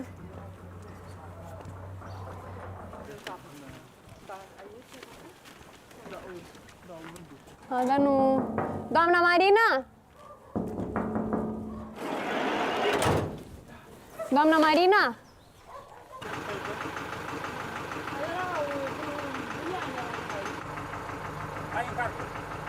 Ce facem? Încărcăm și avem măcar? Sau? Ei, sunt niște grămezi de buruian. Peste o oră.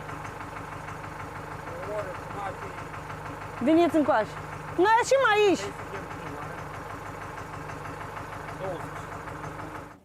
El a zis cu lopata, dar eu știu cum e mai ușor cu lopata. Scoatem în drum și... Francesca, adă-te rog un sac de așa la negru. Sau ia altul de pe scaun curat, nou.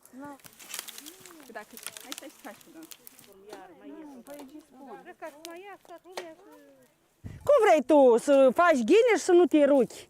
Așa-i. Ia și echipă bună avem, numai că Alex nu-i, așa-i? Acum vii și el. Nu dați stare în drum, puneți încoace, încolo sau încoace, bun?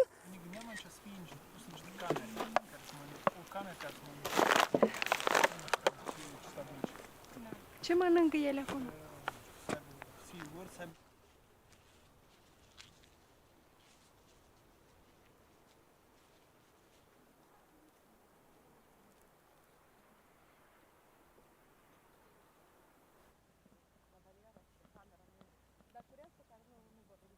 Bună ziua! Nu vă supărați, vă rog, putem să vă dăm câteva întrebări? Da, vai, turnat! Noi suntem un grup de inițiativă din Drăsliceni, din comuna Drăsliceni și am vrea să rezolvăm problema asta cu gunoiul ăștia, să fie un serviciu centralizat. Nu să vă chinuiți dumneavoastră sau eu să-mi aduc gunoiul, dar să vină o mașină specializată. Da, care au fost până mai unii. Păi nu mai este și nu-l avem. Spuneți, vă rog, dumneavoastră ați fi de acord să plătiți o taxă ca să vină tractorul, mașina să ia gunoiul și să-l aducă? Adică cât o mers. Dar înainte, ceea ce era înainte serviciu, de dinainte, vă aranja? Era bine? Da? Spuneți, vă rog, dumneavoastră ați fi de acord să sortați gunoiul sau îl sortați, de fapt? Noi și așa, noi tăiem tipul să sortăm. Îl sortați, îl puneți la tomberoanele celea. Plasticul acolo și... Chiar și plasticul, și sticla, și cutiile din fier, metalice, tot acolo, știți? Da. Minunat. Dar nu te-ți înțeleg.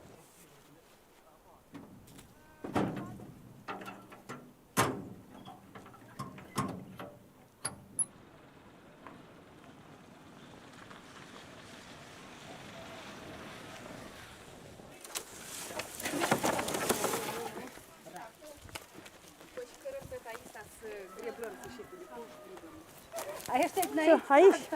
Mă, nu da în drum, măi, că să... Hai, încă o dată și gata. Hăruți aveți? Sunt. Ce trebuie? Garafă și... Haidem, fetele. Unde o duci? Iar niți-vă așa o lecțică, nu și glotare. Să am eu mai puțin spalat.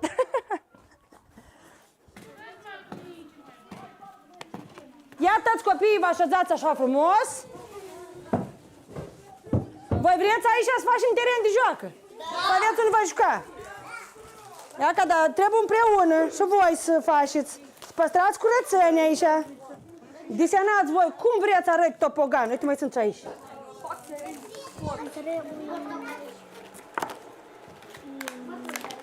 Na.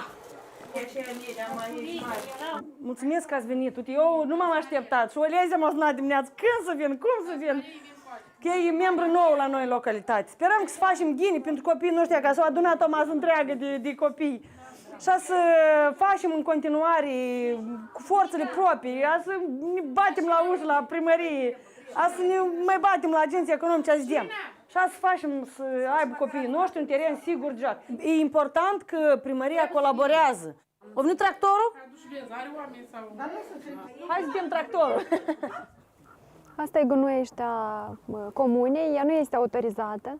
E o gunoiește cât de cât amenajată, dar o vedeți în ce stare este, dacă poate fi spus amenajată. Aici tot satul aduc gunoiul, nesortat, desigur, pentru că dacă ar fi sortat, probabil ar fi mult mai curățică, să zic așa, gunoieștea asta. Se aduc doar resturile regenerabile, ar fi un apogeu atins. Spuneți-mi, vă rog, ați adus gunoiul? Eu nu. Nu? Nu. De ce? Dar nu e nicio problemă, că noi tot îl aducem aici. Vreau doar să vă întreb dacă îl aduceți și dacă există un serviciu comunitar care transportă gunoiul. Este o om aici, dar el o le-a pădat. Și acum fiecare își aduce singur, da? Da, sigur. Dar dumneavoastră ați fi de acord să plătiți o taxă, o sumă de bani ca să vă strângă gunoiul în fiecare lună, în fiecare săptămână. Da, suntem de acord, dar nu chiar toți. De dacă lumea nu vor să plătească, ei o le-a pădat, că nu vor. Știi cum e lumea amuia. Dar dumneavoastră ați fi de acord să plătiți? Da, de ce nu? Poate aveți vreo sugestie, vreo propunere ca să mergem la autorități și să spunem că, iată, oamenii au propus asta. Cum am spus, mărească taxa cu cei 10 lei și să meargă din nou. Mărirea taxei și punerea pe roata serviciului. Da. Dar cum duceți dumneavoastră cu noi tot? Amuia, cum duceți cu noi dumneavoastră? Cum le evacuați? Colectăm o dată în săptămână și duci soți cu mașină. Singur, la gunoiește. Totul mi-au dus eu ei. Dă-l cu furca. Zi, bagi Damian sau te duci tu acolo? Las ca să-l iei el încet-șor. Las ca să-l iei așa cât spate, pe urma să și nu aia să-i dăm.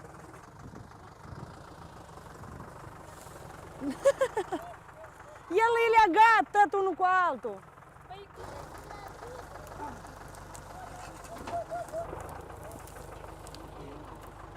Cum să dăm, mai? Nici nu încape, bagi Damian, atâta gunoi în țăp. Da, și cât e răbde s-o făcut treabă bre. Acum, noi și suntem harnici. Anul trecut sau altă, cum era? Și dacă suntem moldoveni, vezi, suntem harnici. Bulgari. Ne-am bulgari, ne-am bulgărit, de-am de peste 10 ani tam aici.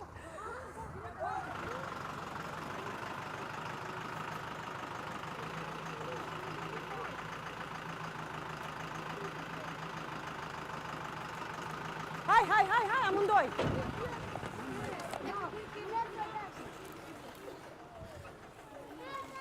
Copiii au desenat, cam și vor, știi? Și se poate de pus un topogan mai așa, calcul, necușcu, e sunt mai complicat, sunt mai simple, sunt screenshot, sunt... Apăsam că trebuie să facem un grup pe Viber sau pe Messenger. Pe Messenger trimit, nu, pe Viber văd toți mesajele, dar pe Messenger să vadă numai administrația. Înseamnă pe Viber. Că avem care s-ar bucura și cred că ar contribui copiii din vacanță. Stăiem lenta la 1 iunie, la de ziua copilului. Eu cred că copiii să-i bucurăm. Hai, mergem. Furca a cui?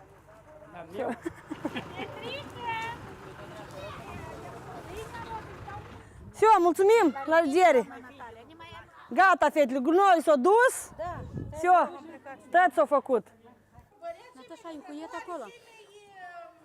Ai încuiet acolo? Doamne ajută! Doamne ajute, hai. Ne tragem la topogan. Da. Hai, la revedere. Da, s-au venit mulți, așa? Ghine a fost. Mai mult, nu? Ei, las că bine. Dar și pomană, cine a făcut pomană azi?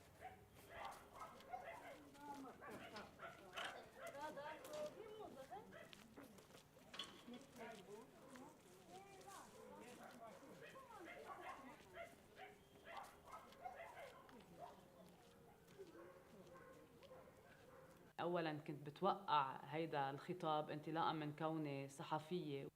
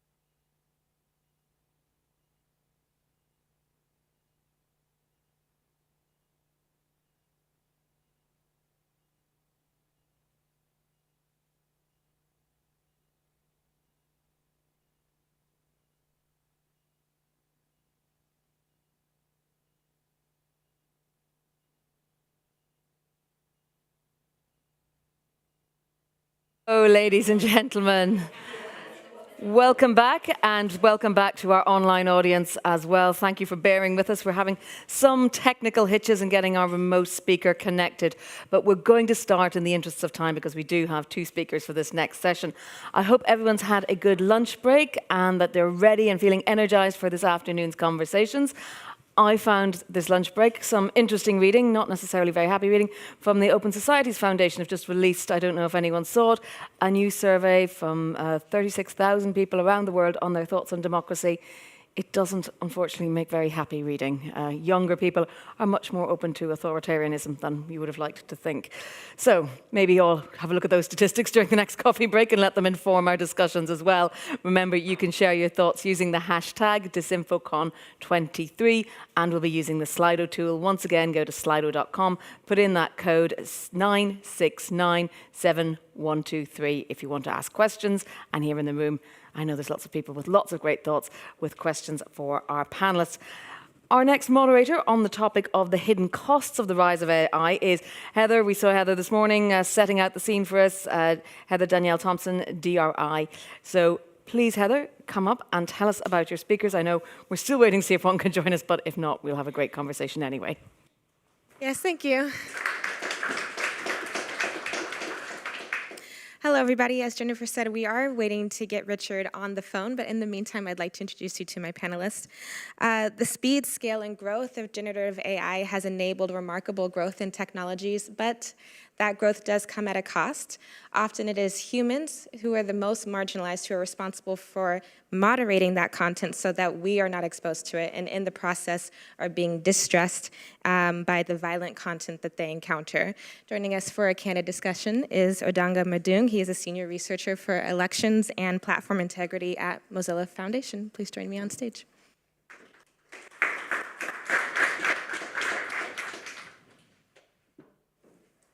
Do you have a microphone? There you are. You don't need to turn it on, it's all good. Great. All right, thank you for joining us. I wonder if you can help us by setting the scene before we jump in for everybody in the audience who maybe is not the most familiar with this context. Could you please explain the problem of data labeling and to what extent it is problematic right now? Okay, so thank you very much for having me, and at least I can see that we still have a sizable crowd after lunchtime. I hope you're not too full and won't fall asleep at these conversations. We'll keep it very entertaining. But essentially, in order for AI systems to be able to work, they do require a lot of what we call training data, right? In order for them to be able to make the predictions that they do. And what has happened is that in order for that training data to be generated, there's a certain amount of work that needs to go into classifying this type, or rather classifying and annotating this data so that it becomes machine readable and then able to make the predictions that we are all very, wowed to experience, through things like ChatGPT and even some of the AI systems that distribute content to us on social media platforms. The problem now comes in how we go about creating this training data sets, right? And specifically with regard to the idea of what is within these training data sets, right? And who trains these data sets, okay? Because as we have come to see, especially around things like text classification and image annotation, that, we've touched on this even earlier in some of the conversations that we've had, that there's big problems with bias being encoded within some of these systems, right? When people talk about AI, perpetuating bias within our society, a big part of that problem is largely also based on the training data that is fed into a lot of these systems, right? And many a time, even when they want to fix some of these issues, they simply go ahead and train more data, right? How many of you remember the time when on Twitter you would upload an image of a black person and then an image of a white person, and then Twitter would, for the white person, the image would actually show their face, right, in the link preview, and for the black person to be maybe showed like their shoulders or something somewhere in the middle, right? That's largely based off of a training data set problem because, again, there's not equal representation within the data. And then secondly, in terms of who trains this data. There has been a very emergent problem around the extractive practices that AI companies have taken towards deciding who actually, or rather who exactly goes ahead to train this data, because of course they're trying to do it at a much cheaper cost, and that has brought about a whole lot of problems with it. So the problem is that we need humans to still take a look at the data to make sure that it's not harmful, and in the process, what are they being exposed to? Yeah, so again, we need humans to look at this. So this is not magic. Yeah, this is not magic. Like, I think there are so many people that want to buy into the narrative that we should think that this is some magical, wonderful thing, right? But in reality, it's humans that are really making these things work the way they do, right? And so one of the things that we've begun to see, and hopefully we'll be able to be joined by my fellow panelists, is that we've also begun to notice that the very extractive practices that are used to sort of annotate and clean up this data for the machine learning algorithms to be able to work with, right?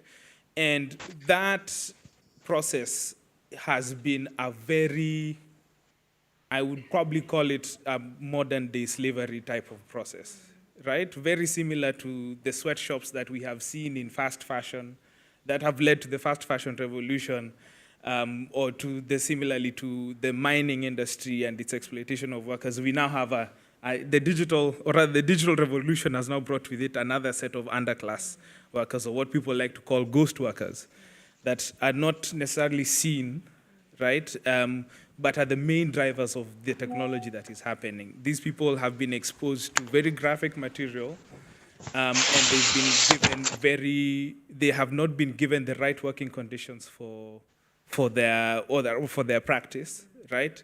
But in turn, they've made the overlords that own a lot of these companies very rich, because these platforms would not be able to operate without them. Absolutely. I wonder if you could speak more on what I've seen in your work as digital colonialism. Why do you consider this the new wave of colonialism? Yeah. So this is very interesting, because I once heard about the phrase of AI powers and data colonies.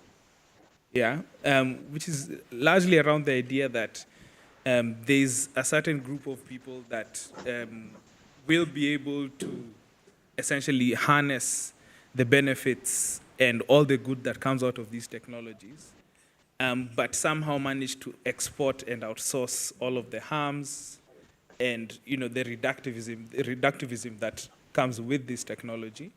But at the same time, there's a very extractive aspect of how this is actually panning out. Like, we thought that the information age would not replicate this kind of practices, where you are able to repatriate, not just repatriate profits, and or rather, you set up in a third world country, exploit the people that work there, repatriate all the profits and keep it to yourself, but then leave them there in a very, how would I say, not ideal manner. Not a better situation. Exactly. It's almost like technology has not solved all our problems. I'm very glad to see you, Richard. Joining us live from Kenya is Richard Matenge. He is an administrator for the African Content Moderation Union, one of the first of its kind. Welcome, Richard. We're glad to see you. Can you hear us all right? Appreciate it. Great. Absolutely. Great, super. My apologies for No, that's no coming problem. in late. And I'm pleased to also announce that Richard was recently recognized by Time as one of AI's most influential people this year for his activism. Richard, can you tell us a little bit more about your background? You were hired as a content moderator for OpenAI, and you were a team lead for the company. Can you tell us more about your working conditions and what you faced there? Precisely. So I was actually hired as a team lead at one of the big outsourcing organizations called SAMA, and my responsibilities basically was to do a lot of reporting, address any issues related to the people that I was working with, as well as become the bridge between the team members as well as the management. And so basically, my strongest or my biggest responsibilities lied in reporting and getting to understand the issues that the team was grappling with. Yes. Obviously, I understand this is a delicate topic, but can you tell us more about how you helped your team members navigate the waters and why you felt it was important to ultimately speak up? So first of all, this is important because the moment the moment I met with the team and we started our production hours, or becoming productive in terms of our assignments, the first thing that I had to deal with was to ensure that the team is aware of who they are as individuals, and try and inspire them to never to let anyone undermine them, to look down on them and to discourage them in terms of them being human beings, because that is the number one thing that we are grappling with, especially in this generation. So the first thing that I was addressed to do by myself was to call a team meeting and tell them of who exactly they are, and they need to believe in themselves. So, and it was not an easy task, having worked with the same organization in different capacities. And I had to involve them, I had to encourage them, inspire them, and motivate them, because I knew who exactly I was working with. And my understanding is that many of the content moderators there struggled with PTSD because of the violent content they were encountering daily. Is that correct? Absolutely. And, from day one, the things that, first of all, it's very important, especially to make aware to our viewers what exactly the team was addressed to. The assignments involved contents related to sexual content and violent content, and they became serious and they became grotesque right as time went by. And I remember reaching out to the management, because prior to being internalized as employees, we were subjected to an interview both by the human resource personnel as well as an individual or representative from the wellness department. And I remember seeing the team becoming more detached and more disturbed as time went by. And I tried to employ my interpersonal skills, of which after I employed my interpersonal skills, I came to understand and I came to know that these are the things that, they are grappling with, and some of these individuals are mothers, some of them are fathers, some of them are, they have children in back at home.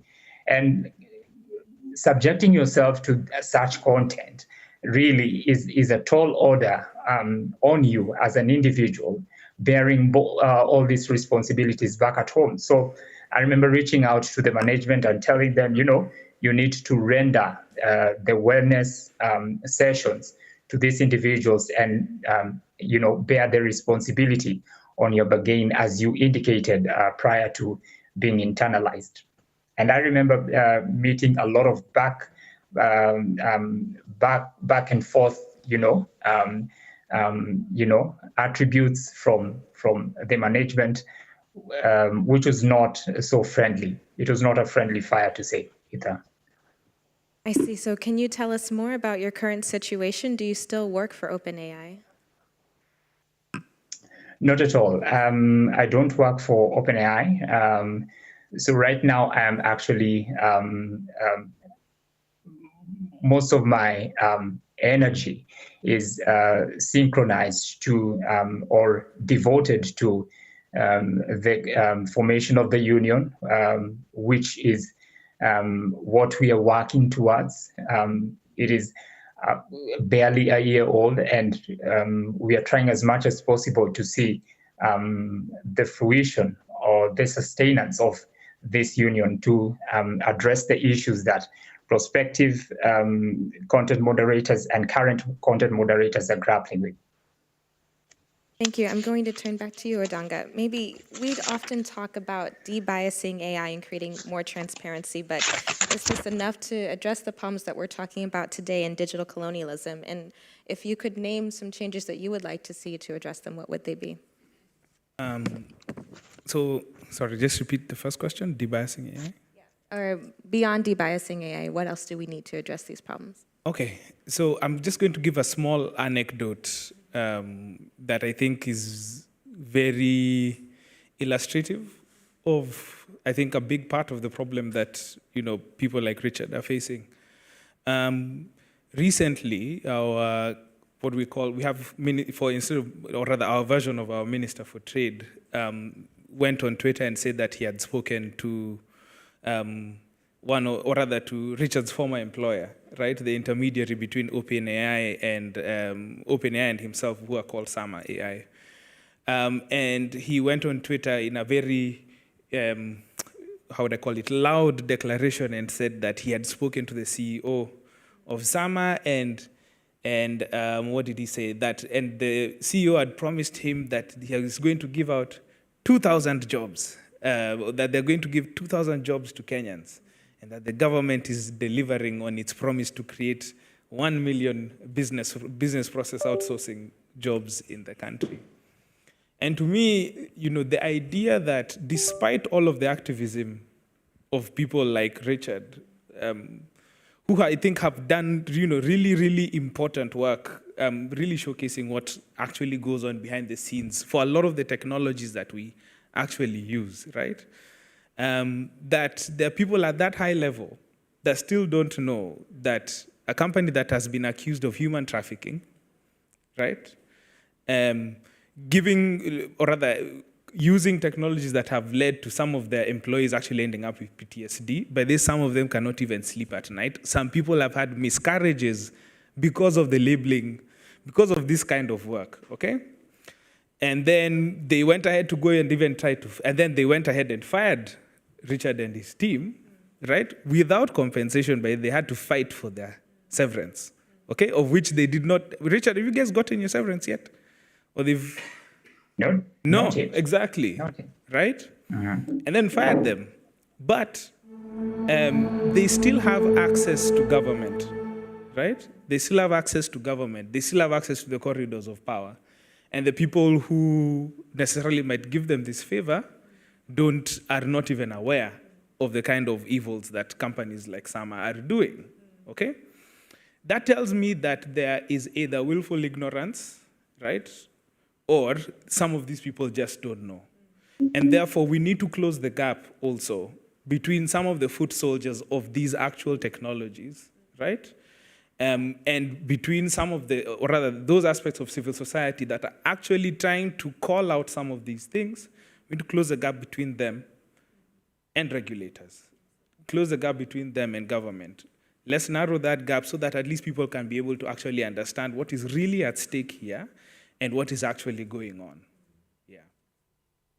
Let's talk a little bit more about the African Content Moderation Union. Can you explain to me why it's the African Content Moderation Union, not Kenyan, for instance? Either one of you. Okay, so one of the things that is very important, and I think I'll pass it on to Richard after this, so I think he can say more because I think he's the administrator. But one of the things that's very important for us to recognize when we think about some of these things is that corporations are meant to behave badly, okay? It's never been good business to be ethical in how you think about these things, okay?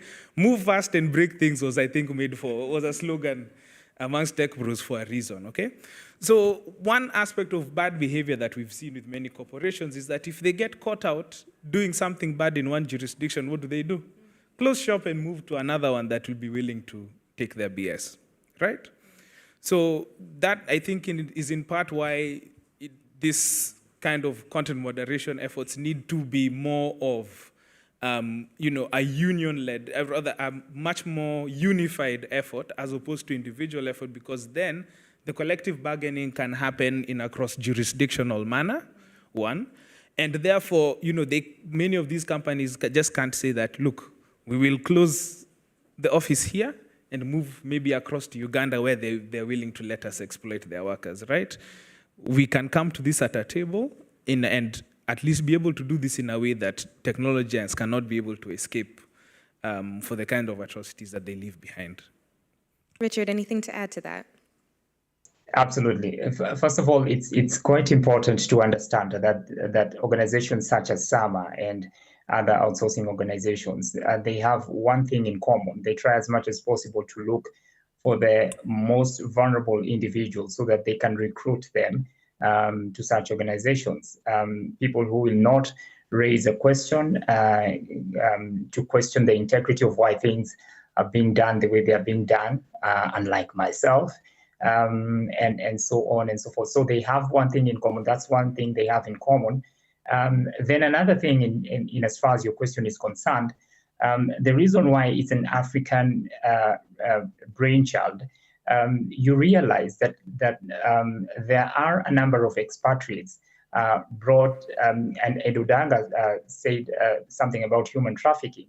There are a number of expatriates that are involved, brought in from as far as Nigeria, South Africa, Malawi, and Rwanda, Burundi, and so on and so forth, to just come and do content moderation in this country. Then once they are brought in, what happens is that if you don't dance to the tune of these organizations, then your work permit is terminated.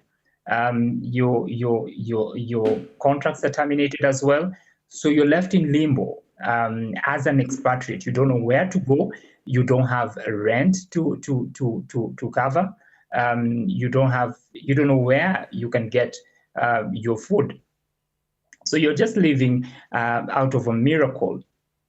And this is such an unfair thing to do to a human being. Just to employ him from as far as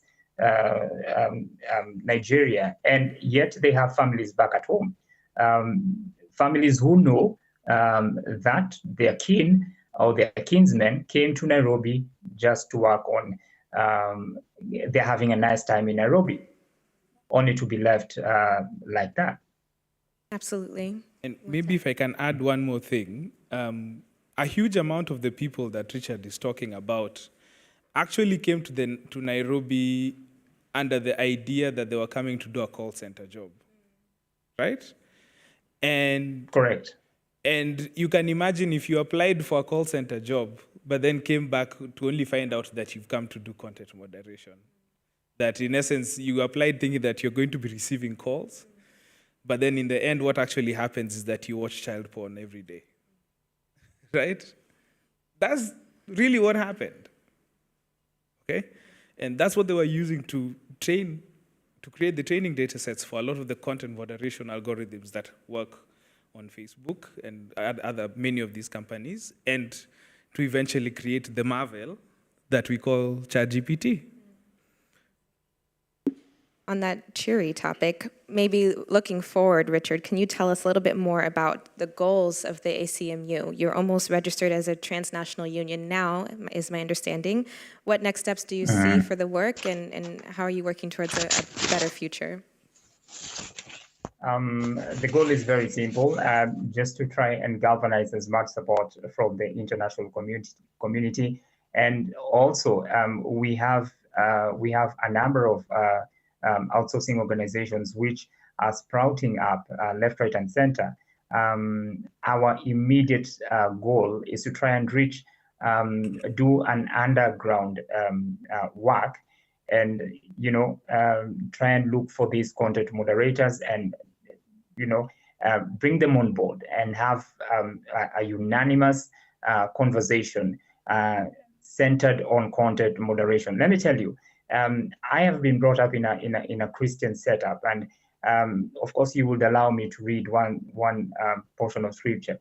1 Corinthians chapter 10, verse 11, it says, "Now all these things happened unto them for examples." You know, it happened to us to set and to set examples to the people who are coming after us. We are just like a canvas that people can read and, you know, get an understanding of how exactly the kind of experience that we encountered as content moderators. So we are trying as much as possible to reach out to these content moderators' perspective and, you know, bring them on board, have a unanimous agreement, have a unanimous engagement, and tell them, you know, this is a situation on the ground. We are also, I understand, and I believe there is also another similar conversation taking place in Germany as we speak around content moderators. And we're trying as much as possible to have a global, you know, engagement around content moderators, moderation.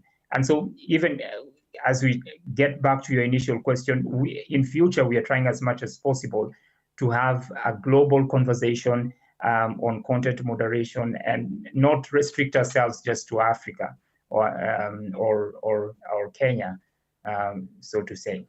Thank you. Thank you, Richard. Before we let you go, I'm going to take maybe one question from the live audience and one from the Slido, since we started a bit late.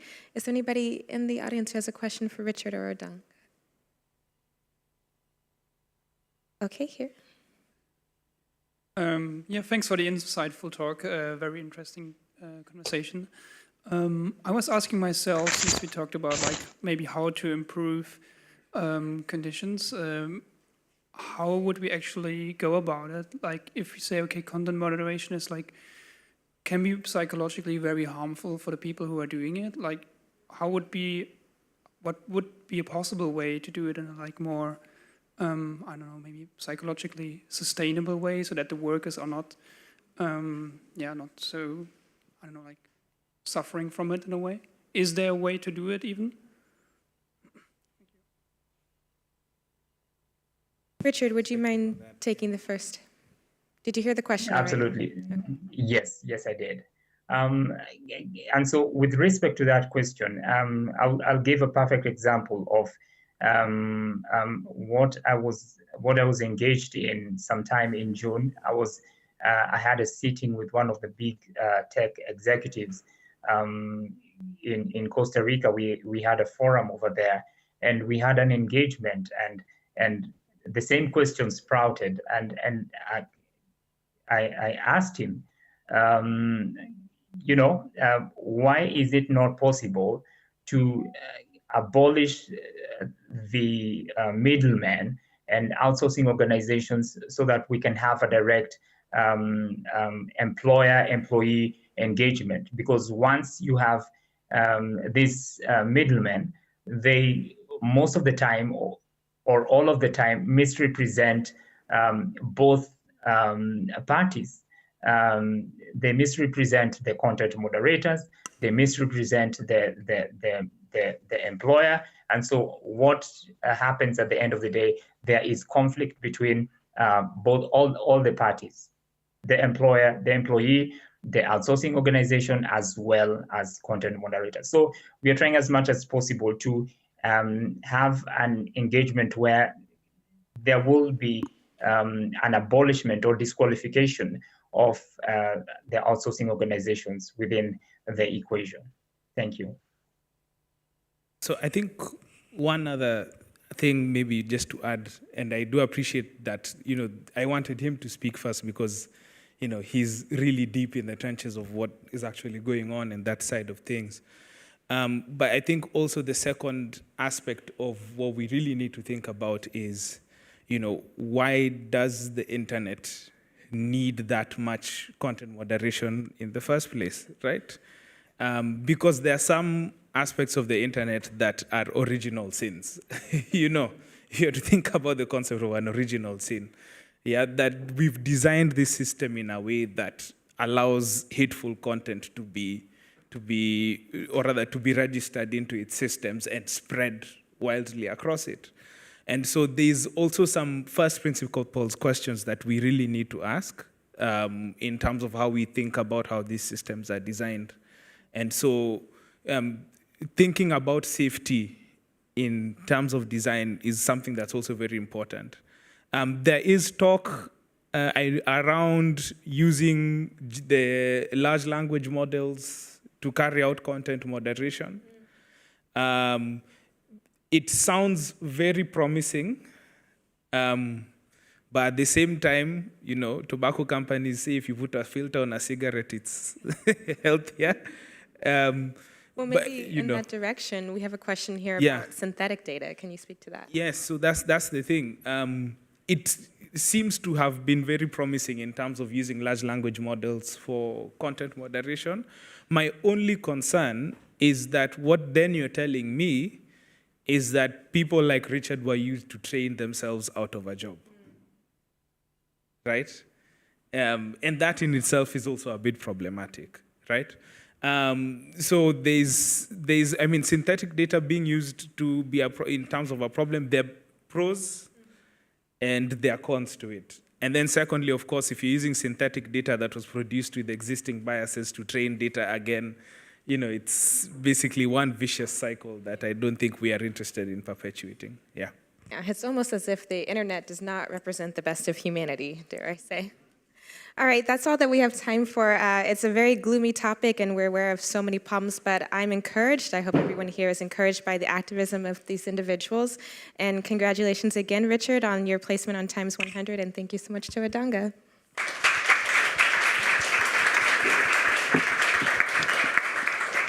And thank you to you too, Heather, for that really fascinating chat, albeit quite eye-opening and not necessarily heartwarming.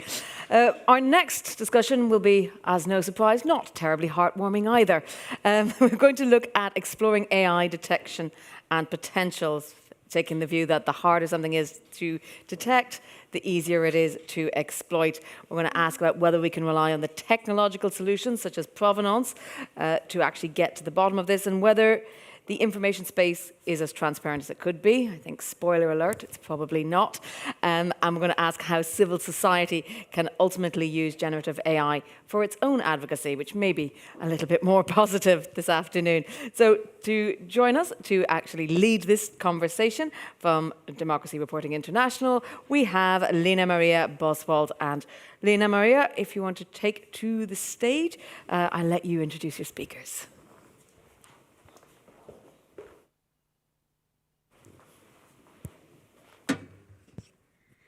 Thanks so much, Jennifer. Generative AI presents enormous opportunities, but also serious challenges with its potential for misuse for disinformation purposes, and also the rise of misinformation being spread. Determining which works stem from humans and which from AI, and to what degree, therefore becomes more and more important as the volume continues to grow.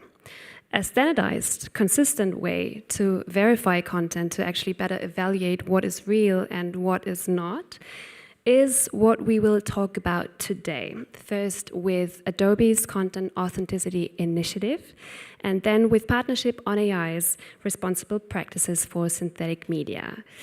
I'd like to welcome Kate Brightwell to the stage.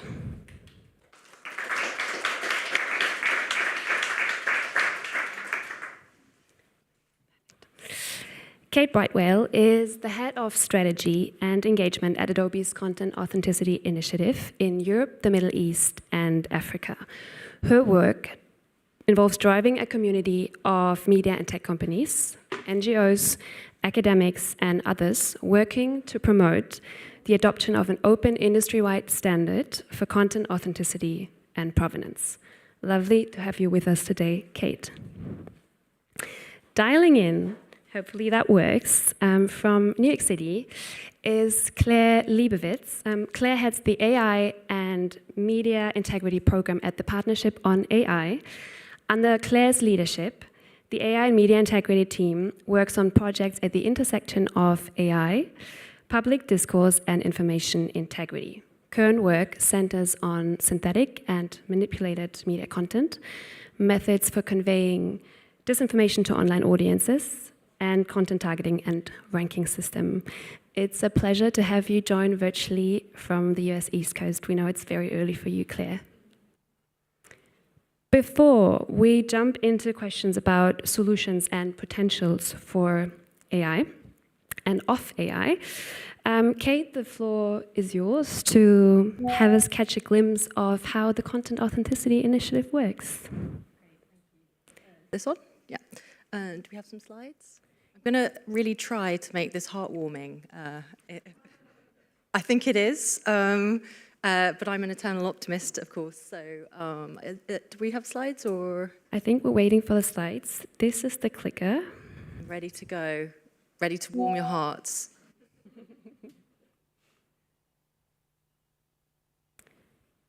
Okay, here we go.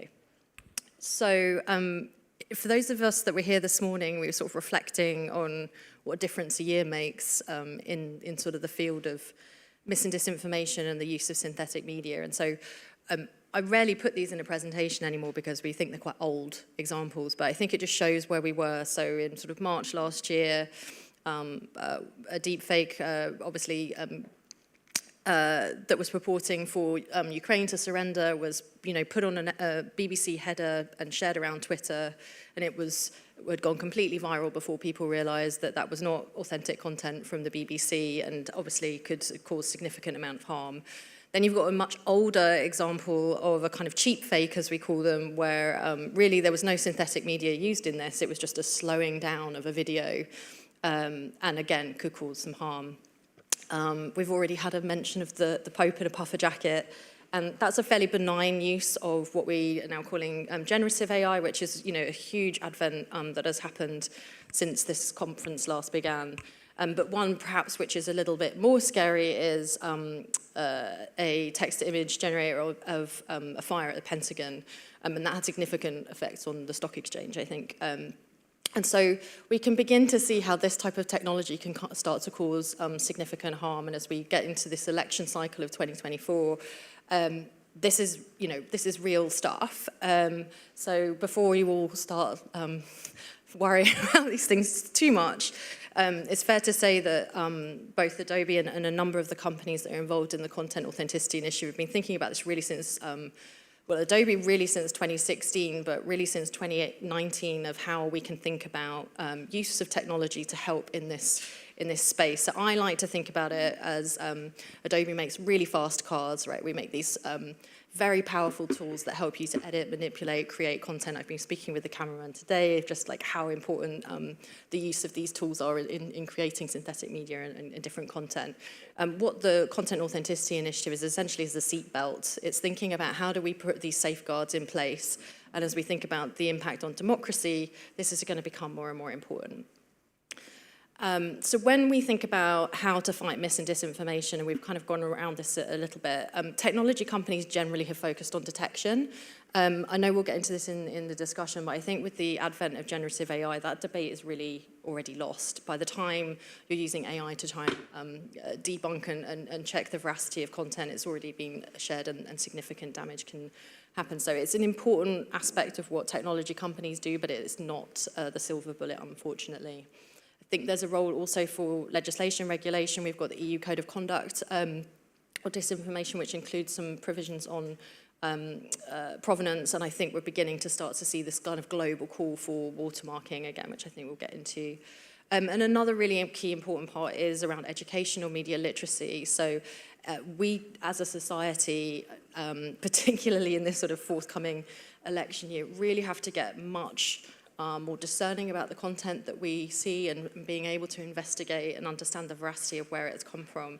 And this is really where provenance comes in and where the work that we've been doing. And this is why we set up the Content Authenticity Initiative back in 2019. And it's really to provide some core objective facts about how a piece of content has been made and edited. And so you can see the origins of how that content has been made. So it's then for you to decide whether or not to trust it. So this is not technology companies telling you, sort of, as per the previous conversation around content moderation, this is a trustworthy piece of content. This is good actors using this type of disclosure technology to show how content has been made so that you as a citizen can decide whether or not to trust it.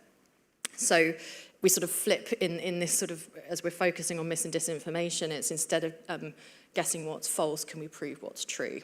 So, and we talk about this as content credentials. So this is secure cryptographic metadata that is within different types of assets. It provides creators, companies, political parties even with a way to be able to get attribution for their content, to show where it's come from, and for you to make informed decisions about it. And there's just a mock-up here of how content credentials works currently in Photoshop. So where are we now? We've got around 1,700 members across 55 countries. We've got a number of large technology companies, chip manufacturers, lots and lots of media organizations that are all really coalescing around this idea of digital content provenance being an important part of how we restore trust in the media.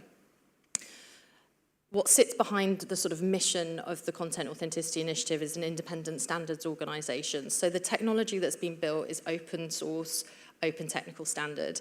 So think about it like the little padlock that you see in your browser. That is an open technical standard. This is a similar sort of concept if you think of it. And the Coalition for Content Provenance and Authenticity, the C2PA, was founded back in 2021, and this is where the technical specification sits. And included, the most up-to-date version includes being able to disclose if generative AI tools have been used to create that content. So we like to think about this of the C2PA as like the architect that provides this the sort of blueprint, and then you've got all the different types of companies and organizations that are taking that blueprint and embedding it into their workflows. What we've done at the Content Authenticity Initiative with Adobe is, as we have implemented this technology into our own products, so this is available in Photoshop now, we then have taken that code that is running in Photoshop, it's all open source, all available. So for anybody that wants to integrate this technology and have an ability to disclose, there is, we've done all the hard work for you, basically. And I should have said earlier, the C2PA has been founded with both Adobe, Microsoft, BBC, Sony, Intel, ARM, and TruePic, so it's and Witness, all a sort of broad brush of paper. So implementations, so we had a very exciting implementation at the back end of last year. Camera manufacturer, I'm sure many of the people in the room know of Leica. You're very lucky if you own one of their cameras. And Nikon have both taken that C2PA technical specification and the open source coding and have integrated into prototypes how the content credentials will work in their cameras. So at capture, you can start getting this cryptographic metadata. So think about you're a photojournalist in Ukraine. This is highly important to be able to begin to start to put this type of information out there. As I mentioned, Adobe has integrated this into a number of its products, flagship being Photoshop, and you can see down the side there the types of assertions that we talk about, the types of provenance information that you can give people. Back earlier this year, Adobe has also produced our own text-to-image generator called Firefly. It's the kind of beginning of our journey into generative AI. And we've taken, as a company, so sort of take my CAI hat off, of taking the decision that the disclosure that generative AI has been used will be always default on. So any asset that you make will always show that generative AI has been used and which model. So if the Pope in a puffer jacket had been made in Firefly, we would have all known that that was AI generated. So the road ahead, just a couple of things. Just to go back to this slide, this is really the prism of which and how we see the fight against mis and disinformation. Provenance is one pillar, one part of that toolkit. It is not the panacea. It's not the sort of silver bullet. But I think in a society and sort of where in democracies it's important to have a real baseline about how you discuss and debates, having certainty about where content's come from, knowing that that has been altered or hasn't and is pristine is a super important part of how you begin to have a conversation as a democratic society, I think. As the CAI, there's a couple of areas that we focus on, so continuing to work on the standard specification with the C2PA, and then deploying that both with our members, so the 1,700 that are members, and also as Adobe, making sure that we are integrating within our own products as well. Education and advocacy like today, but also to continue the fight to share all of this as open source tooling. We don't want any barrier to the uptake of this technology happening. If we think about the broad group or cohort that have to be involved in this, this is not something that one company can solve on its own, and it really is around the sort of hardware, software, browsers, the whole lot. I mean, there's just a selection there, but indeed the civil society groups in this room really have a role to play as well. Before I pass over to Claire, I'm going to tear up nicely, hopefully. So she's going to be talking about the framework for responsible practices with synthetic media. Adobe was one of the launch partners for this framework. It's something we worked on with the other partners for a year. I'm really thinking about how do we sort of take the work that we've been doing to create this technology, which frankly was the easy bits, to then how do we sort of make sure that different companies and different distributors and all of those that are involved in the sort of synthetic media space are being responsible. So we're sort of providing the means, but it's really through the work that Claire's been leading of how we get that kind of implemented and evangelized in the world. So I will pass over to her now. Thank you so much, Kate, for the very nice segue. And talking about, transparency and this cross-sector collaboration. And I hope that it works with Claire being shown on the screen and talking a little bit about the synthetic media and responsible practices that the Partnership on AI has been working on. Can you see and/or hear me? We do hear you, Claire. We also see you. Perfect. Wonderful. And I have no context for what the room looks like, but Kate, that was so wonderful. And it is a joy to dial in virtually. I'm in New York, but I wish I could be in Berlin. And I wish I could always go after Kate when presenting on these topics. So as I was introduced, my name is Claire Liebowitz, and I lead the AI and Media Integrity Program at the Partnership on AI. But I'll backtrack a little bit with an anecdote that hopefully reveals the role that many institutions that Kate was alluding to play in thinking about responsible synthetic media. A few weeks ago, I was on a plane and I was watching a documentary about this portrait, which is the official presidential portrait of Barack Obama, which was created by a really famous Black artist, Kehinde Wiley, who's known for these kind of floral bordered images of Black figures. And he was quoted as saying something I think we all know, which is that small revolutions are possible within pictures, and it takes time often for the world to catch up to them, underscoring both the potential for visual misinformation, but also the importance of validating real and kind of forward-thinking narratives through images. So being that I do the work that I do, I decided to go into DALL-E and type in the text-to-image prompt a presidential portrait in the style of Kehinde Wiley. And very clearly, it did its art history homework. It spit out these odd but very relevant floral bordered images of kind of very professional looking uniform clad Black men. But when I specifically searched for Barack Obama, I received a refusal from OpenAI, a testament to the fact that institutions are making decisions about what content might eventually lead to just creativity or misinforming content. And also, if you were to go do this on Midjourney or other systems that don't have these guardrails, you'd realize that it's very easy to circumvent this refusal that OpenAI has built in. So this illustrates the kind of ecosystem-wide question we have on our hands, which Kate teed up so beautifully. And I'll do a few things to explain how PAI approaches how to deal with that ecosystem-wide question. First, I'll give a bit more context to who PAI is and how we think about these topics, and then go through a bit more about this framework that Kate was describing.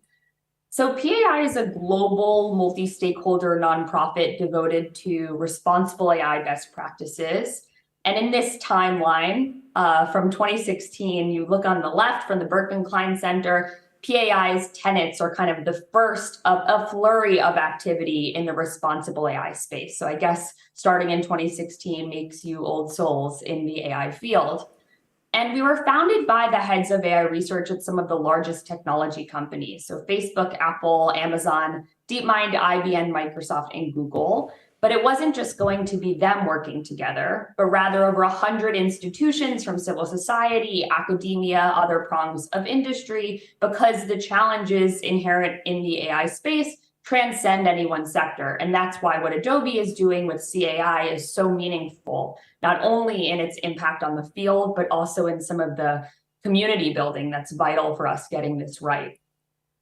And we do three things. We convene in order to cross-pollinate and transfer knowledge, but also to inform our recommendations. So we use that almost as a methodological input to create these things called best practices. So I think of the AI regulation space as broken down very simplistically into these 4 buckets, where you start by aligning on values, you create best practices, and then those get implemented through technical standards and law, policy, and regulation. Technical standards like C2PA, and of course, laws and policies that are important for the accountability layer of this work. So we kind of inhabit this region and always care about that arrow, which is the through line into kind of implementation, piloting, and eventually accountability by government. So PAI has been working on synthetic media similar to Adobe for almost 5 years. And our community before generative AI was the topic du jour recognized the creation of audiovisual content as so palpable in its impact on, frankly, every facet of society, whether it's expression, shared sense of truth, and of course, the focus of today, which is disinformation. And over the course of a year, and Kate knows this, we debated at length with over 100 partners what our definition of synthetic media should be. And you'll notice through this definition, which says often generated via artificial intelligence or commonly through AI, what's notable about synthetic media in our definition is that the outputs are highly realistic, would not be identifiable as synthetic to the average person, and may simulate artifacts, persons, or events. And a close reading of this will notice that we are not purely concerned with the modality of manipulation or the method of manipulation. What we really care about is whether or not something is deceptive or confusing or misleading, no matter how it has been manipulated, whether by AI or not. And what PAI realized was that the time was really ripe to create a set of normative guidelines for what it would mean to create, develop, and distribute synthetic media. So you could read the whole kind of tech policy, if you will, in depth on syntheticmedia.partnershiponai.org, but I'll voice over kind of some of the process points and also the recommendations in this document that reveal something about how we govern the synthetic media field to date. We launched this in February with a microcosm of the field. Adobe, the BBC, Bumble, the dating app, Witness, several synthetic media startups, OpenAI. And what all of these institutions have committed to is offering a case report on how they are implementing the framework, which I'll talk about a bit later. We also added Google, Meta, and Microsoft this summer and have another cohort of institutions joining in a few weeks. So again, in essence, it's a technology policy. And the main contribution is that it kind of delineates this pipeline of institutions that all need to play a role in responsible synthetic media.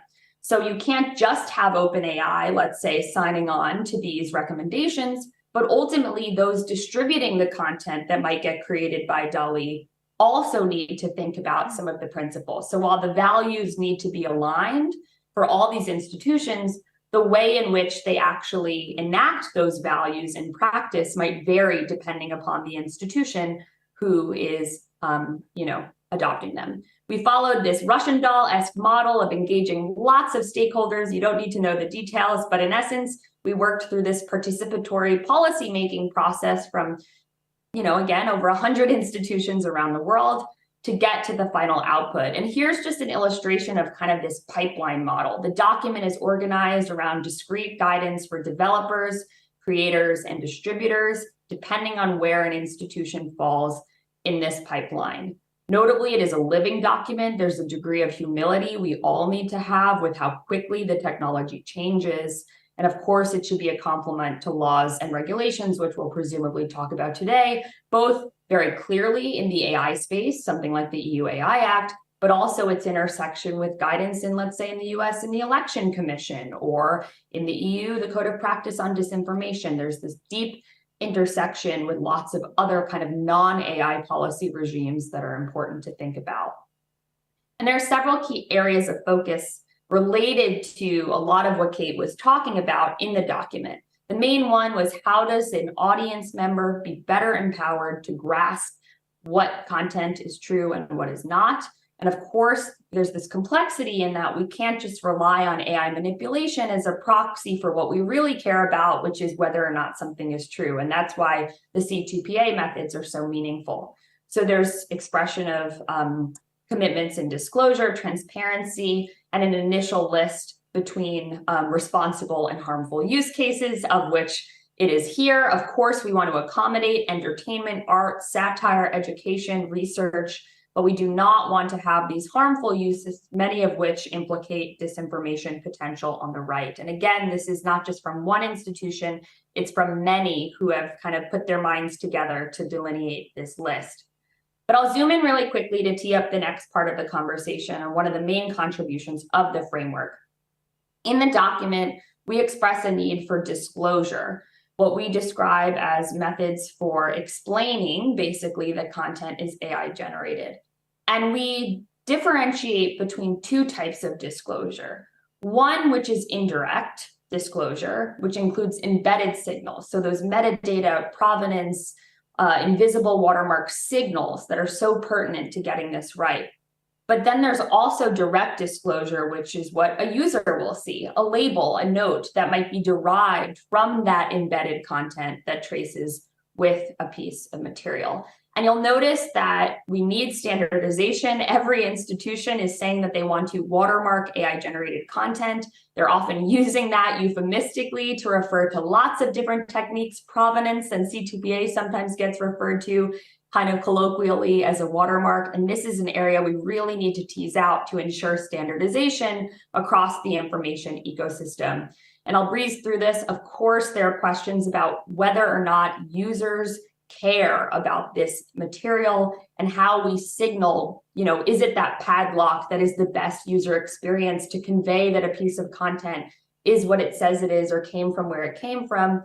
And we are very keen to support work on how people bring their own biases to bear on these signals to make sure that they can grasp their implications and what they mean. So we're embarking on work right now, which relates to what are the different metrics by which we want to evaluate these disclosures? Are they durable across different content types? Who can detect them? Do disclosures preserve privacy? Do audiences actually understand what the disclosure means? Will they lead to this world where people distrust real content? And all of these questions need to be hashed out, pun intended, I guess, as a field, not just as one institution implementing this themselves, because information travels too fluidly for this to be a single entity's problem. So here are just a few reflections from the ACLU, Meta. They hopefully don't read like testimonials, but rather meaningful reflections on the merits of multi-stakeholderism, the need for AI governance to be driven not just by the private sector, but also the public sector, and the way that our normative frameworks need to be attentive to actual implementation with partners. And that's why this case study process is so important for several reasons. One, for actually testing whether or not technology policy works in practice, and two, for enabling transparency with how complicated these issues are, depending upon which institution you're operating from and how those challenges both vary and overlap. So with that, we're thrilled that those cases will be revealed, ranging from a weather automated voice giving the weather report from the BBC to how Adobe has thought about Firefly, for example, and baking in disclosure into its image generator. And we're so keen to have more collaborators on this process as well. A few takeaways: these values, again, can be agreed upon collectively, but practices should vary depending upon the institution. Two things can be true at once. We need stronger AI regulation, and at the same time, many organizations are craving guidance today that should not just come from large technology companies. In terms of the disinformation potential, we should not just be concerned about content production, but also acceleration of existing threats, like creating fake accounts to seem legitimate. And of course, if this hasn't been a through line throughout all of this talking, that successful governance of generative AI that promotes the kind of public interest goals of information requires collaboration with individuals and institutions from around the world. So here's some contact info, and now the fun part, to be in dialogue with Kate and Lena. Thank you.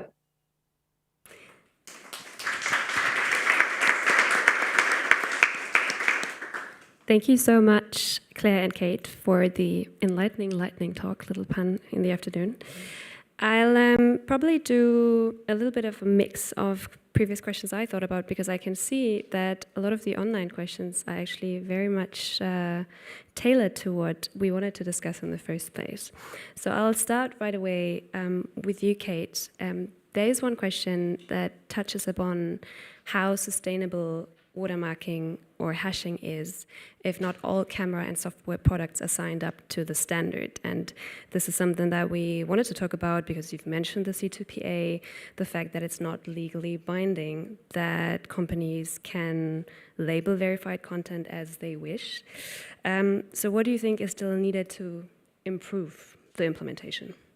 Yeah, sure. It's a really great question and one we've been grappling with for quite some time. So I think in the first instance, if you think about the principles of the specification, it's interoperable, it's designed with privacy in mind, the low barrier of technical ability needed for these things. So in terms of the barriers to entry, but whether it's in hardware or software or other things, and I think we've proven that out with some of the prototyping that we've done for the last couple of years. We're now at that point where the rubber really hits the road of, we've tested this, I would hope to think it's a testament that Adobe itself has put this specification in its prized product of Photoshop and is now sort of sharing that. And I feel like we've sort of, tested that ourselves and are now confident and sort of seeing how others are adopting that, and particularly in the media publishing space. But you're right, it does need the entire ecosystem. If it just stays within our software, we haven't got there. I didn't show a slide, but I often show this slide of this sort of golden thread where we talk about sort of beginning to have that cryptographic metadata from capture right through to publishing, and that obviously requires all of those within that value chain, whether it is the smartphones, cameras, etc. But if I go back to sort of the principles of the specification and the sort of wide group of people that we've got motivated about this, we now have the means, and it's really essentially about implementation. And I think this advent of generative AI, the ability to be able to make content, and us having what is often referred to as the liar's dividend, which I'm sure many are joining us today are familiar with that term of how if we can't believe it, and we're beginning to see it now that real content people are saying, whether it's a politician getting caught doing something he shouldn't be doing, etc. So the need for the adoption is there. And I think there's a sort of chicken and egg of both. I think there's companies and particularly brands. I hope that the catalyst would be mis and disinformation. I hope the catalyst would be Ukraine. Unfortunately, it hasn't been. I think it's going to genuinely be like brands worrying about their sort of ads being ripped off, etc. Fine. If it happens in the commercial space and we get that kind of uptick that helps with everything else, great. So we're seeing a lot of self-motivation, I would say, from the different organizations, particularly media organizations and companies. I think where we're also beginning to see politicians sort of saying we've got to do something about this. And I think one of the previous speakers mentioned it this morning, how the pace of technology is like 10 times faster than how regulation. And AI is an absolute classic example of that the EU AI Act didn't even have any reference to generative AI until a few months ago. So I think in terms of thinking about what levers can be pulled for this, I think politicians are sort of going, we need to have watermarking. What I think Claire and I have been hoping to try and articulate in a sort of friendly way is coalescing behind an open technical standard really is like the right step forward for this, because a lot of great and good people have put a lot of thought into this up to this point. And I think sort of whether it's sort of having these different types of types of disclosure that don't take into consideration being open, following some of the frameworks, best practice, I think, is where the risk is. It's not actually with the technology, it's sort of the adoption part and how, whether it's the carrot or the stick now. Thanks a lot, Kate. Claire, you've already touched upon the interchangeable definition sometimes of what watermarking is and what provenance is, and you've touched upon indirect and direct disclosure. So I would ask you very kindly if you could talk a little bit about this difference to make sure that it's clear where the difference lies between the two terms. Lena, and I'll start with just a brief preface, which is, again, to punctuate this idea that watermarking is used as a catch-all for all of these different methods for indirect disclosure or direct disclosure, but we need to get very precise about what we mean by these because different companies are implementing different types, and watermarking is an actual technique, which I'll explain in a second. I'll also just add briefly to Kate's point, with these different techniques, a few things can be true. One is it's not kind of a forced choice question. Several of these techniques can be put, attached to a piece of content or be implemented, and they all may serve slightly different purposes based on their character. So it shouldn't be seen as this kind of forced choice question. I also want to just agree with Kate that because each of these techniques have different pros and cons, let's call it, in terms of their durability, accessibility, privacy implications, ability to be removed due to a bad actor, or ability to be removed due to just natural or normal compressions for a piece of content. Different experts have different perspectives on which is the best one.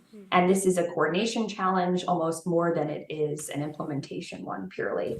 So I guess, it's funny because we just did an area of presentation this week on kind of the 101 for these different topics and types of indirect disclosure. And we broke down into several categories. One is traditional metadata tags, which are kind of attached to a piece of content.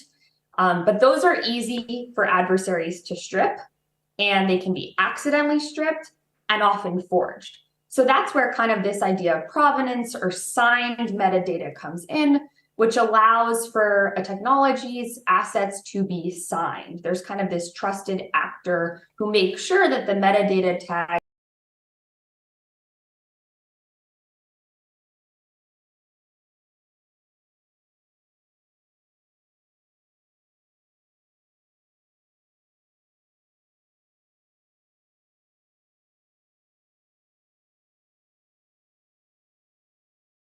to discredit my depiction of C2PA, but that's kind of how I think about it.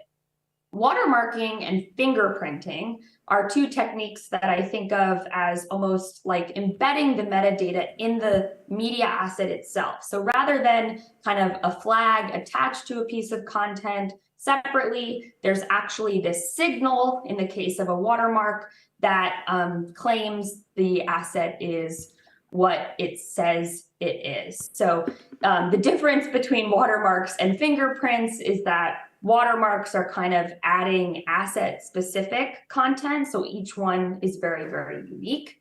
But fingerprints are kind of personalized in that they can be attached to kind of the way you have a fingerprint. They can be, you can match a piece of content down the line. So fingerprints are like personalized watermarks is kind of what I call it. And they can be used for source tracking more easily than watermarks. So I know this is very complicated, but I'd say the main variables by which these types vary are their capacity to be stripped, their capacity to be forged, the extent to which they help identify, again, this question of forgery versus just that something was created from scratch. And each of these kind of together might serve a different but complementary purpose. And of course, the provenance method really improves the typical limitations of metadata that are associated with a piece of content. Though I will say we are working on a much more cogent taxonomy of these different options and showing kind of the variables by which they may vary and the dimensions by which we should be evaluating the efficacy of these processes. Because as Kate mentioned, what it means for them to be effective for disinformation might be slightly different than what it means for them to be effective for brand integrity. And ideally, those will overlap so that we can serve the disinformation purpose while also serving maybe the motivation of an institution's brand concerns. But oftentimes different institutions have different motivations and therefore might want to implement different techniques that serve different but related purposes. Can I just say two quick things, because that's a really complicated answer to quite a complicated thing, but as a sort of basics, or maybe answer a question that might be even in Slido, is Google obviously announced Synth ID last week, I think, week before, watermarking, and everyone's like, what's the difference between that and C2PA? So I thought I just would cheekily use the platform that I have now. They're complementary, they're not in competition.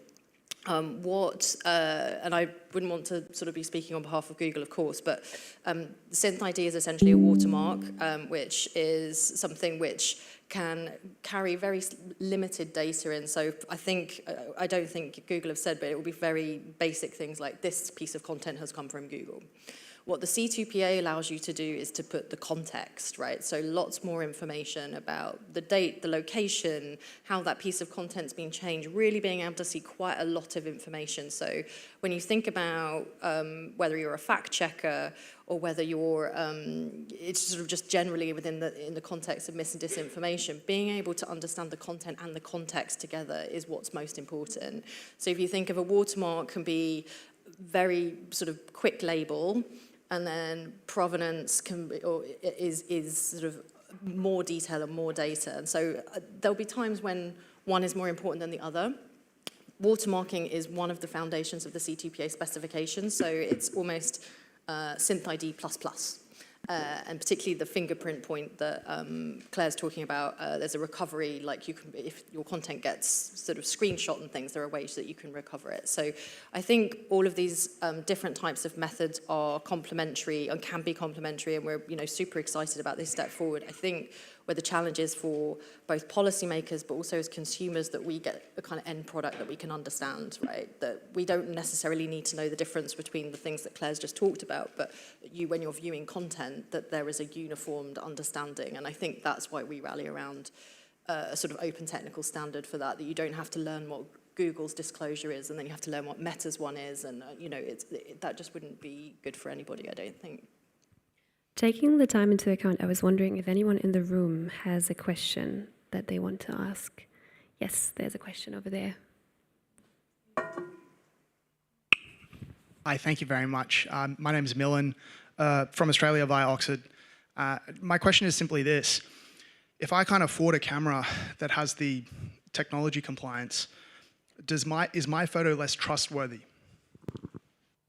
Well, I would say no, and I would say that if you think about most technology adoption, it happens with sort of the expensive high-end stuff before it's ubiquitous and in every phone and what have you. So I think there will, we are ambitious, heartwarming, optimistic, however you want to call it, that in the future, this type of technology will be expected by consumers, right? And we will start to mistrust content that doesn't have it.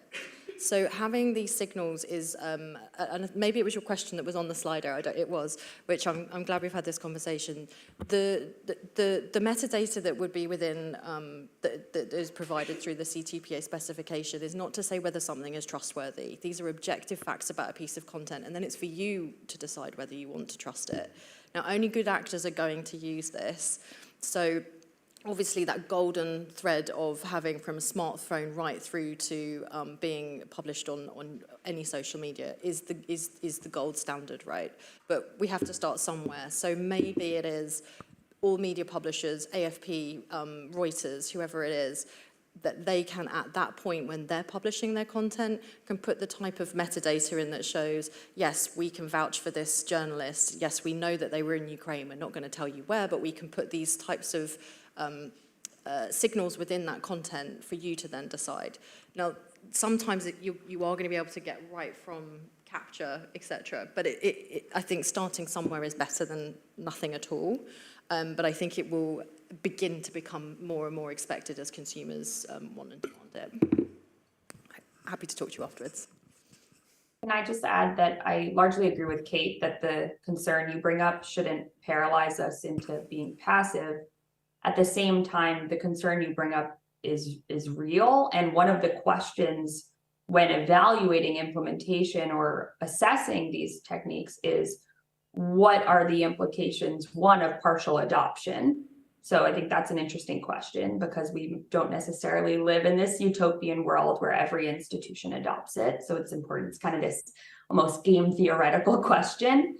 And then also, I know our colleagues at Witness who have been hugely influential in the harms task force of the C2PA. So I just want to say how meaningful it is that C2PA has civil society participation, have been asking that question of what happens when this is widely adopted and then a citizen journalist's content isn't tagged. Will they have a chilling effect? So that is a key part of the open standard process, that there are actors considering the very question that you ask, even if it's not completely resolved. Thank you both so much. Due to time constraints, I need to wrap it up. Claire, thank you so much for dialing in. Have a lovely morning and rest of the day. And Kate, thank you so much for joining me here on stage.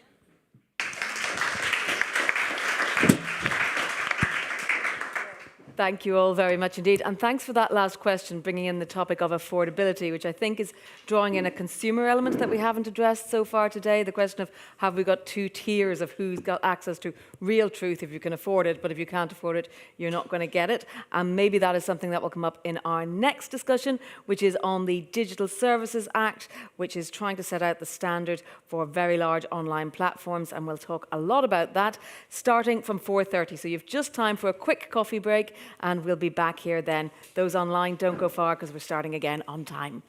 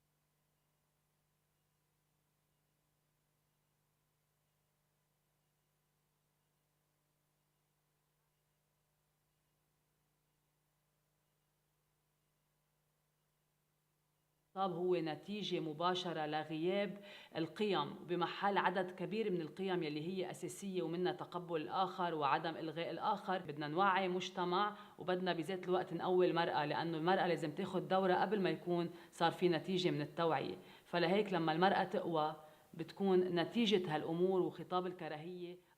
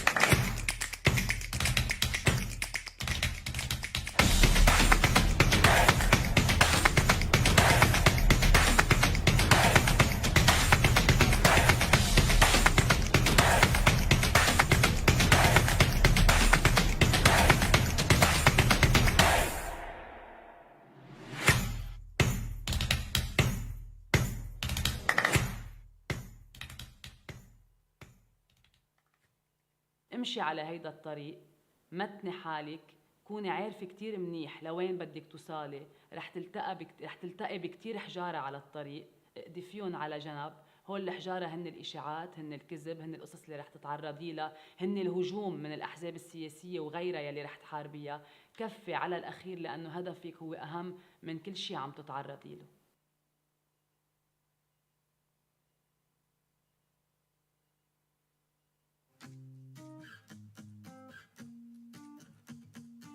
Disinformation is a complex problem.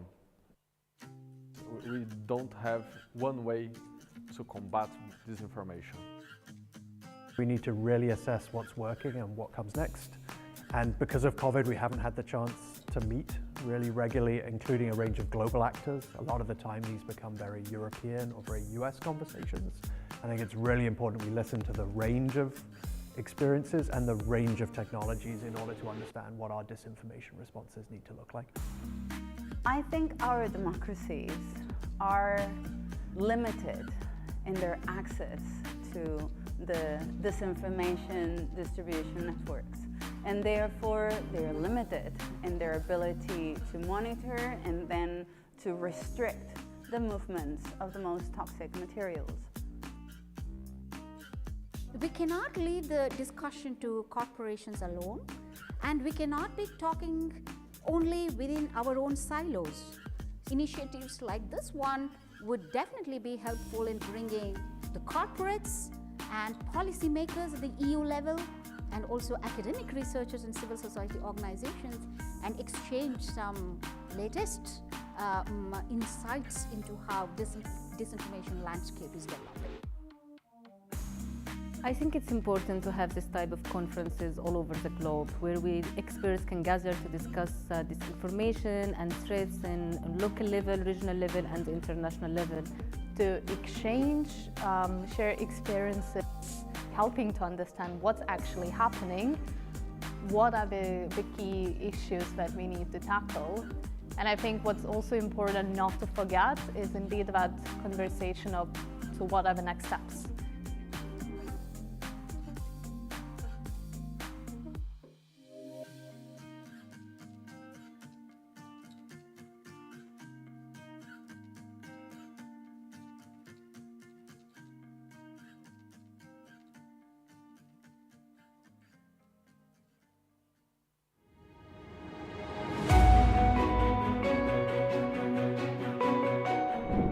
Hi, my name is Beatriz. I'm a research associate at Democracy Reporting International. I'm here to tell you what the Digital Services Act is.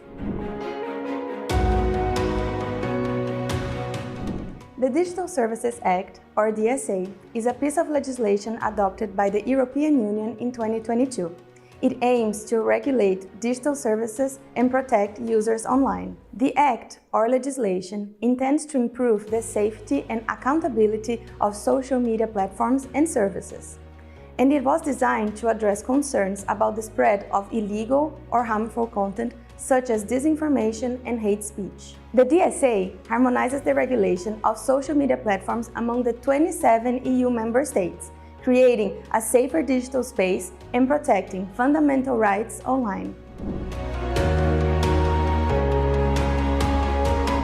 The DSA establishes new rules for digital services that operate in the European Union.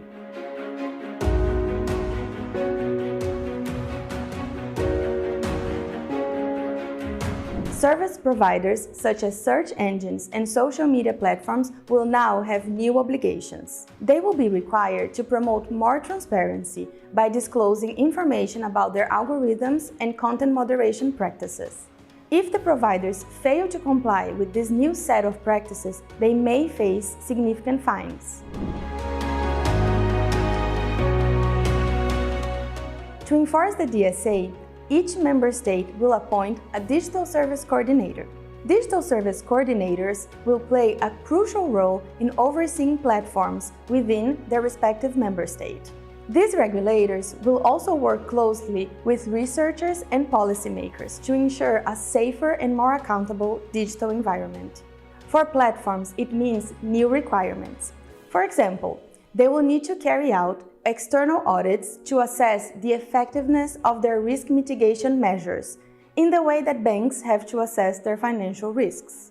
Platforms are also obliged to provide data to both digital service coordinators and researchers. This data will be important so that researchers, such as NGOs and universities, can verify if platforms implement the regulation. Regulation of speech always raises concerns, because in democracies we insist on freedom of speech. The DSA does not regulate speech though. It does not say what is allowed or not allowed. Instead, it harmonizes what member states should do if content is illegal according to their rules. It focuses on online threats and obliges services providers to adopt mitigation measures. These measures include improving the design of the platform to reduce risks and be more transparent, give users better opportunity to complain, and develop better content moderation systems.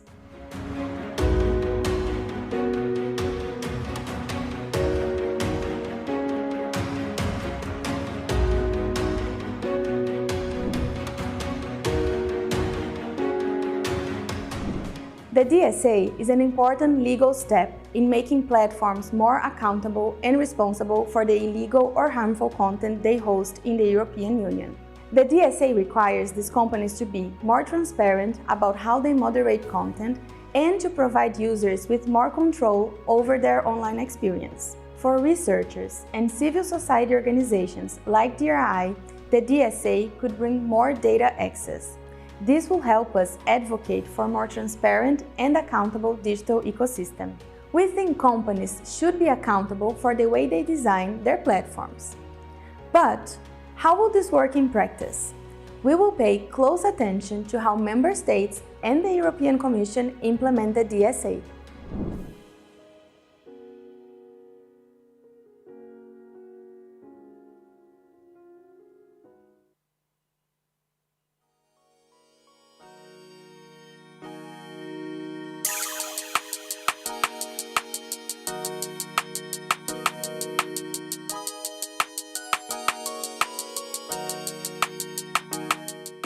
The new generation, what we call millennials, or even the younger generation, Gen Z, Gen X, have a totally different understanding of the world. And we cannot appeal to them if we use the same old traditional and conventional means that many NGOs are still following.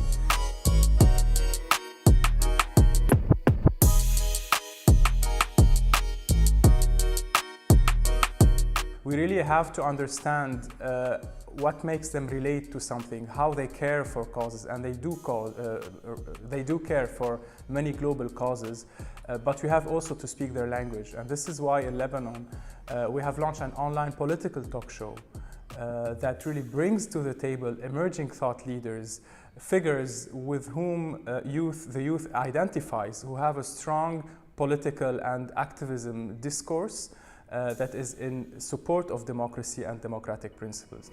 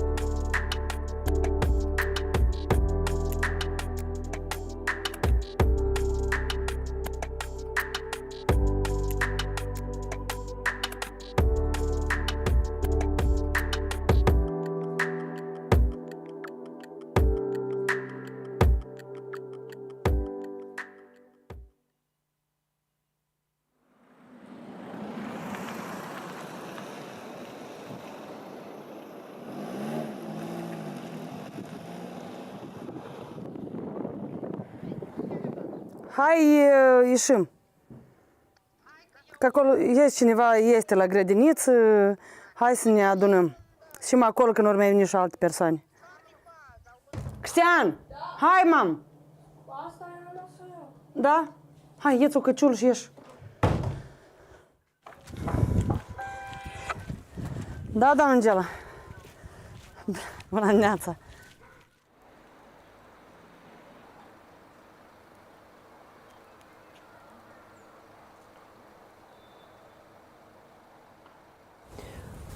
Eu propun așa să mergem mai întâi câte 3. Ok, noi suntem un grup de acțiune locală cu interes pentru un drăsliceni curat și avem câteva întrebări, un chestionar foarte scurt. Noi suntem de Ratu și Drăsliceni. Puteți să ne dați câteva răspunsuri, ca și cetățean, ca și locuitor? Ei, Doamne ajute!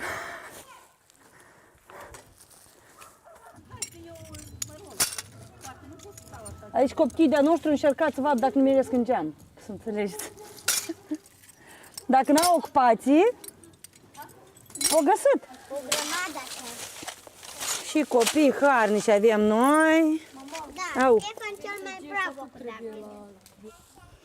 Doamna primar a sunat că nu poate să fie. Ceva au intervenit și nu poate. Anume și ne-a plăcut în CPR că ei ne-au monitorizat pe tot parcursul implementării proiectului. Adică e una când duci și scrii pe foaie acolo niște că așa trebuie, așa faci mesajul, așa aduci și problema la cunoștința oamenilor și așa. Dar e una când arăți la mentor ce ai făcut și el îți mai face așa niște retușuri pe hârtie și ea și îți spune, uite, ca să ajungi la mesajul ăla, uite așa trebuie. Uite așa trebuie. Asta a fost pentru mine o experiență foarte bună. Sperăm că o să vă amenajăm aici, o să ne mai întâlnim aici mai des. Sunt multe mai mici tineri în sat care Mai vor să mai iasă duminica și mai organizăm. Ia uite mă și rădășini făcut. Există un serviciu de colectare și transportare a gunoiului din gospodăria dumneavoastră? Poate aveți contract cu cineva sau serviciu comunitar de la primărie. Vă colectează cineva gunoiul? Nu. Dumneavoastră sortați gunoiul, puneți plastic, sticlă, da, la tomberoanele astea. Da. Acum ați achita o taxă dacă ar fi un serviciu. Sigur. Aha. Mai ușor așa. Nu mai să fie acasă. Doamna Nadejda?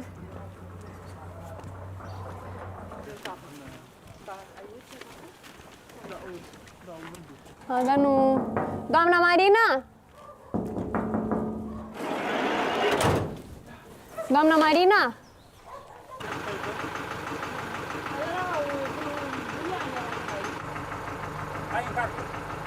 Ce facem? Încărcăm și avem măcar? Sau? Da, și avem. Ei, sunt niște grămezi de burian. De la șoară și da. Peste o oră. O oră, jumătate. Veniți încoace. Noi ieșim aici. El a zis cu lopata, dar eu știu cum e mai ușor cu lopata. Scoatem în drum și... Francesca, adă-te rog un sac de așa la negru. Sau ia altul de pisca, un curat nou.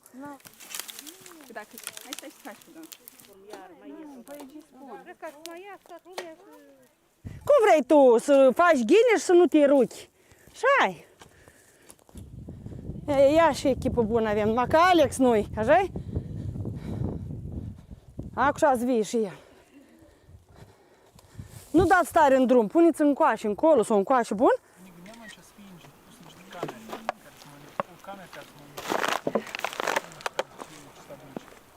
Ce mănâncă ele acolo?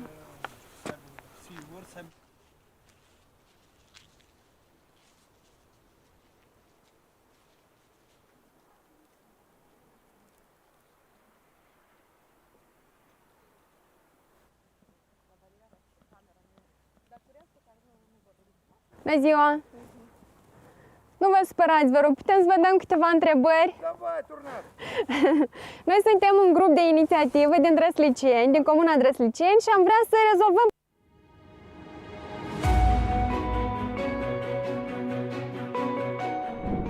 Hi, my name is Beatriz. I'm a research associate at Democracy Reporting International.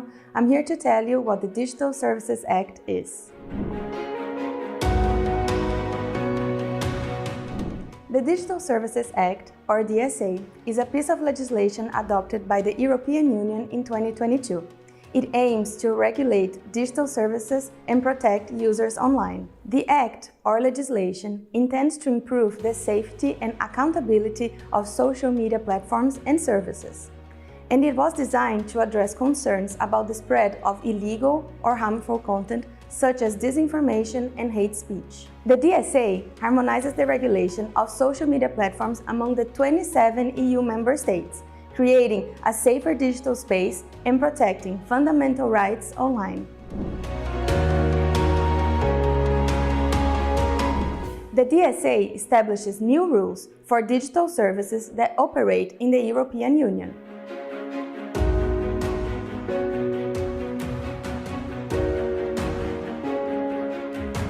Service providers such as search engines and social media platforms will now have new obligations. They will be required to promote more transparency by disclosing information about their algorithms and content moderation practices.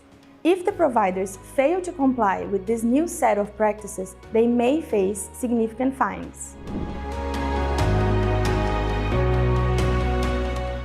To enforce the DSA, each member state will appoint a digital service coordinator.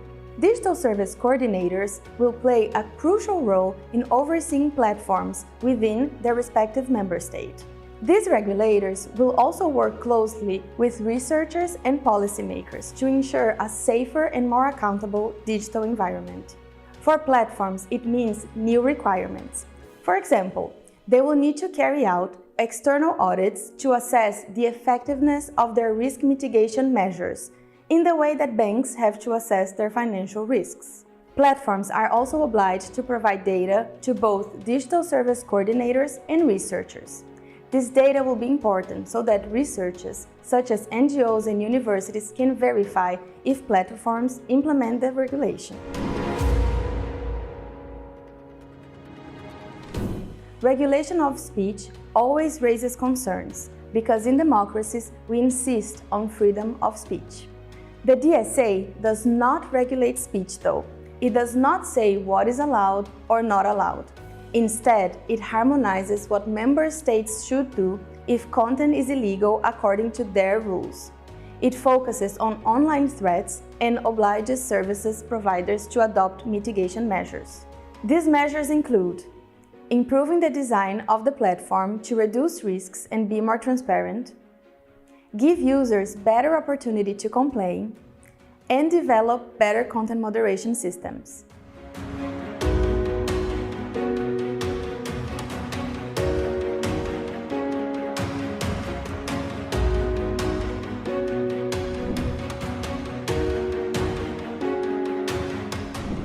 The DSA is an important legal step in making platforms more accountable and responsible for the illegal or harmful content they host in the European Union. The DSA requires these companies to be more transparent about how they moderate content and to provide users with more control over their online experience. For researchers and civil society organizations like DRI, the DSA could bring more data access. This will help us advocate for more transparent and accountable digital ecosystem. We think companies should be accountable for the way they design their platforms. But how will this work in practice? We will pay close attention to how member states and the European Commission implement the DSA.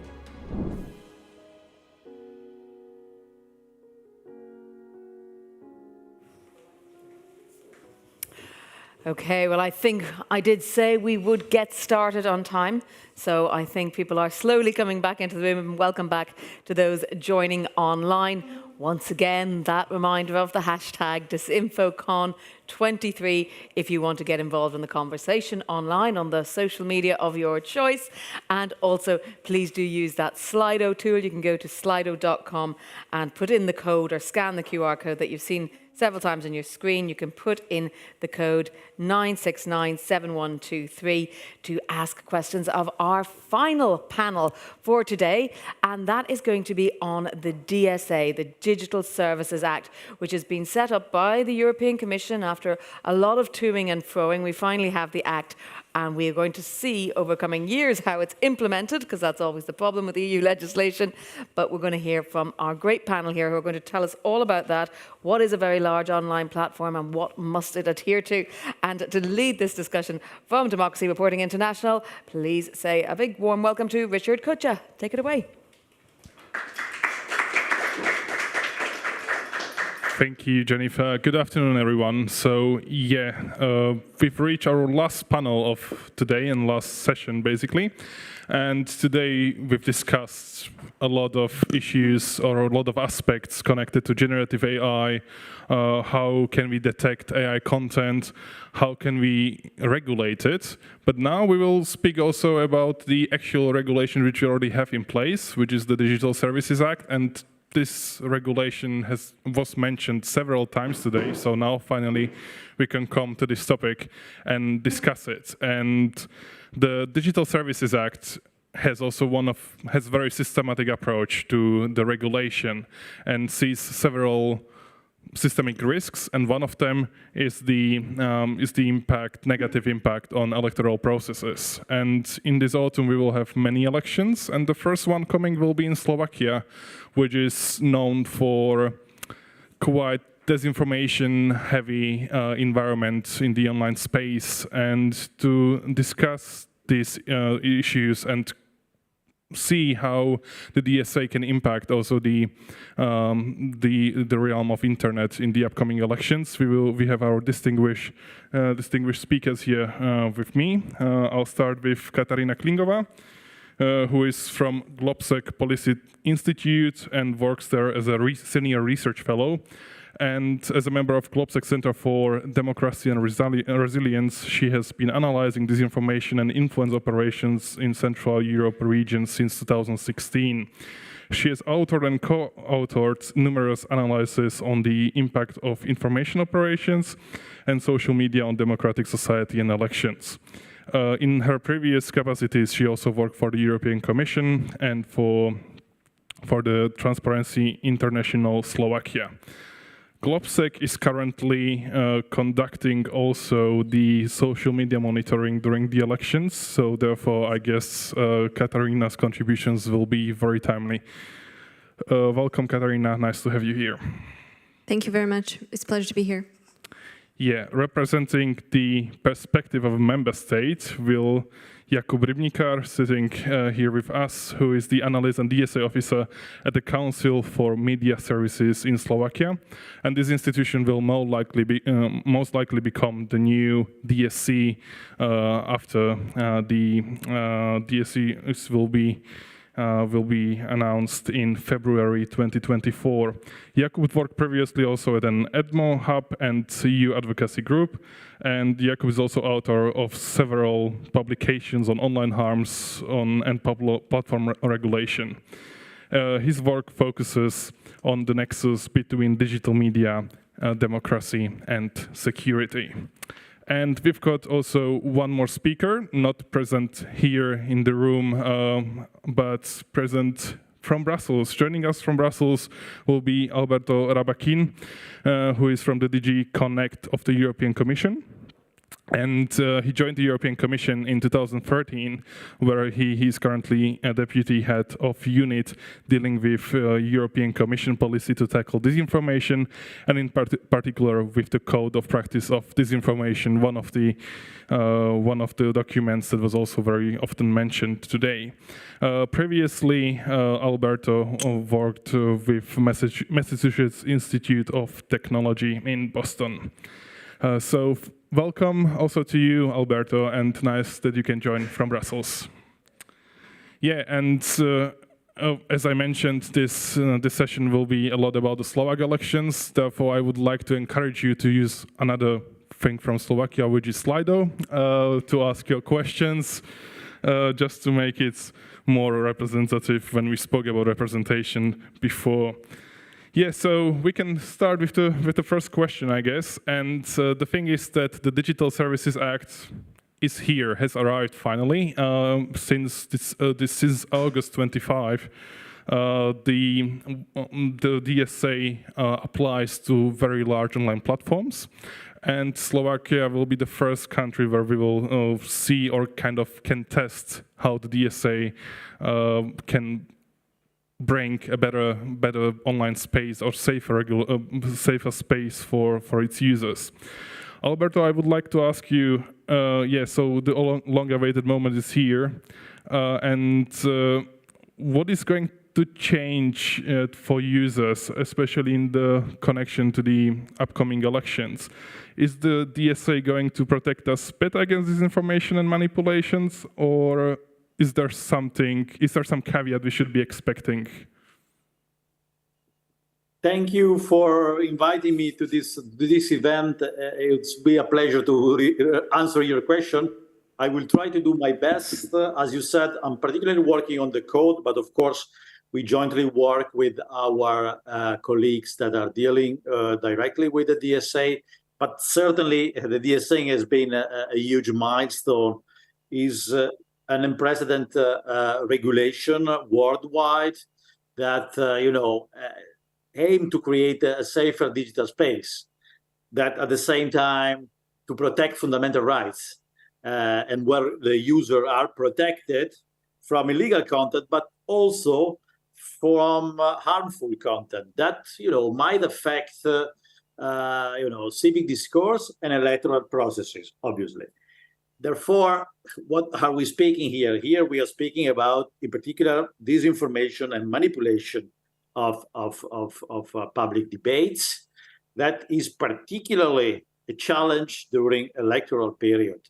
So we believe that, I mean, those one, the very large online platform and the very large online search engine, which are subject to this regulation, will step up their effort to fulfill the requirement of the regulation. And in particular, they will have, to come up with first an assessment of the risk posed by their services in the context of electoral periods, and also to propose mitigation measure that will be later on assessed also through audits. So that's something that we expect to see from the platforms, and we will have to wait for the first result. But certainly, already the fact that the regulation is there put the Commission in a position to be able, to observe what the platforms are doing. Let me say that the framework that is of which the DSA is part is also composed by another important piece, which is the code of practice of disinformation. You mentioned before that it was often mentioned in the discussion of the today debate. I was not present in previous sessions, but I'm happy to hear that this was the case.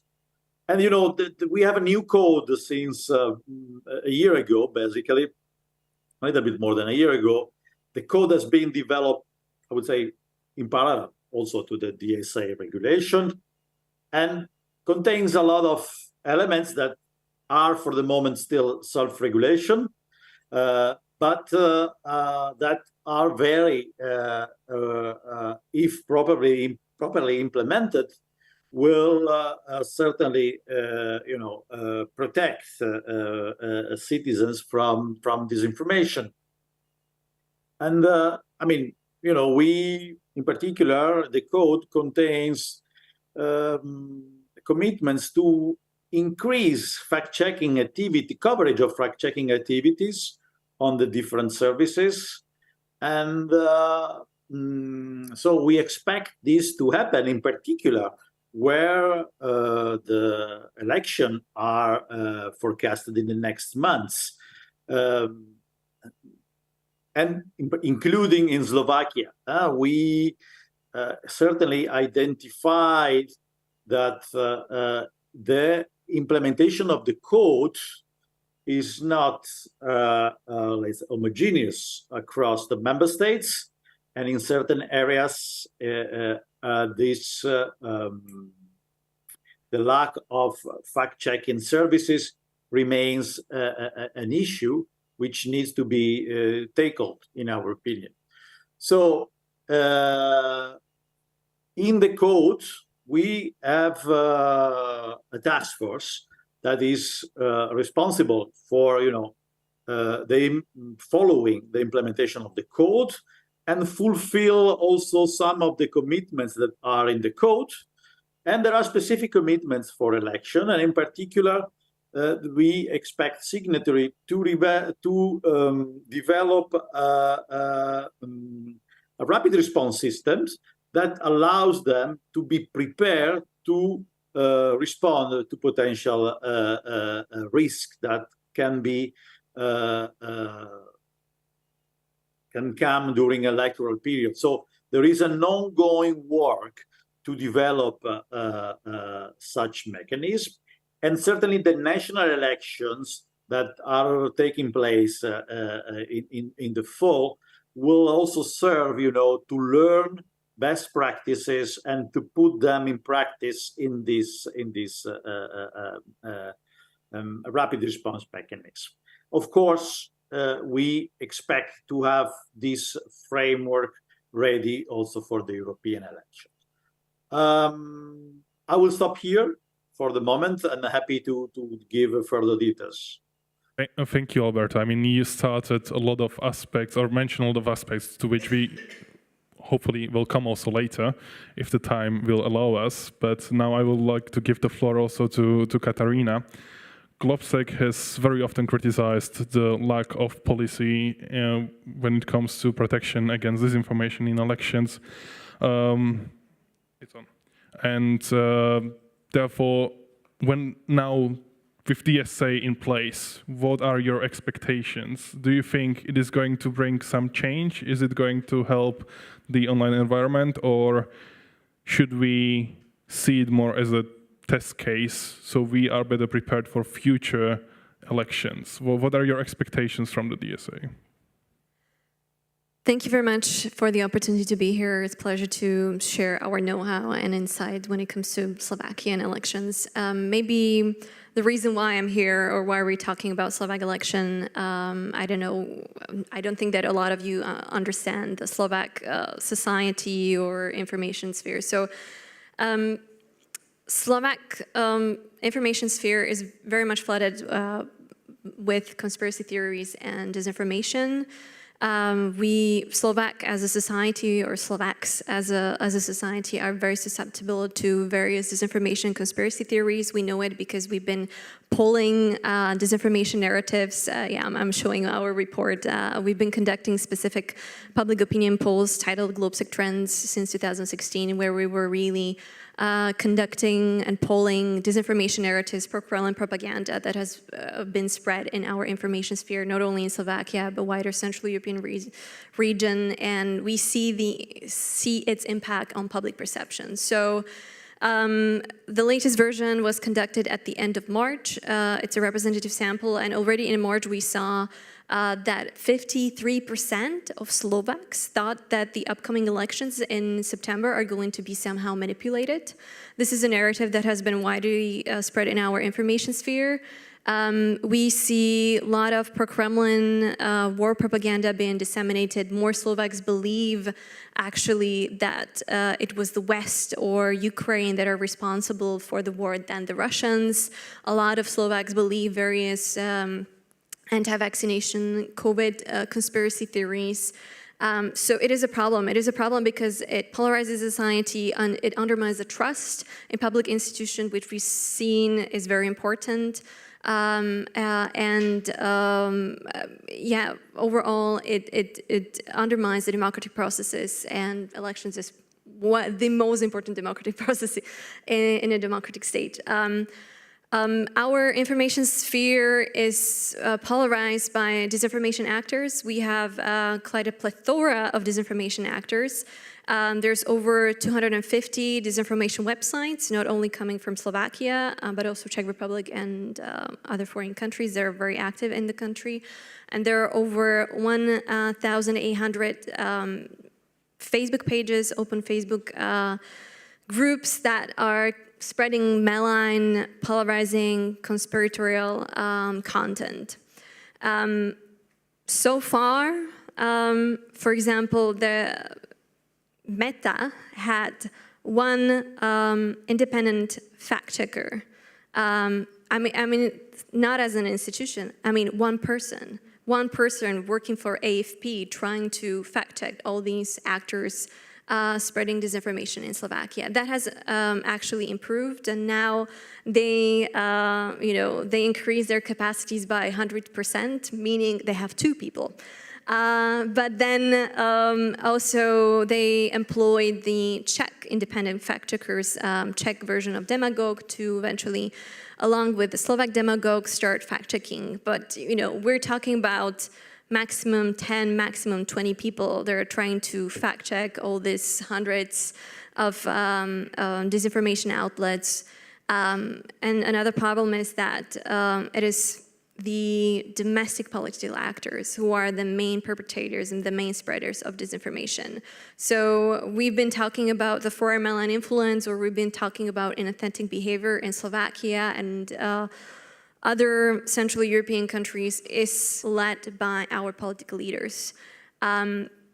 So when it comes to the impact of disinformation, coming back to your question after this long intro to the Slovak information space, I'm not I don't have big expectations from DSA. DSA is going to be in force for a month within our society. You know, we have elections on the 30th of September, so its impact is going to be minimal.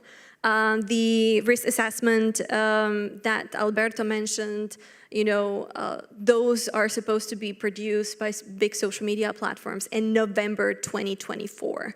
And that kind of report is going to be published and provided to the European Commission.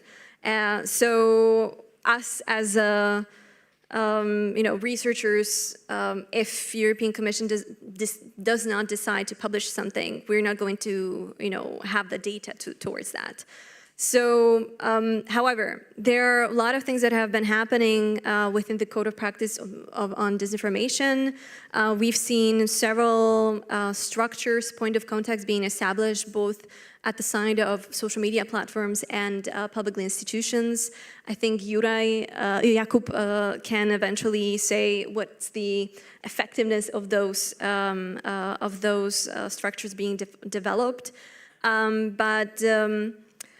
From the debates, from the activities we've seen, is that most of their activities are focusing on spreading information on when the election is going to take place, where people can go vote. Several social media platforms are trying to do some kind of raising awareness communication campaigns. One of them ran a campaign over the summer that was focusing on Slovakia, but they ran it in English.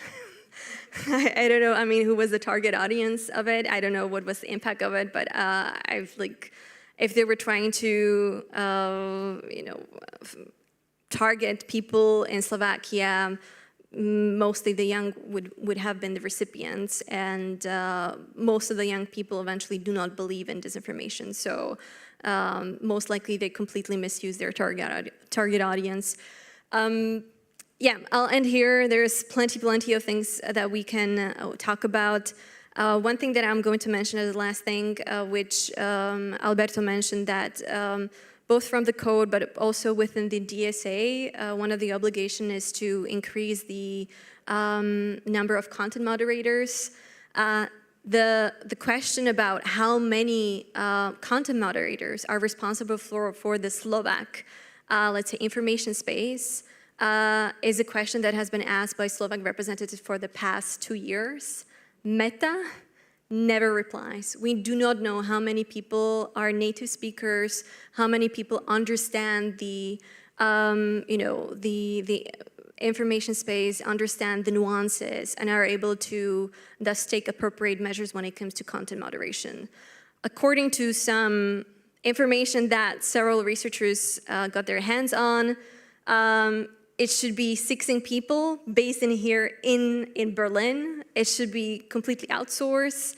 It should be done by Accenture. They're not native speakers. They are covering several countries. So we don't know. I mean, this is not verified information. Maybe I'm spreading disinformation, but these questions about content moderators is a question that was asked not just by me as a researcher, but it has been asked by our president, our ministers, our prime ministers, and they never ever had direct response and never received certain number from the Meta representatives. Yeah, thank you.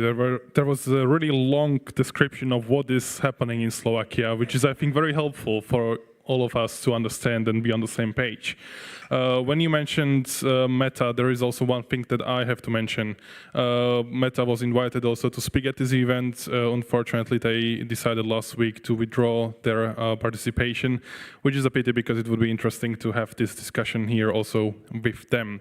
But coming back to what you said, Katarina, there were many aspects in the Slovak information space which kind of fall within the terms of service of platforms and some do not. And both categories are eventually mentioned also in the DSA. So this leads me to another question, which is for you, Jakub. You as a regulator, there is a new law in Slovakia effective since summer last year. And this law, if I understand correctly, is supposed to complement also the upcoming Digital Services Act. And you as a regulatory body, you've been in touch with platforms and you've discussed probably also these issues. I mean, Katarina said that platforms are not responding. What is your experience? That's a tough question.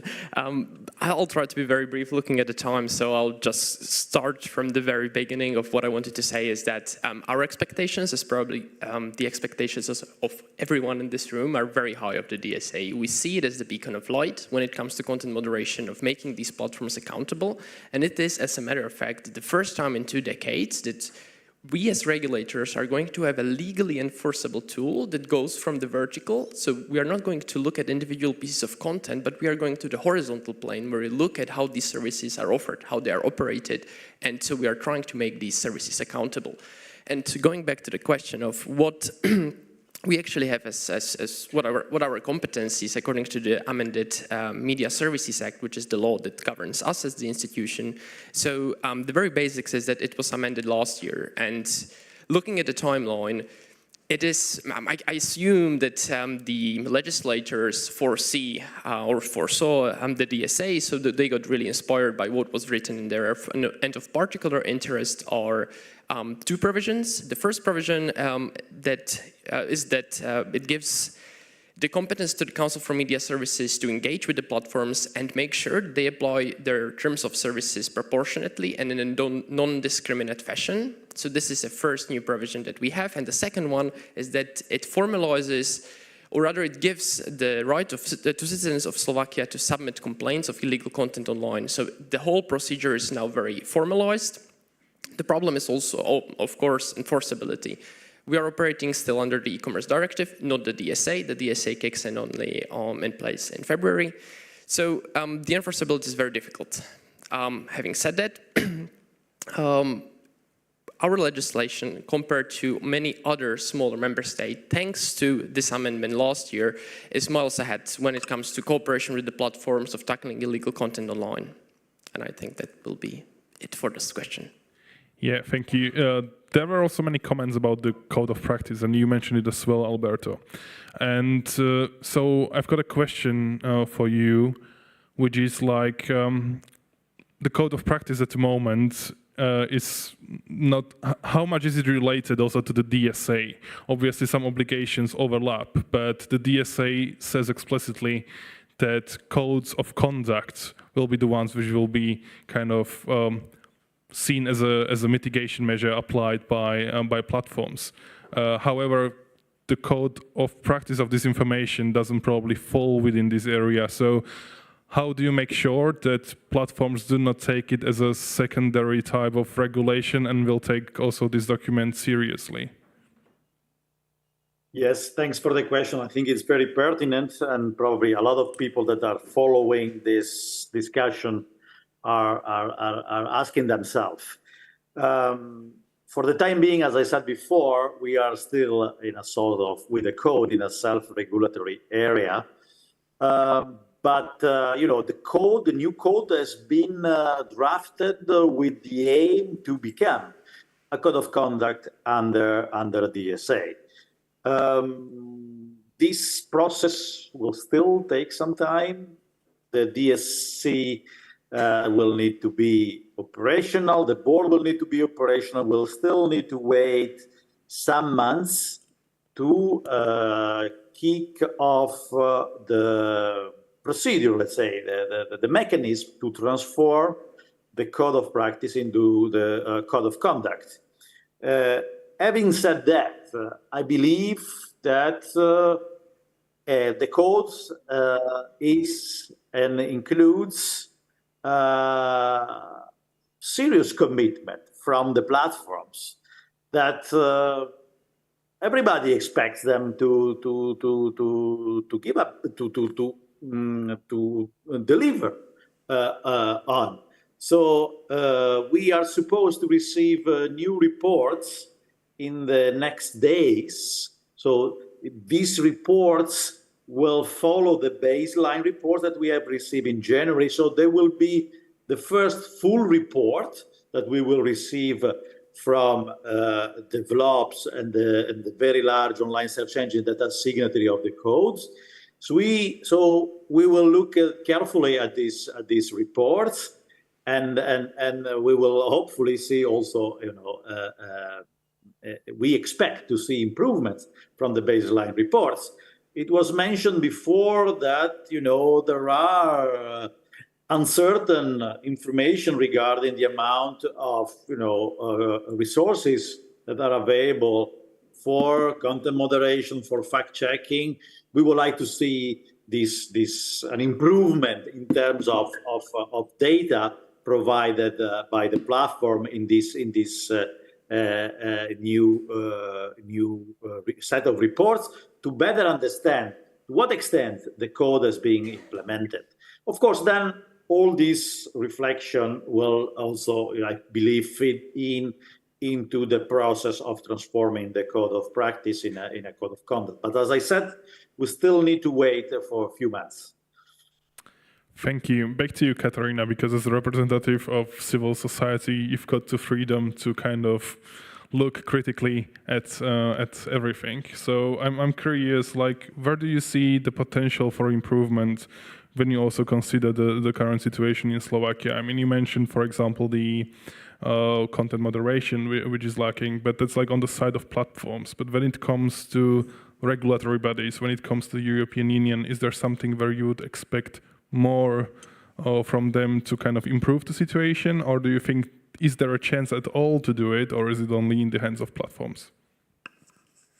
Counter and disinformation is a whole of society approach. I mean, disinformation does not concern the social media platforms, but it's about good strategic communication, about civic engagement. If you have informed citizens, they're the best fact checkers. If they, every single person, every citizen, if they spot disinformation or conspiracy theories, they should know how to report it properly and how to make sure that that kind of content is not being spread further. I admire and I'm very grateful for the activities that the social media platforms have taken, but there's a lot of room for improvement. For example, I think that we need to start fact-checking politicians because in many countries, they are the primary source of disinformation, and they're the ones that are actually polarizing the societies and undermining the trust in public institutions or trust in interpersonal trust within the society. We need to start fact-checking them. A lot of content that is being taken down by social media platforms, they say that it needs to be inauthentic and coordinated. Well, guess what? A lot of that or problematic content is coordinated, but it's not inauthentic. It's done by real people. It's done by a lot of political followers. So we need to start taking down this kind of content that is not produced by bots and trolls, but ordinary people. We need to improve the access to data, to researchers. At the moment, the DSA says that, there's this article saying that the data will be, or social media platforms should provide the data to the vetted academic researchers. Most of the research that is being done in Central Eastern Europe is led by civil society organizations and think tankers, as I am. According to these measures, I want to be able to get my hands on the data and analyze what's happening, whether the social media platforms are adhering to their own policies in my countries, because I'm not an academic. That's a big problem. Another thing is that we need social media platforms to start adhering their own terms of services and start applying them on political representatives or political parties. Even now, we see that almost politicians or anybody who says that, hey, I'm going to run for, I don't know, a president. They were not even elected, somehow appears to get like a free card and they can say whatever they want and do whatever they want. So that is a problem. So, I can go on, so I don't want to compartmentalize this debate. So there's a lot of room for improvement. The thing is that everybody, both social media platforms, researchers, and European Commission, and other public institutions as ERGA or Council on Media Services need to be part of the debate. Jakub, you as a regulator or working for the regulatory body, you are in the regular contact with platforms. If you, for example, find some illegal content, what is your experience when it comes to cooperation with platforms? How do they react? Is the cooperation going well, or how would you summarize it? That's a rough question. It really depends on the platform. Some platforms perform relatively well. They provided us with a contact point where it's basically the answer to Kissinger's question of who do I call when I want to call. Facebook, for example. We have a contact, and if there is a particularly grievous piece of content, for example, when there was the terrorist attack on the Zamoska Street, we could contact Facebook and say, hey, look, there is a terrorist attack. We want you to sort of be more cautious of this type of content. There are other platforms, such as Telegram, which are very, very prevalent in terms of Slovak media reach. And it's basically unenforceable. So it doesn't really matter how much the content violates the law. You cannot get it off the platform because they just don't communicate. So communicating with platforms is really difficult. This is part of what the DSA is trying to do, that they have to have these contact points, they have to establish notice and action mechanisms. So there is really a range of provisions that the DSA brings. That's probably the answer to your question. I mean, you are now in Germany, and Germans also had the issue with Telegram, so probably you can use your stay here also to find some ways how to contact Telegram possibly in the future. Now I will turn to the audience and want to see if there are any questions. Odanga.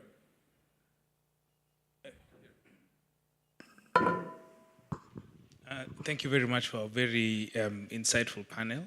I just wanted to ask a question around, I know there's a lot of provisions around transparency, around content moderation within the DSA and, in terms of mitigations, but there's still a very fundamental problem with what I like to call the fact-checking industry, because it's an industry that is still very much beholden to the whims of the tech giants, in the sense that it is almost entirely funded by Meta and Google and the rest of these companies. And therefore we end up in a case where, for example, Katerina, you can't, fact checkers are not allowed to fact check political speech, right? As per Facebook's own rules, right? They will not give that kind of access. So I just wanted to understand, like, what is your perhaps take on this current arrangement as it is? Personally, I consider it to be highly problematic, but I wanted to understand, like, how are you guys thinking about this problem?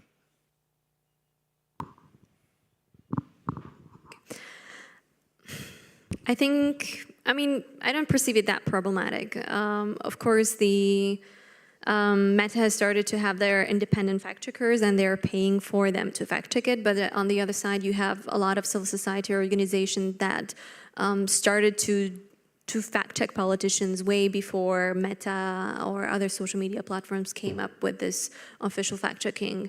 The thing is that the official fact checkers have more data, more insight, and are able to take down or decrease the outreach of the posts that they mark. The problem is that they themselves often do not see the impact of their activities. This is one of the lack of transparency. They often do not know what has been done with that kind of content that they mark. And we don't have that kind of data. So that's why we are looking forward to the DSA to eventually see what has been done with that data, or have the third party auditors to eventually see the impact of the policies that the social media platforms say that they're taking. Because at the moment, several people would say, and I've met several experts from both sides of the Atlantic saying that they would never trust anything that was said by the social media representatives. I don't want to be that negative. I think that if we have social media platforms that are earning billions and billions of dollars, and their whole model is actually based on selling data and actually spreading disinformation, monetizing disinformation, it's very hard to eventually trust that certain policies are being taken and the impact of those policies. So I think the fact checkers are important. When it comes to the European Union, we have the European network of fact checkers, which is doing a fantastic job. And when it comes to the Slovak elections, they're actually unifying and helping the Slovak fact checkers or fact checkers that are designated to cover the Slovak information space. I would say when it comes to civil society organization fact checkers, the European Union need to actually provide more data, should invest more in funding the fact-checking, but also giving the money to the researchers that are taking part in EDMOs or fact-checking networks.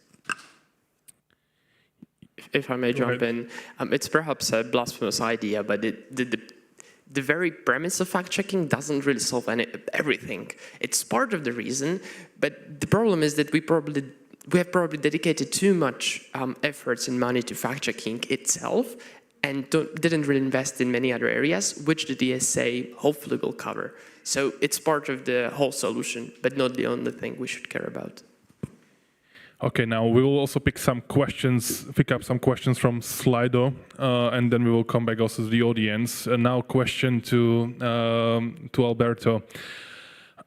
You have been in contact with LOBs for months now. Do you know what they started to do to counter Slovak election manipulation? What kind of efforts they have started? Thank you for the question. We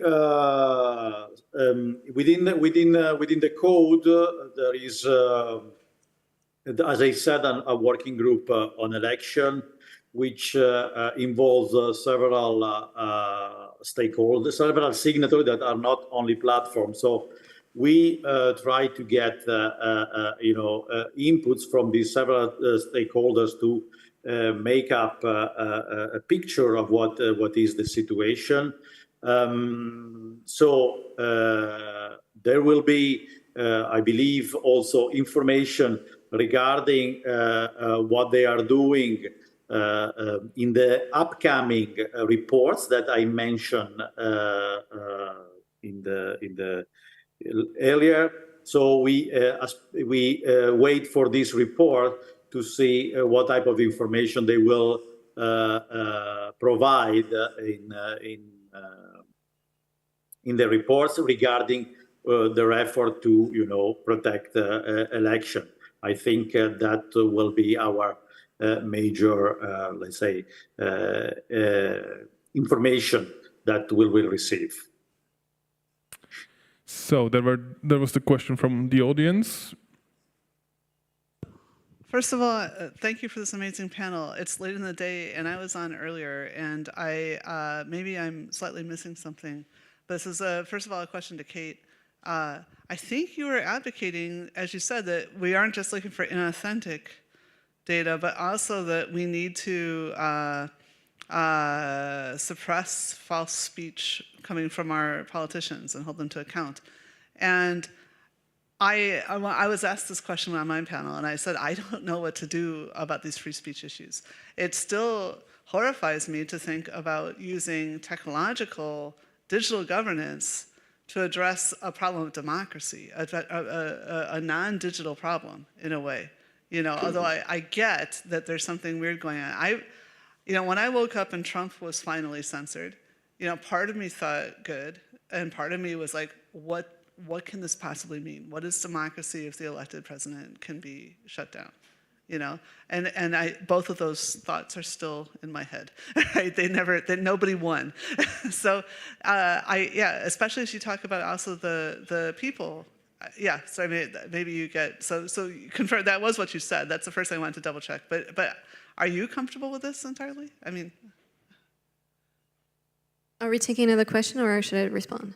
No, respond. Okay. I understand the both sides of it. And so I'm coming from a country where we have far-right extremists in the parliament since 2016. We have the far-right extremist representatives in the European Parliament.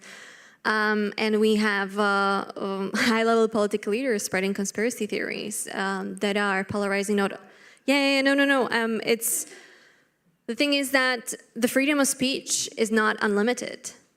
So why don't we apply the rules that we already have there? And why don't we apply them for the politicians? Why should the politicians be something exceptional? I'm not saying that they shouldn't be voicing their statements, because I mean they got smarter. They got smarter, and most of their statements are on the line, and most of the statements are not being prosecuted. But we've had political leaders that have been spreading disinformation about our president. Last year, our president was suing a member of parliament because he was constantly saying that she's an agent of she's a foreign agent, that she's on a payroll of CIA or some foreign countries. And she won every single court. And the court eventually said that he needs to spread this kind of disinformation about her. So it's some of the statements, they can be voiced and they could be part of the political debate. But it doesn't mean that they need to be monetized, that they need to be supported by the algorithms, that they need to be or should be spread and shared in a closed information environments, creating the information bubbles. We've had political leaders, like a week and a half ago, one of our political representatives compared LGBTI community to plague, compared LGBTI community to corruption, disrupting and destroying our society. We had political leaders saying that nothing good ever came from the West, just war and fascism. We have smear campaigns against anything that has adjective liberal, from politicians to liberal policies, being labeled as liberal fascists. Our president is refusing, she didn't state the reasons, but one of the reasons that I think is more or less understood within the society is the reason why she's not running in a second term is because almost every second week she has to go to police and address death threats and hate speech that not only she gets, but also her teenage daughters. So I'm not saying that now we should limit the freedom of speech, because freedom of speech is there and should be upheld. But it doesn't mean that anybody should be free to say anything. Like, we should fact check people who are spreading lies. I agree going to court. I know there's hateful things that are said, and I agree with going to the court and suing people and everything, and it's awful how many female leaders are stepping down. But is this what the DSA is for? And maybe is the DSA the right mechanism? It is a step forward to it. The problem is that we need to actually move forward and start fact-checking the politicians, which at the moment the social media platforms have been putting their hands off. But maybe Alberto or Jakub can say more. Yeah, very clear statements. Alberto, now you can react to that. Yes, happy to contribute. I believe that the reason why we are all debating this issue is because this is an effect of the technological development in our society, and this was our starting point. Disinformation is not new; it has always existed. But with this new information environment, we have to acknowledge that the amount and the speed of creating and spreading disinformation is unprecedented. So we are in a new sort of, societal framework, which has to acknowledge this risk and has to pose some remedies, of course, respecting fundamental rights. Now, it's important that there is transparency about the decision taken by the platform on every time they decide to censor or to limit the spread or of a piece of content. So that is also what the DSA is about, you know, increasing, and the code as well, increasing the transparency to better, you know, make a platform more accountable for their decision. And of course, I believe that in a few years, we will see if we are doing too much or too little, but certainly something needs to be done. Last words, Jakub, you wanted to also react if I... Yeah, I wanted to say something.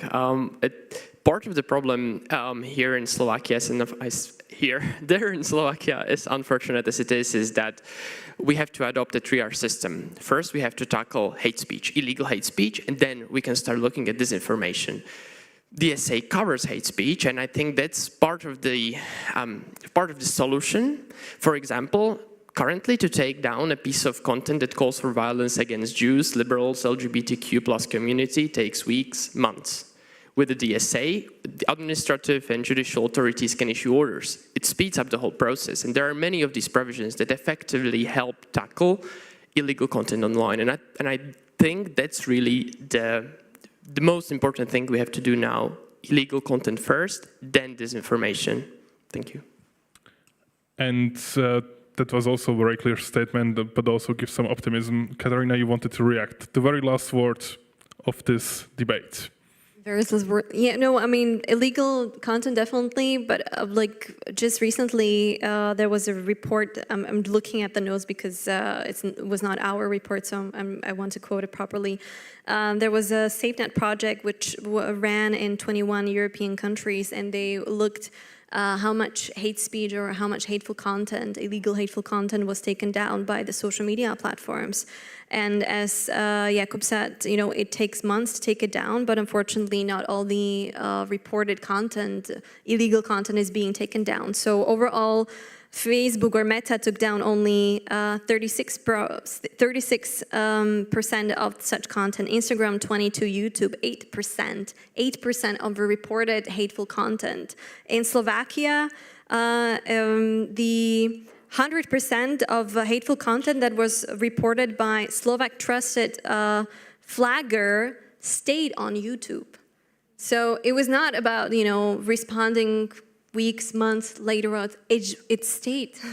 No, you know, social media platform didn't do anything. So we really need DSA, we need really good national legislation to eventually start enforcing the rules, the legislation, and if necessary, start penalizing social media platforms for not adhering to this regulation. Thank you very much. So, I mean, it sounds like a very lovely debate and a very lively debate, which we can probably continue later.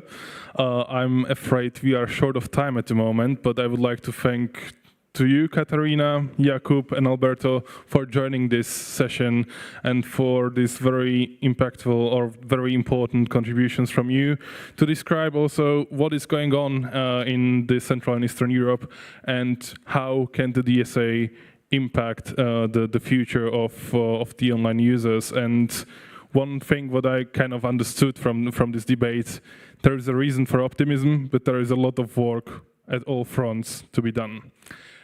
In this way, I would like to also thank you, all guests, and yeah, I hope you enjoyed this debate. And yeah, if there are any more questions, happy to have it afterwards when we join the drinks.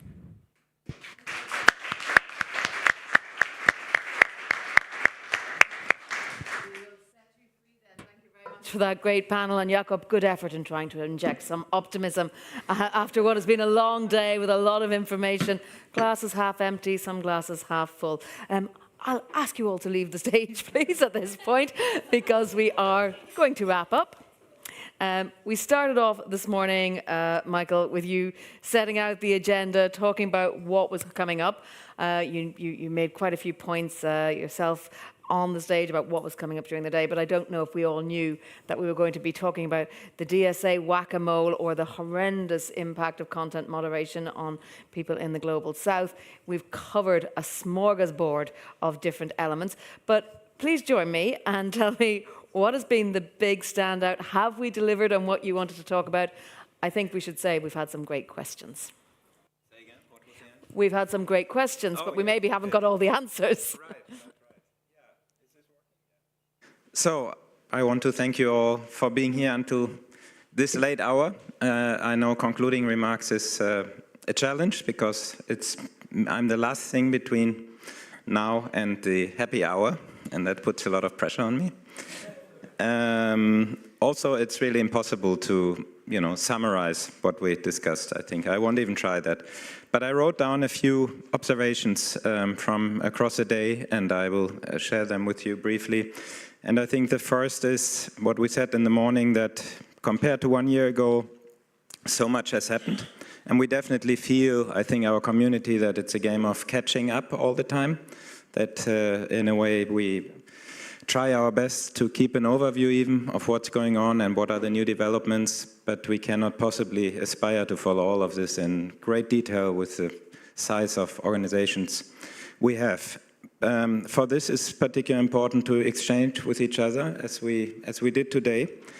And what I thought was positive, often in these moments, there's this idea that we are the spoilers. So there's this great AI party going on, the great new world, brave new world of artificial intelligence, and then there are these NGOs who just criticize everything.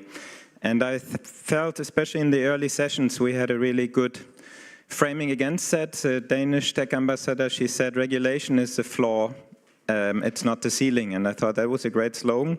And that's how we should think about that. And also the pro-con debate this morning, for me, was that. The con spoke about everything that can go wrong. And the pro said, well, yeah, but there's also many good things. And we certainly don't want to stop them from happening. But it's a transformational time we live in and transformational technology, and of course it will be regulated and shaped in one way or another. And a part of the AI community itself, the real experts, say they're really afraid of what they're doing. So I don't think we need a lot of explanations why this matters to everybody and why we should try to get a handle of what that is and how it could be somehow shaped. Mr. Ptacek from the Foreign Office, he also mentioned this huge challenge of changing culture in the Foreign Office.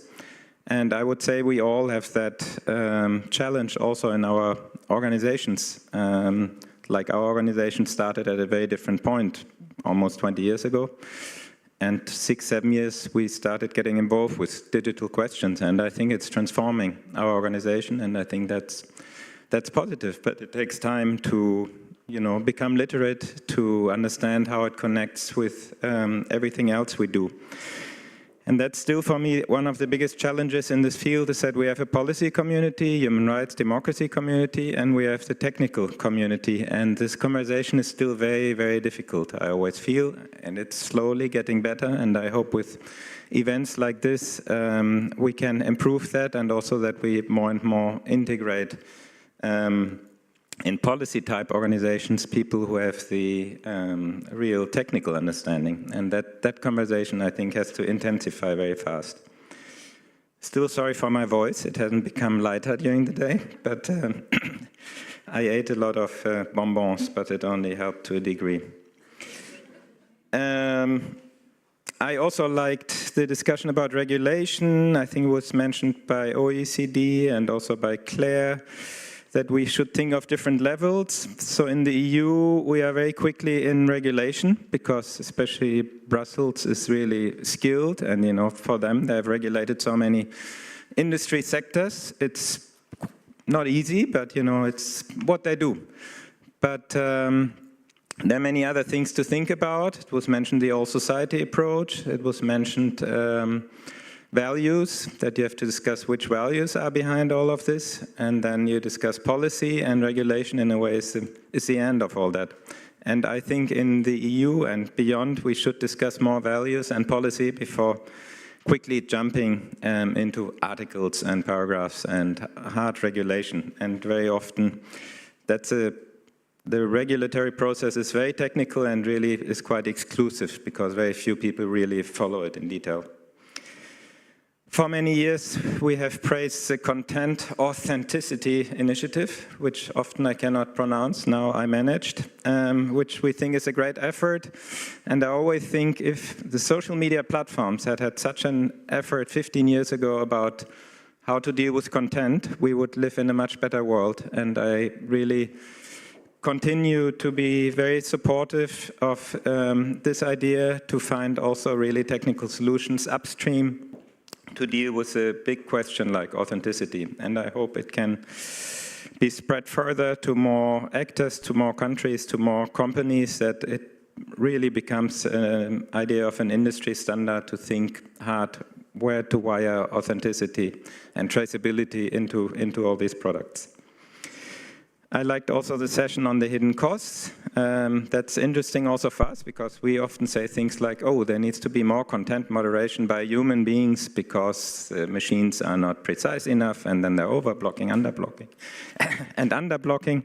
And we rarely think about who is doing that job actually. And this was really insightful, I think, to understand it's just an industry which has its very dirty parts also, which, you know, often you could think that's all very clean, but it isn't. And it's something that we should think about how are these things being done actually, by whom, and how is that regulated. And then the DSA is a reality check. I think it's quite slow in a way. I understand, Katharina, that you are quite skeptical. If we look at the glass half full, I think there's progress that we sit in a working group together and the platforms feel obliged now to talk about what they're doing. That's new. A year ago, we would be lucky if they come or don't come. We start having more structured processes, but it's a long way, I think, until we really understand what they're doing and have data on that and can compare properly and hold them accountable in those ways.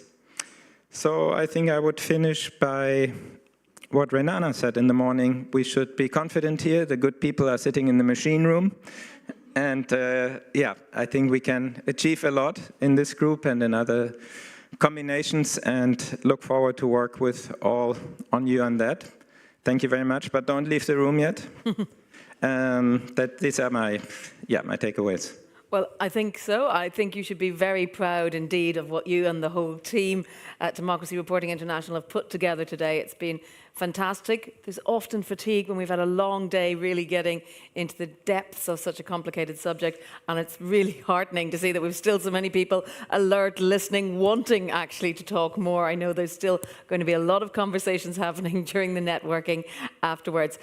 It falls to me just to say thank you again to all the organisers, especially as well the German Federal Foreign Office who supported, to all of you here in the room, all the great speakers, all the great question askers, the audience at home, online, as well as that, the technical team, the photographer, and everybody who's worked so hard today.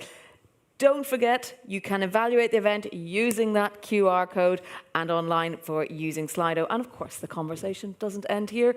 There are hashtags, of course there are. You can follow them all and keep the conversation going throughout. And I have one more agenda point, which is to say thank you to all the colleagues who have organized this. So first of all, thank you for your wonderful moderation.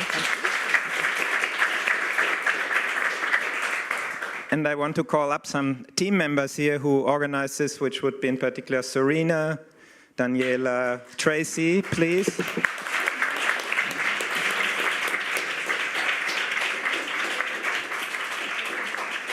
And yeah, so, you know, this was a wonderful event. Please, please, please.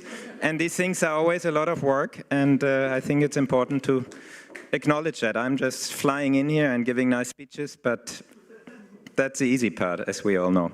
And as DRI, and personally, I want to thank you all for this, and in a very old-fashioned way, we give you all nice flowers for your support.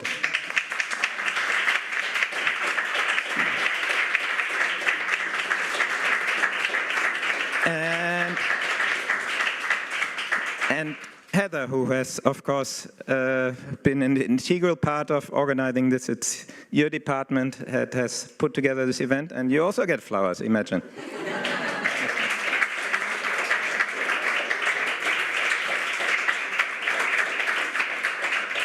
And then I would like to invite the rest of the digital team. You have all been very involved with moderating and conceptualizing this event. So up here, I have no more flowers.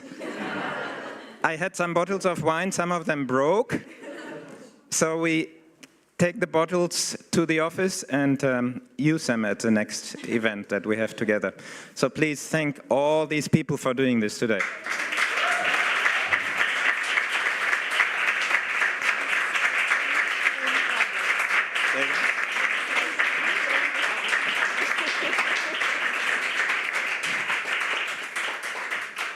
And of course, thank you to the Foreign Office for making all this possible. Maybe not the flowers, but everything else.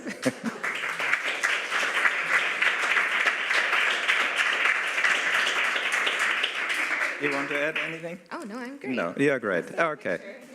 So now it's, you made it. It's a happy hour. Happy hour. Thank you. We'll stay on the stage, let's get a picture. We make a picture.